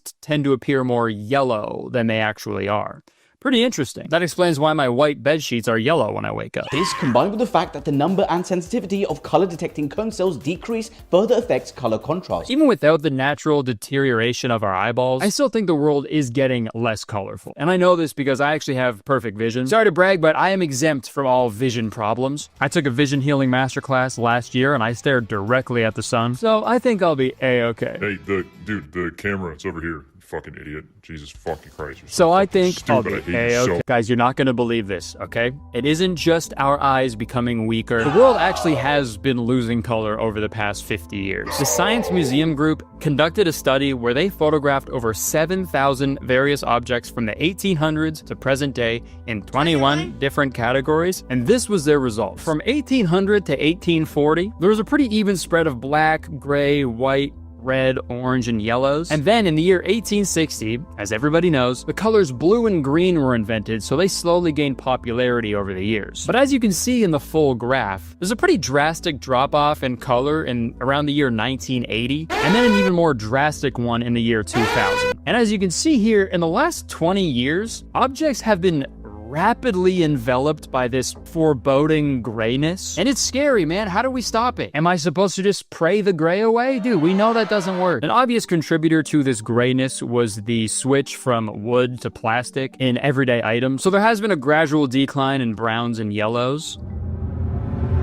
Can't say the same for my toilet bowl, brother. Yeah, that thing only sees brown and yellow, dude. And sometimes a little bit of red. A good starting point to talk about the ups and downs of color and objects is to look at phones. Some of you are looking at a phone right now. Don't get me wrong. I love my incredible iPhone. I stare at this thing all day, and if someone took it away from me, I'd scream. But I will say, I do really miss this cell phone landscape before the release of the first iPhone in 2007. As far as I'm concerned, iPhone ruined everything, man. We were having so much fun. There used to be so many options for cell phones, dude. So much so that it was like a rare occurrence to find someone else with the same cell phone as you. My sister had an LG chocolate. One day my best friend showed up to school with a blue Motorola Razr that he got for Christmas. I wanted to kick his ass. I was so jealous. My dad had a BlackBerry Bold. Sadly, his was always broken because that guy never called me. And I remember wanting a T-Mobile Sidekick so badly, but they were never available in Canada, so I had to settle for an LG Shine. I once spent $6 to download a picture of a girl in a bikini on that phone so I could have it as my phone background. And guess if that $6 was charged to my parents' phone bill? And guess if they got really mad at me? And what, now pictures are just free to download? What the fuck, man? There was something really cool about having a wide selection of colorful cell phones to choose from, because each one said something about its owner. My LG Shine let people know that I was a horny little freak, I guess.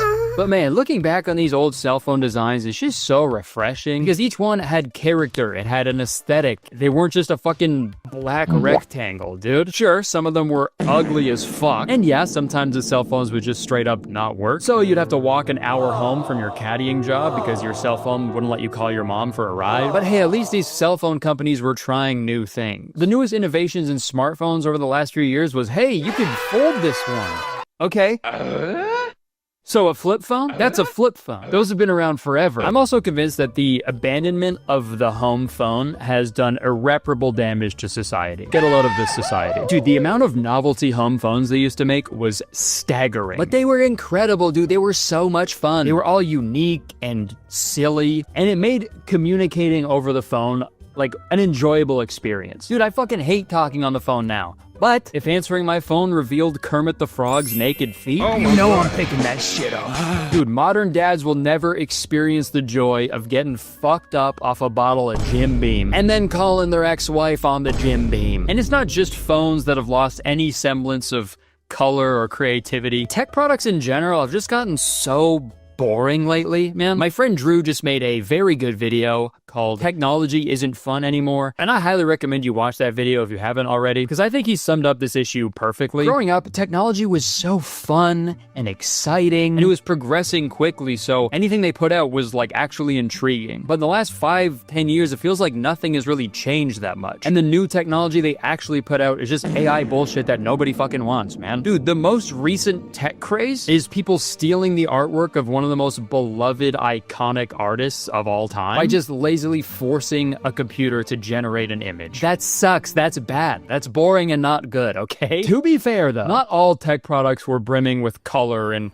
interesting design back then. So much of the tech in the 80s was just straight up beige. Like, just so fucking beige, dude. Even the original NES was straight up a gray box. And that was a product specifically designed for kids to have fun with. Tech products in the 80s looked like if someone built a computer out of khakis. It was either that or some fucking wood paneling, dude. I need that, man. Give me an iPhone made out of wood. As much as I'd like for Apple to put out a wooden iPhone, I don't know if they would.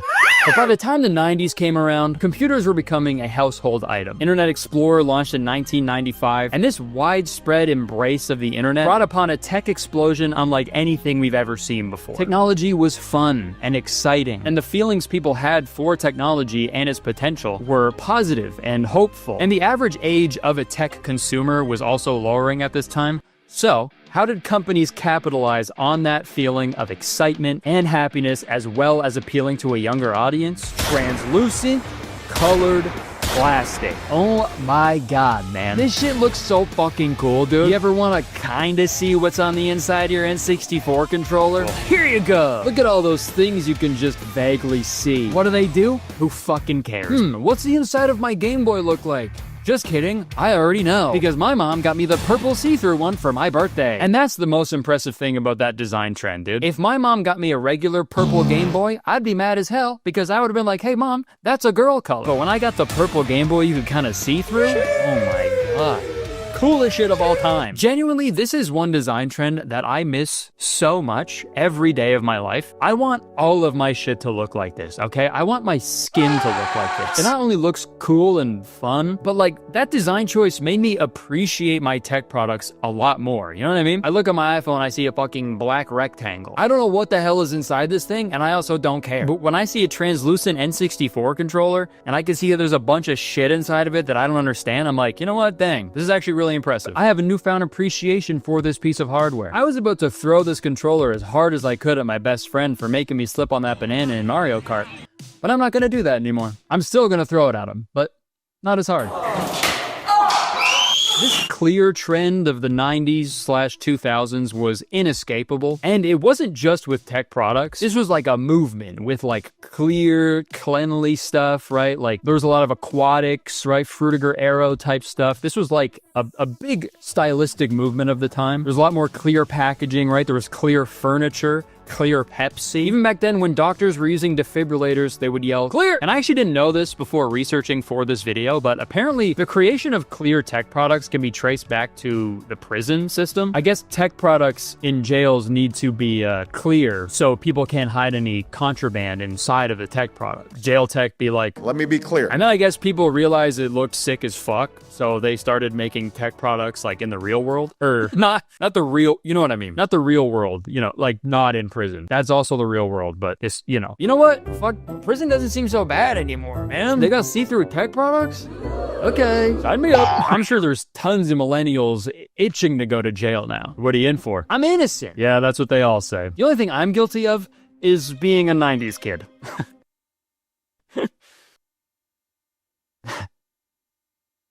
It's a sharp toothbrush you got there. As much as I miss the transparent tech trend, I do understand why our iPhones aren't made with see-through material. Inside every iPhone, you'd be able to see a little help me message from the fucking child who assembled it. But when it comes to tech becoming more boring and bland and colorless, I think the biggest changes I've seen have been on the actual internet. As technology advanced and the amount of people using the internet on a daily basis increased, as well as the dependence on companies generating revenue online increased as well, the internet stopped being a place to go and like hang out and have fun. Over the past 15 years, the internet has kind of just become the mall. It's just a big mall now. And since the internet is now the new mall, the technological world needed to appeal to a broader audience so companies could generate more revenue. And that's why you see these like highly stylized and optimized websites designed to give you all the info you need. They direct your eyes to the right parts of the websites. They force you to spend money, grab your information so they can put you on a mailing list, and then they try to lure you back in as much as they can to get every last dollar out of you. It's just the way it goes, man. In my Video Gear Command Center video last year, I used the Wayback Machine to see what this old website for an obscure gaming chair looked like in 2002, and it was so much fun, man. The website had so much character, it reflected the aesthetic of the gaming chair, the GIFs were charming and campy. It was so refreshing to see that instead of a pastel fucking website with the same types of product shots over and over and over and over again. It's boring. I'm bored. I'm bored. I'm officially bored. And I know there's a reason for that popular aesthetic. It works. It's designed to keep people engaged and it entices them to spend money. But like, where's the sauce, man? This is a personal opinion of mine, but I think UX design needs to be eradicated. Okay? As far as I'm concerned, fuck the user's experience. How about you just make the website cool? Make it fun to look at, all right? Don't get me wrong. Old internet pages probably would have benefited greatly from some smart design, but that just wasn't on people's minds back then. And I feel like the internet was more fun and enjoyable and memorable for it. Like modern day websites feel like the internet version of a self-checkout line at a grocery store. Don't do anything. Don't screw around. Don't talk to anybody. Check out your items. Put them in the bag. Fuck off. Like, it's a fucking bummer, man. At the very least, websites gotta bring back glittery GIFs. Can we at least do that, man? Glittery GIFs of like kittens and shit. I always think about this quote in terms of the internet, and it low-key gives off like fake deep vibes, but it's also just really true at the same time, so I'm gonna reference it. 15 years ago, the internet was an escape from the real world. Now, the real world is an escape from the internet. And I have to agree, the internet used to be an entirely separate place that was thrilling and fun, and it also only existed in one corner of my house. And now it's everywhere. It's in my hand and it's in my pocket at all times. And I hate it, man. It feels wrong. It's like, yeah, roller coasters are fun, but if I was on one all the time, I'd be praying for a fucking Final Destination 3 incident. So I'm trying to balance my praises of early internet with some negatives too, because obviously early internet was not all good. Dude, one time I downloaded this toolbar in my Internet Explorer back in like 2004, and it let you like change what your mouse cursor looked like. I don't know where the fuck I downloaded this thing, but I changed my mouse cursor to a skateboard. Pretty cool. And then my stepdad actually had to factory reset the family computer because my skateboard cursor gave us a virus. Cool shit like that just doesn't happen anymore, man. Truthfully, websites used to suck, but at the same time, they were fucking a lot of fun. For example, look at this TikTok that I saw of someone showing what the Panic at the Disco website looked like in 2000.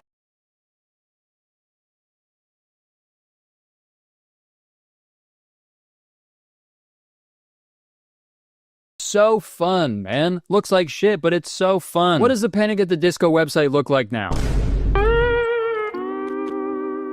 This is my first video on Instagram. I'm not wearing a shirt, it's a shirtless jammer. Media in general has kind of just lost a lot of its wonder and excitement, probably because we're consuming way more media than we should be on a daily basis. And since we're consuming so much, everything has kind of just lost its luster over time. Prime example, dude, I watched The Dark Crystal from 1982 for the first time.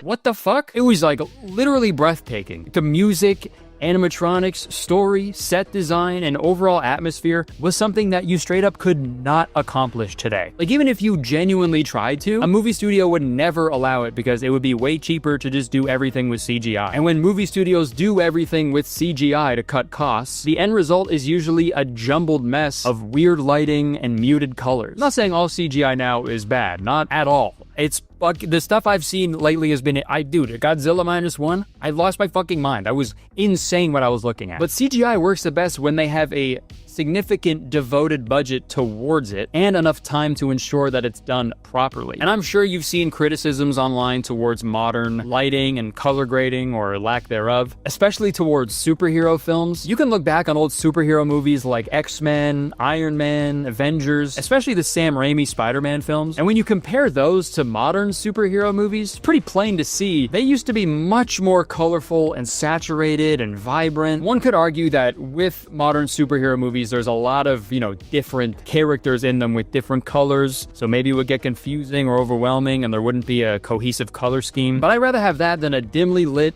mess of gray shit that's like boring to look at, you know? The only time a movie studio goes crazy on their color grading is when a movie takes place in Mexico.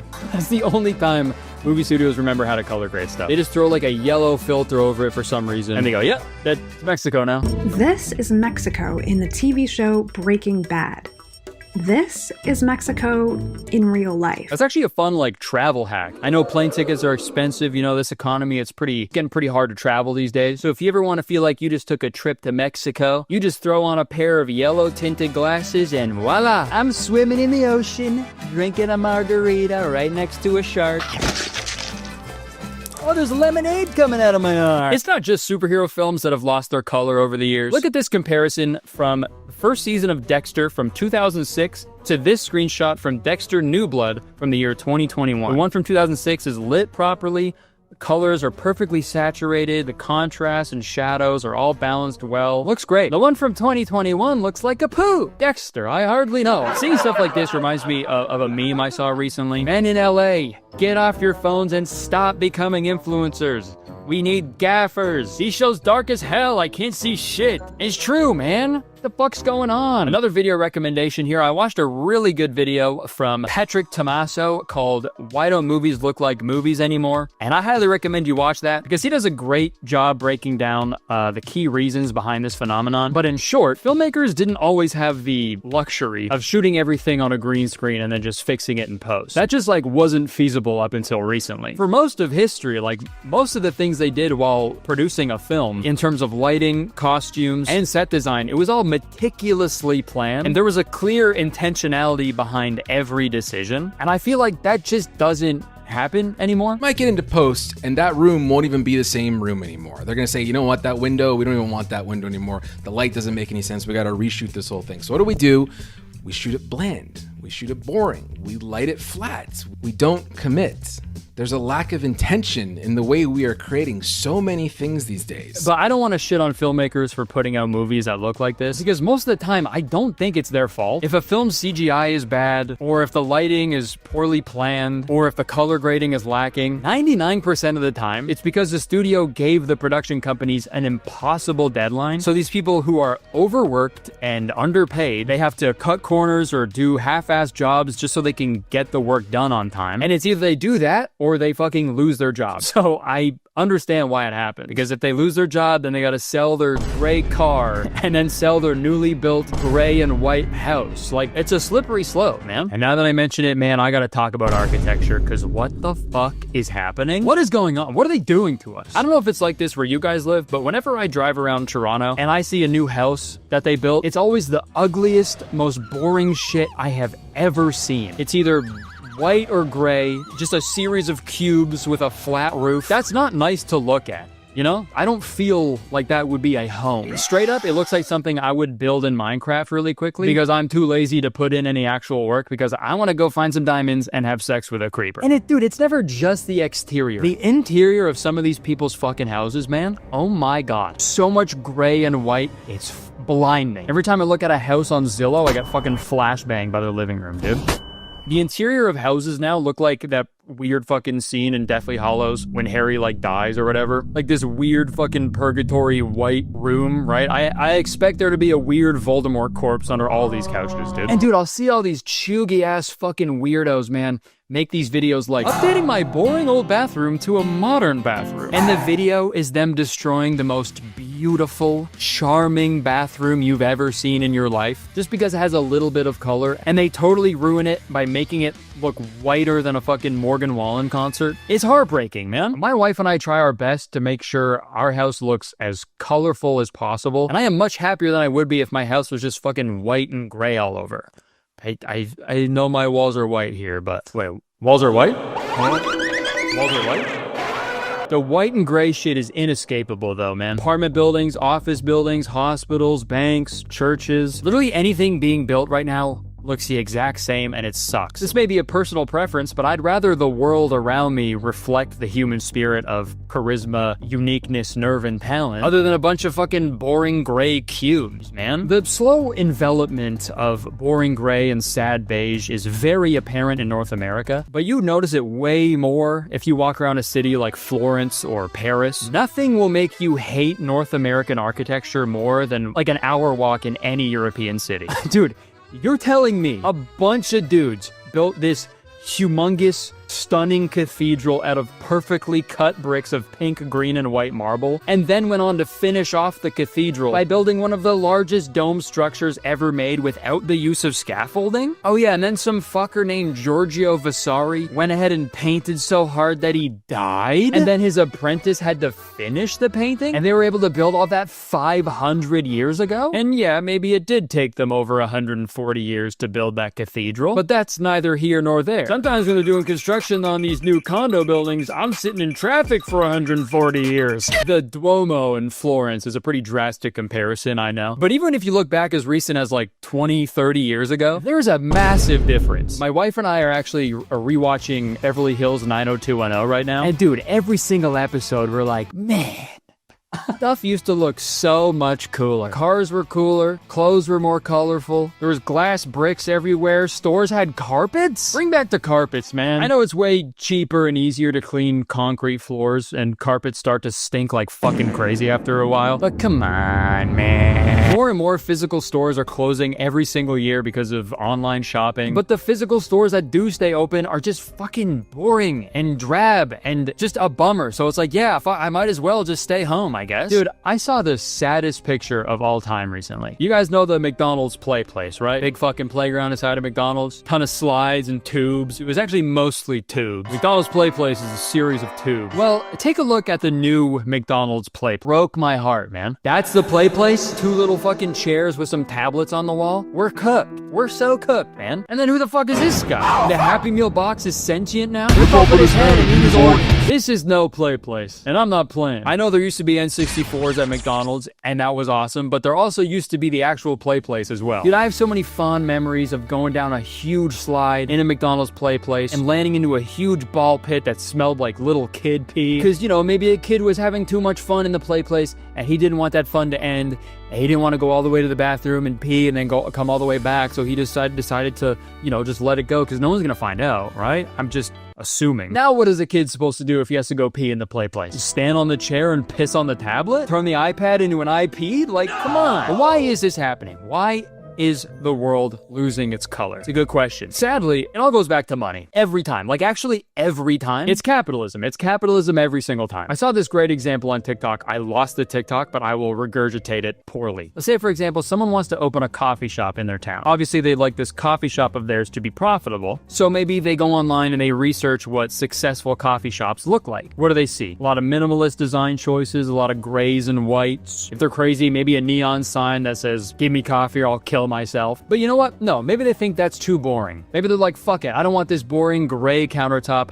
I'm gonna get a bright yellow countertop for my coffee shop. So they call a bunch of coffee counter companies inquiring about a bright yellow countertop, and they find out that it is significantly cheaper and quicker to just do a gray one, because that is what 99% of people usually want. So those are the materials that the counter companies buy in bulk. Sure, they could make a bright yellow countertop, but it would cost twice as much and take 3 times as long, so it just wouldn't be worth it. So at the end of the day, the coffee shop owner is probably just gonna end up going with the boring gray countertop. The cost of goods in manufacturing has become way too high, especially with all the tariffs.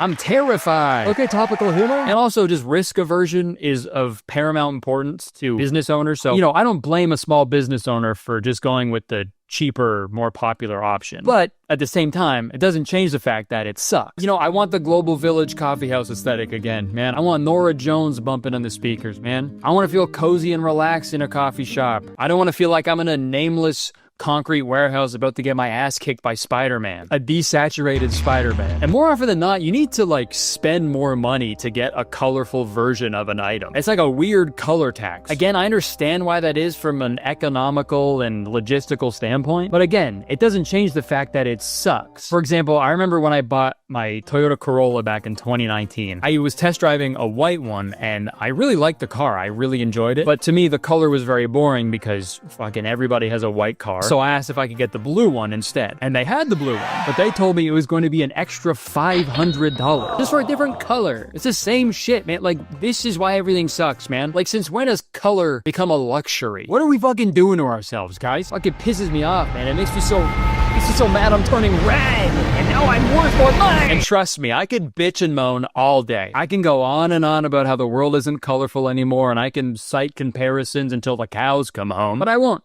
Because I told those cows not to come home until they're a little more colorful. All jokes and nostalgia aside, I am genuinely concerned and sad for the future because I think this is only gonna get worse, and we haven't even begun to see the long-term effects of this. Take this article, for example, titled "The Sad Beige Aesthetic. Why has the world suddenly turned taupe?" In this article, they interview a self-proclaimed sad beige mom. If you've never heard the term sad beige before, it may be a little confusing. It basically just means something is sad and beige. I hope that helps. You'll see a lot of sad beige Christmas stuff pop up, which is super upsetting to see because Christmas is like the most colorful time of year for a reason. Christmas is so colorful and warm to get away from how sad and bleak and colorless it is outside, right? But yeah, there's a lot of moms out there that'll incorporate a lot of sad beige stuff into their kids' lives because they care more about their aesthetic than their kids being actually happy and excited about their life that they didn't ask for. It's not that 39-year-old Mina Tran wants a life completely devoid of bright colors. She just doesn't want them anywhere near her home or her children's wardrobe. You can't avoid them, says the doctor and mother of 3 from Texas.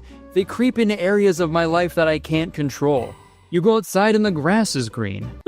Yeah, man. I accidentally dropped the knife on my kid's head last week, and he got a bunch of bright red blood everywhere. So yeah, he's been grounded in his room ever since. I actually haven't heard from him in a few days. It's been kind of nice. She is an unabashed, sad beige mom, a woman determined to keep the garish implements of childhood at bay, and instead foster a sober palette of beige on beige. You won't see my kids in primary or secondary colors, unless it's pajamas, says Tran. Okay, why are colorful pajamas okay though? They're gonna be so deprived of color at that point. Every night they're gonna be fucking staring at their pajamas like a bunch of dudes at Dan Flashes. How are they gonna get their fucking color fixed, dude? They're gonna end up going to some back alley color dealer, they're gonna get mixed up in the wrong crowd and totally ruin their fuchsia. Oh, brother, this guy seriously is very funny, and I love watching his videos. Sorry, polychromatic plastic toys? Forget about it. A Technicolor playroom even? We have one play area, and that play area is also the living space. I don't want to stare at something hot pink and neon green every day, she says. So that is also a resounding no. Okay, got it. So since the mom doesn't want to look at bright stuff all day, then I guess her kids aren't allowed to. I think that's bad parenting. Straight up, if this is the hill she's dying on, how would this sad beige mom deal with other issues in her kid's life? Mom, I have something to tell you. Okay, what is it? I'm gay. Hey, that's great. Okay, I support you 100%. You know, actually, deep down, ever since I saw you kiss that boy last week, I think I knew. Oh my God, you saw that? Oh my God, that's so embarrassing. That was my boyfriend. Okay, you seem very nice. I like the beige sweater he was wearing. I taught you well. What's his name? Oh, his name's Tyler. Tyler, okay, what's his last name? His last name? It's Green. Green.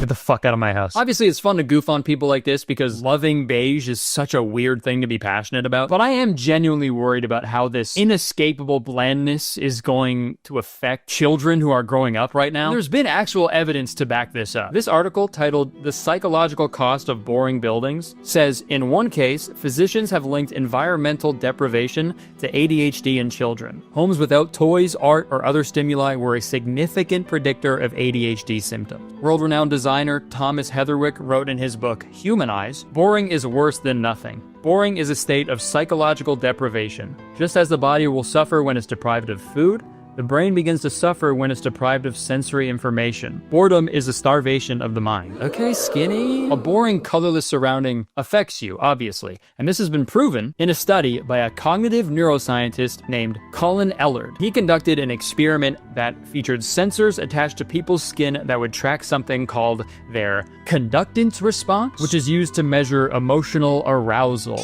I wish they used a different word than that. And when people in this experiment walked by a boring building, their bodies went into quote-unquote fight or flight mode. I will say that wording seems a little dramatic. I don't know if it was that bad. I don't know if people were punching the buildings or running away from them, but there was a real measurable, visceral reaction to being surrounded by boring architecture. We are what we're surrounded by, so if you're surrounded by a bunch of boring shit, you're gonna be bored as shit. I feel very grateful because when I look back on my childhood, it was so bright and colorful and vibrant. And I feel bad for these kids growing up in a fucking all beige house because they're gonna be fucking catatonic by the time they're teenagers. And not to mention the countless study done over the years regarding color theory and how different colors can evoke different emotions. So if colors make us feel different emotions, we can then infer that a lack of color makes us feel nothing at all. And not to go all tinfoil hat, but having the general population feel absolutely empty inside and totally devoid of emotion is probably the ideal mindset for them to be in if a bunch of corporations want them to fucking stare at a tablet on a wall in a place all day, or buy every beige thing they see on the internet to fill the emptiness inside of them. I'm gonna be honest, I really did not plan on talking so long about this. I just wanted to make a quick video complaining about this phenomenon. The more I started researching this, the more upset I got. I also just can't shut up because this is frustrating, man. This is not the future we were promised. There's supposed to be an exotic fish